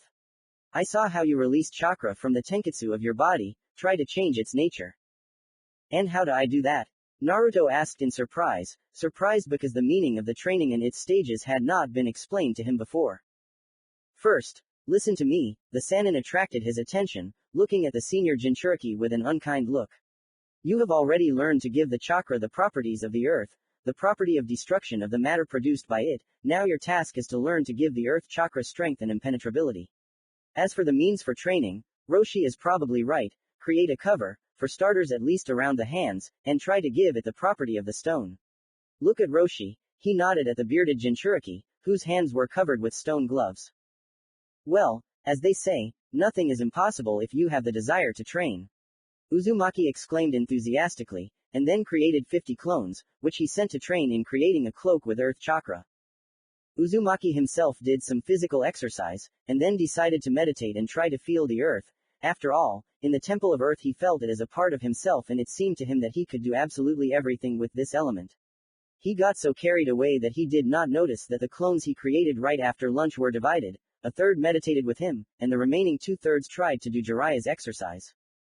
Naruto sat quietly in the lotus position and meditated. First, he went deep inside himself. He did it exactly as he did in the temple when the spirit separated from the body. The blonde felt, examined and knew his own body.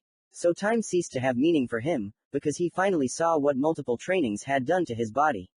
His body was very different from the pictures from the medical atlases, copies of which Uzumaki found in the library. 1. The bones were much stronger and more flexible. This conclusion was made because their structure was noticeably denser and more elastic than those depicted in the medical atlas.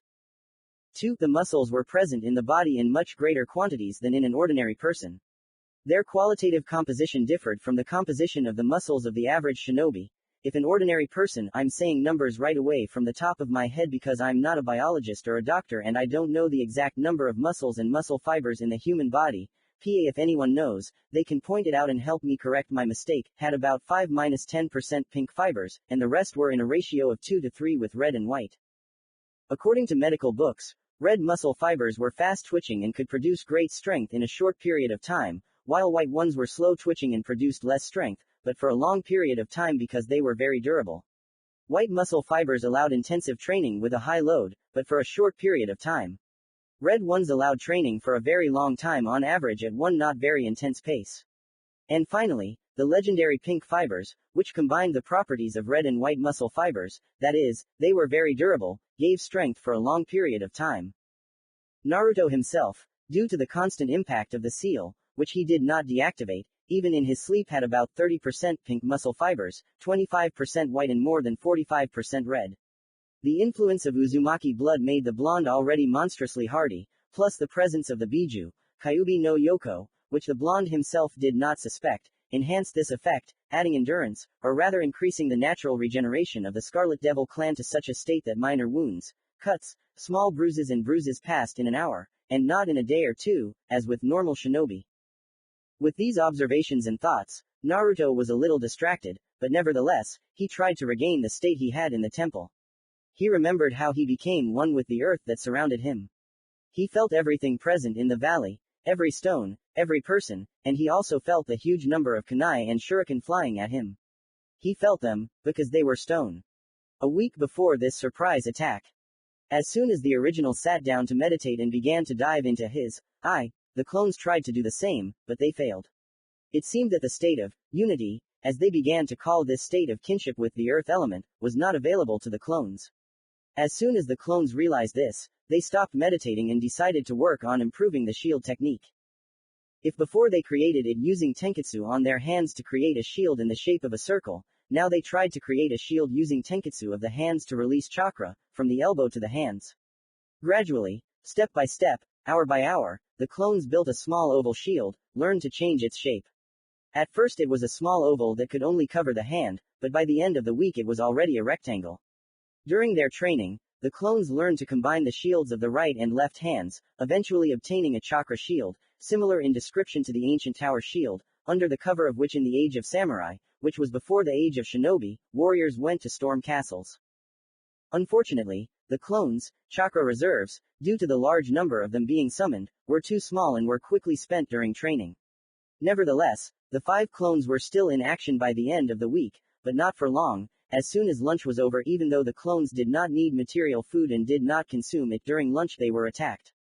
There were 2 attackers, a tall and white-haired man of average height and build, the legendary Toad Hermit, Jiraiya, and Roshi Heisha, a red-bearded man below average height with a small wedge-shaped beard.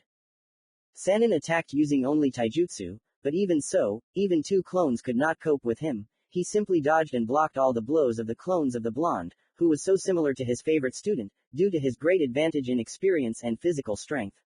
Rushi, using the earth release chakra, covered his limbs with stone shields and also went on the attack on the Uzumaki clones, using only taijutsu. The 2 clones that were attacked by the red-bearded man covered their bodies with a cloak of chakra, spending their already small resources on it, which entailed not the destruction of the clones, but their decrease in height and volume. The clones that confronted Jiraiya acted differently. They created claws from chakra and, having saturated them with wind chakra, went on a decisive attack, but it was all in vain. Even such modernization did not help. The Sannin still confidently dodged, although he could not see the blades from wind chakra, and then the clone that had been left unattended finally struck. Futon. Air fist. The 5th clone's scream deafened the duo standing in front of Jiraiya, and then they heard a sharp whistling sound of air, after which something rushed past them at great speed and dragged the Sannin right to the trunk of a huge tree. Bam! Kraken! The stone clone was defeated. The fact that it was a clone was evidenced by the many stone fragments formed from the impact of the body after its meeting with the tree. The clones that confronted Roshi accelerated sharply and, while he was distracted by his comrade, dealt him 2 blows. The one on the right did a sweep, and when the Jinchuriki jumped, he was caught in mid-flight by a blow from the left clone. This blow was not so simple. It was dealt with a hand covered in earth chakra, which gave the shadow clone's hand strength and weight, and also allowed it to concentrate neutral chakra, which was released at the moment of the blow. As a result, the blow, dealt at great speed with the investment of the entire weight of the blonde's body and even his hand covered in earth chakra, as well as with the release of concentrated. Most likely, this is how most modern techniques were created. During a fight, due to the excitement that the clone, left without an opponent, experienced, he was able to think of releasing chakra through his tenketsu on his palm and concentrating it in the center, and then, squeezing it, shoot it towards the enemy. This was originally intended, but the clone somehow miraculously changed the nature of the chakra in the clot on the palm to wind, which, flying to meet Jiraiya, absorbed the surrounding air in order to then hit the Sannin. Well done. Nothing to say. The creators of the clones reacted to their destruction. Pervert. No, Jiraiya the old man pervert, slowly, mincing out each word characterizing the legendary Sannin, in his strictly personal time. Uzumaki clone began his speech, Roshi himself in his mind. The clone also slowly and clearly characterized his attitude to the second teacher, and then continued, "What kind of demon are you creating? You saw that the original was engaged in meditation, he immersed himself in himself. If you had dispelled all the clones, then all the memories that they had collected during the time that had passed since their creation and dispelled would have been transferred to him. They would have knocked off his concentration and it is unknown what could have happened at all. Now the memories of all the clones are in me, which will also have an adverse effect on him. Ah, student, with clearly audible sadness in his voice, shaking his head, the Sannin began his answer, as he usually answered for both. You are too slow in awakening the Earth release, although you use clones. No, of course, we saw that your original sank into itself, and you, meaning the clones left by the original before meditation, were training to create a shield from chakra based on rasengan all this time. This is a plus for you, but all of this happened much slower than it could have if you had been in a stressful situation, like you were in now. For example, the Jinchuriki of the Four Tails joined the conversation. One could judge by his voice that he was serious about what this shinobi was saying, and his entire pose, from which it was most convenient to move to attack, spoke for themselves. A real fight is the best teacher. Therefore, the moment one of you, looking around at the remaining clones, he continued, feels that the original has left, he warns us. We will stimulate your original. Sannin cut off all attempts of the clones to say something in a tone that did not tolerate objections. His gaze, pressed in the sense of danger, roared like never before. Images of blood and death flashed through his mind. So don't even think of interfering with us, this is all for your own good. Thus ended this unpleasant conversation. The clone practically forgot about it and, together with the remaining brothers, was busy honing the air fist skill, when suddenly he felt that the original had finished meditating. True, the main clone also felt the knowledge of all the clones that entered his seal, where they began to structure and acquire a chronological, and in principle simple logical sequence, but this is not important. Now he must warn these teacher tormentors, and not the original. The original will wake up soon, Clone Uzumaki reported in a cold, harsh voice. I don't know how the original will react to this, but as his clone, who has a copy of his consciousness, I don't like it. The Jinchuriki sighed heavily. Yeah, Jiraiya sighed no less heavily. You don't quite understand what kind of world we live in. This is the WIRSHINOBI. The world of natural-born killers. We are born to protect and kill and protect. Once upon a time, when the hidden villages were not created, there were very few shinobi, and the reason for this was the high infant mortality rate.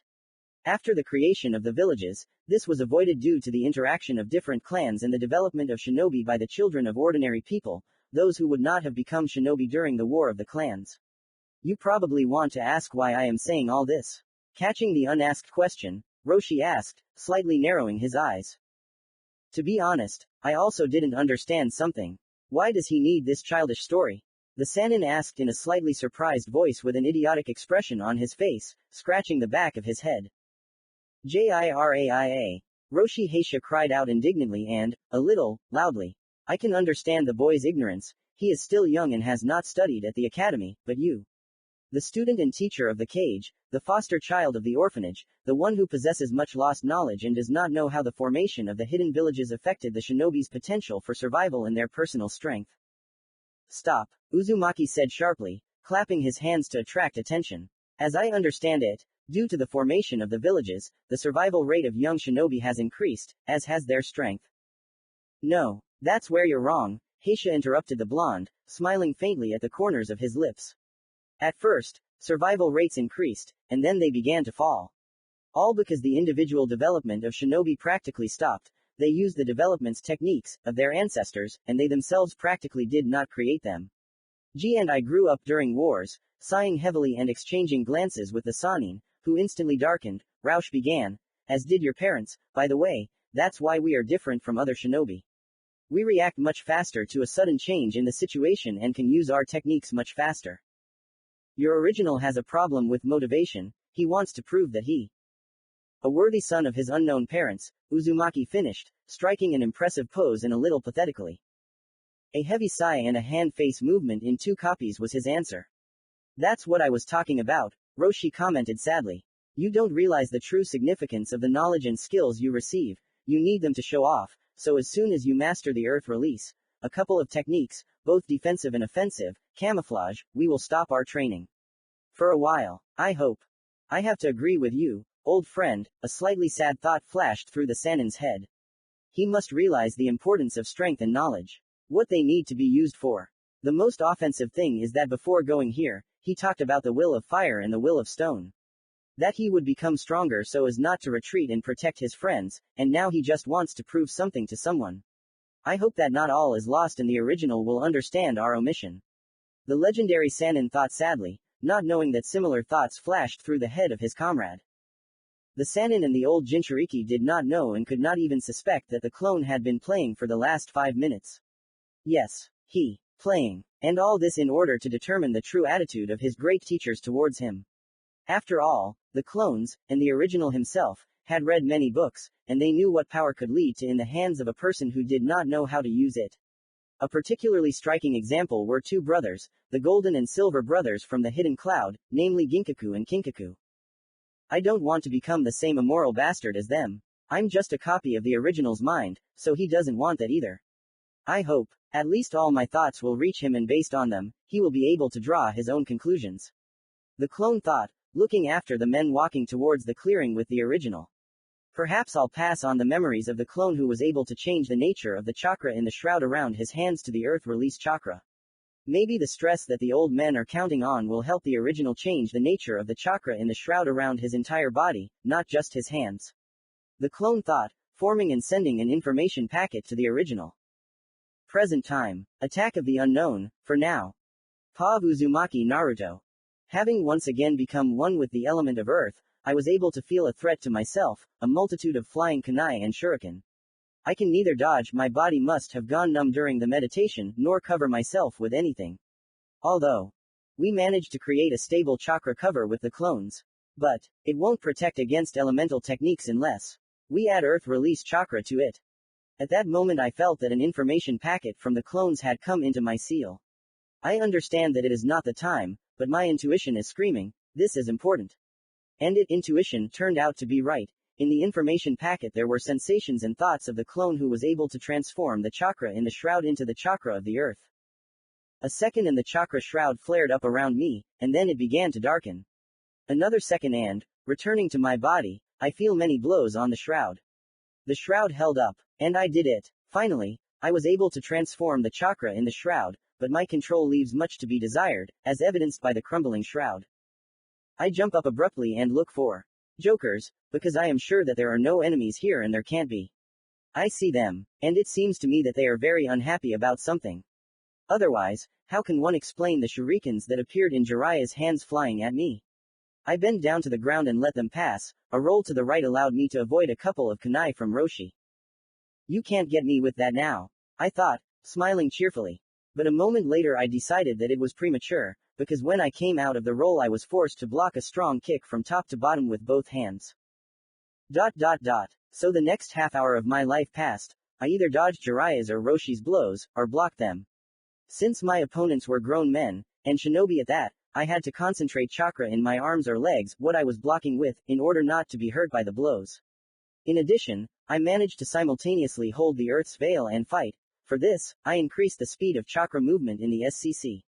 But sooner or later everything ends, and so did this mockery, disguised as training, since the clone that suddenly appeared was able to destroy these clones before dispersing and passing on his knowledge to me. From the knowledge I gained, I learn all the ins and outs of the current situation and slowly become wild. Over the years of living in the village, I realize that I really don't like it when people try to manipulate me, so therefore, I grab the scroll with sealed provisions, which remained at the place where the clone stood last time. The clone also passed on the knowledge about it to me and quickly run to the other side of the valley, trying to drive all the chakra that was in the SCC into the hearth. With difficulty and pain, I managed to do this. I also tried to move as carefully as possible so as not to leave simple mechanical traces. 15 minutes later, I was already setting up a place to spend the night, using special seals that the clone stole from Jiraiya. A modest dinner and I am in the kingdom of sleep. Pa of the end. 2 pairs of eyes were watching the young blonde's actions. They, namely the Toad Hermit and Roshi, watched how Naruto fought immediately after the surprise attack. They watched how Naruto would react to the knowledge he received from the clone. They watched how the young Uzumaki clumsily tried to hide his chakra, how he moved, trying not to leave traces, how he organized the camp, protecting it with seals specially planted on him. Well, what can I say? Jiraiya began in a quiet voice, in which there was barely a hint of satisfaction. It seems our boy is offended by us, he stated the obvious fact with a grin. He was offended, but then he'll thank us for the knowledge, the representative of the Heisei clan said, as if cutting him off. I hope you were smart enough to slip the clone a couple of scrolls with techniques. How could you think such a thing about me? The Sannin cried out indignantly, standing up to his full height and in his favorite pompous pose. Of course, I forgot, he said a little sadly, but then added cheerfully, this restless one managed to find scrolls with a couple of techniques himself. Well, to be honest, at least with myself, the Sannin thought, making a wild effort not to scratch the back of his head, you'd have to be a complete moron or stuffed to the brim with subordination bookmarks to not notice the scroll lying next to the food scrolls, food pills, dry rations called Doden techniques for Naruto, with a small note, give to the restless blonde, as a last resort. At the end, a surprise awaits him, a note with an order to return. I wonder how long it will take him to master the Doden techniques, earth and wall, underground swimming and rock clone. Grinning, the Sannin interrupted his recollections of surprises for his godson and, turning to Rushi, asked. In short, Rushi, keep an eye on the kid. I'll be leaving the valley, I need to gather information about what's going on in the world. Okay, I'll be waiting, my friend. Roshi shook his hand and wished him luck as he parted. The very next day Naruto did exercises, but not as usual, but under the weight increase seal. Uzumaki not only turned on the seal, but also accelerated the movement of chakra. He needed to spend it somewhere so that it would not give him away. Having created 36 clones, the blonde began meditating and expanding the channels of the SCC and increasing the focus. The clones began studying the techniques. The first 10 were busy practicing the earth and wall technique. A fairly simple defensive technique that was created not from elemental chakra, but from real earth, saturated with the elemental earth chakra. To begin with, a dozen clones learned to quickly and without errors create a series of 5 seals. Fortunately, a seal was created and the clones could exchange data without dispelling. This factor allowed to reduce the number of training clones, turning the former quantity many clones into quality only 10, and the result, as from 100. Thus passed the first day of training in freedom. Then they began to use chakra when folding seals, that is, they simply concentrated chakra in their hands, and there, under the influence of seals, it was transformed. Then an effort of will to transform the elemental chakra back into neutral and absorb it. And so the 10 clones spent the whole day. So the second day passed. The most interesting thing is that in the evening the original received almost identical data packets from 36 clones, since the main stages of mastering the techniques, namely studying the combination of seals and how they transform chakra, were the same. Only the combinations are different, and so are the sensations. The third day was different for everyone. The first 10 clones formed a combination of seals and, having concentrated the chakra they had transformed in their hands, they applied them to the ground and released chakra into it, simultaneously forming in their heads a mental image of what they wanted to obtain, namely a wall. True, the first attempts were not entirely successful. Firstly, the resulting wall. The wall was small. Secondly, it was not formed where the creator imagined it. Thirdly, it was not the right thickness, and much more. And so it went. With each time the technique was used, the effect was more predictable and each time the wall was higher or closer to the line on which the clone imagined the result of the technique. The second 10 concentrated chakra in their body, releasing it a little from the tenketsu of their body, creating a small, barely perceptible areola of chakra. This was the first stage. The second consisted of the clones trying to dive into the ground, almost exactly the same way as they once did into the water of the lake. The third dozen clones did not learn the technique proposed by the Sannin, but began trying to transform their skin into stone. This was necessary in order to no longer use the earth cover, because of its unreliability. Still, in the opinion of Uzumaki, or rather his clones, it is better to give your body the strength and power of stone. Namely the body, and not what is hung on it like armor, like the same cover. After all, it is created around the body from chakra coming out of the tenketsu. Only after 2 weeks and solely due to the use of clones, the blonde was able to master the techniques, stone wall, underground swimming and stone transformation, as Naruto called the technique that turns the entire body into stone and transfers this property to him. A new day, a beautiful day. A day when decisions must be made, a decision about what to do next. After all, the techniques that were in Sannin's scroll in the books, where else would the blonde get the idea to transform his body into stone? He had already studied. Chance decided everything for him. He was attacked. Again. There were several of them, namely 9 or 10, well, to be precise, that's how many Uzumaki noticed. Roshi. Jiraiya is gone, what does this mean? I would understand if there were equal numbers of clones from each, but here. 10 and only from one. Something is wrong, we need to be careful. Flashed through the blonde's head in an instant, and then he began to act. instantly formed the seal of the shadow clone technique, thereby creating 5 clones. The clones quickly formed a series of seals, and then put their hands on the ground. A small tremor went through it after a second, and then a 2-meter stone wall grew a meter from the clearing where the clones were located. While the clones were creating a defensive technique, the original formed a series of seals and, using the underground swimming technique, sank into the ground. Having descended about a meter into the depth, he stopped, as he felt that the wall was destroyed, and then came the memories of one of the clones, pierced by 3 shurikens accurately thrown by one of the clones. Focusing, Naruto stopped, 2 meters below the clearing, and then formed a concentration seal. A few long seconds, a bit of yin component chakra into the seal for communication, and then an almost instant response from the clone seals, and Naruto is aware of the situation above, so it is no surprise that he again formed the shadow clone seal. The dozen clones that appeared instantly strengthened their bodies with chakra, and each of them created a shield of chakra on their hands. Just in time, because almost immediately after their appearance, a multitude of kunai and shuriken flew at them, which, however, they easily parried with the shields on their hands. Even those that were imbued with chakra, though ordinary, and the one that was imbued with fire chakra, hit a log from the replacement technique. After such a fat hint that these were not toys, all the remaining clones, of which there were no more than 12, used their own self-created stone transformation technique. So the fight went much more cheerfully, because the Uzumaki clones turned off the weight increase seal for a moment and increased the speed of chakra movement in the SCC in order to get closer to the opponents and impose close combat. If someone could observe this clearing, they would see a peculiar dance of 24 figures. 24 figures, almost equal in height, but different in build and weight, moved gracefully, softly blocking or deflecting the enemy's blows, and sometimes they collided quite harshly. And only chakra protected the clones from destruction.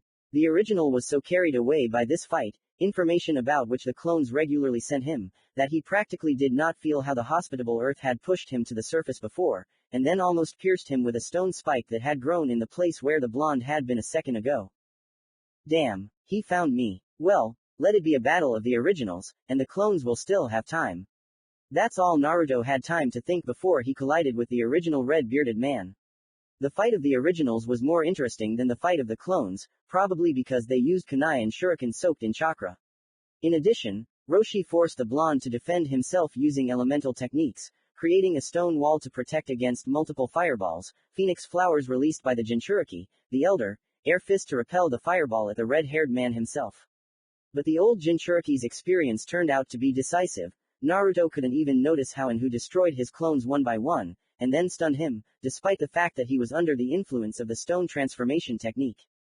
Darkness clouded his consciousness, but before that he managed to hear. You fought well, Naruto, but you are sorely lacking in experience. Don't worry about this pressing matter. You have mastered the Sword of Z. And then the darkness finally swallowed the young mind. I hope at least someone enjoyed this chapter. In the next chapter, Naruto will leave the Temple Valley and go out into the big world.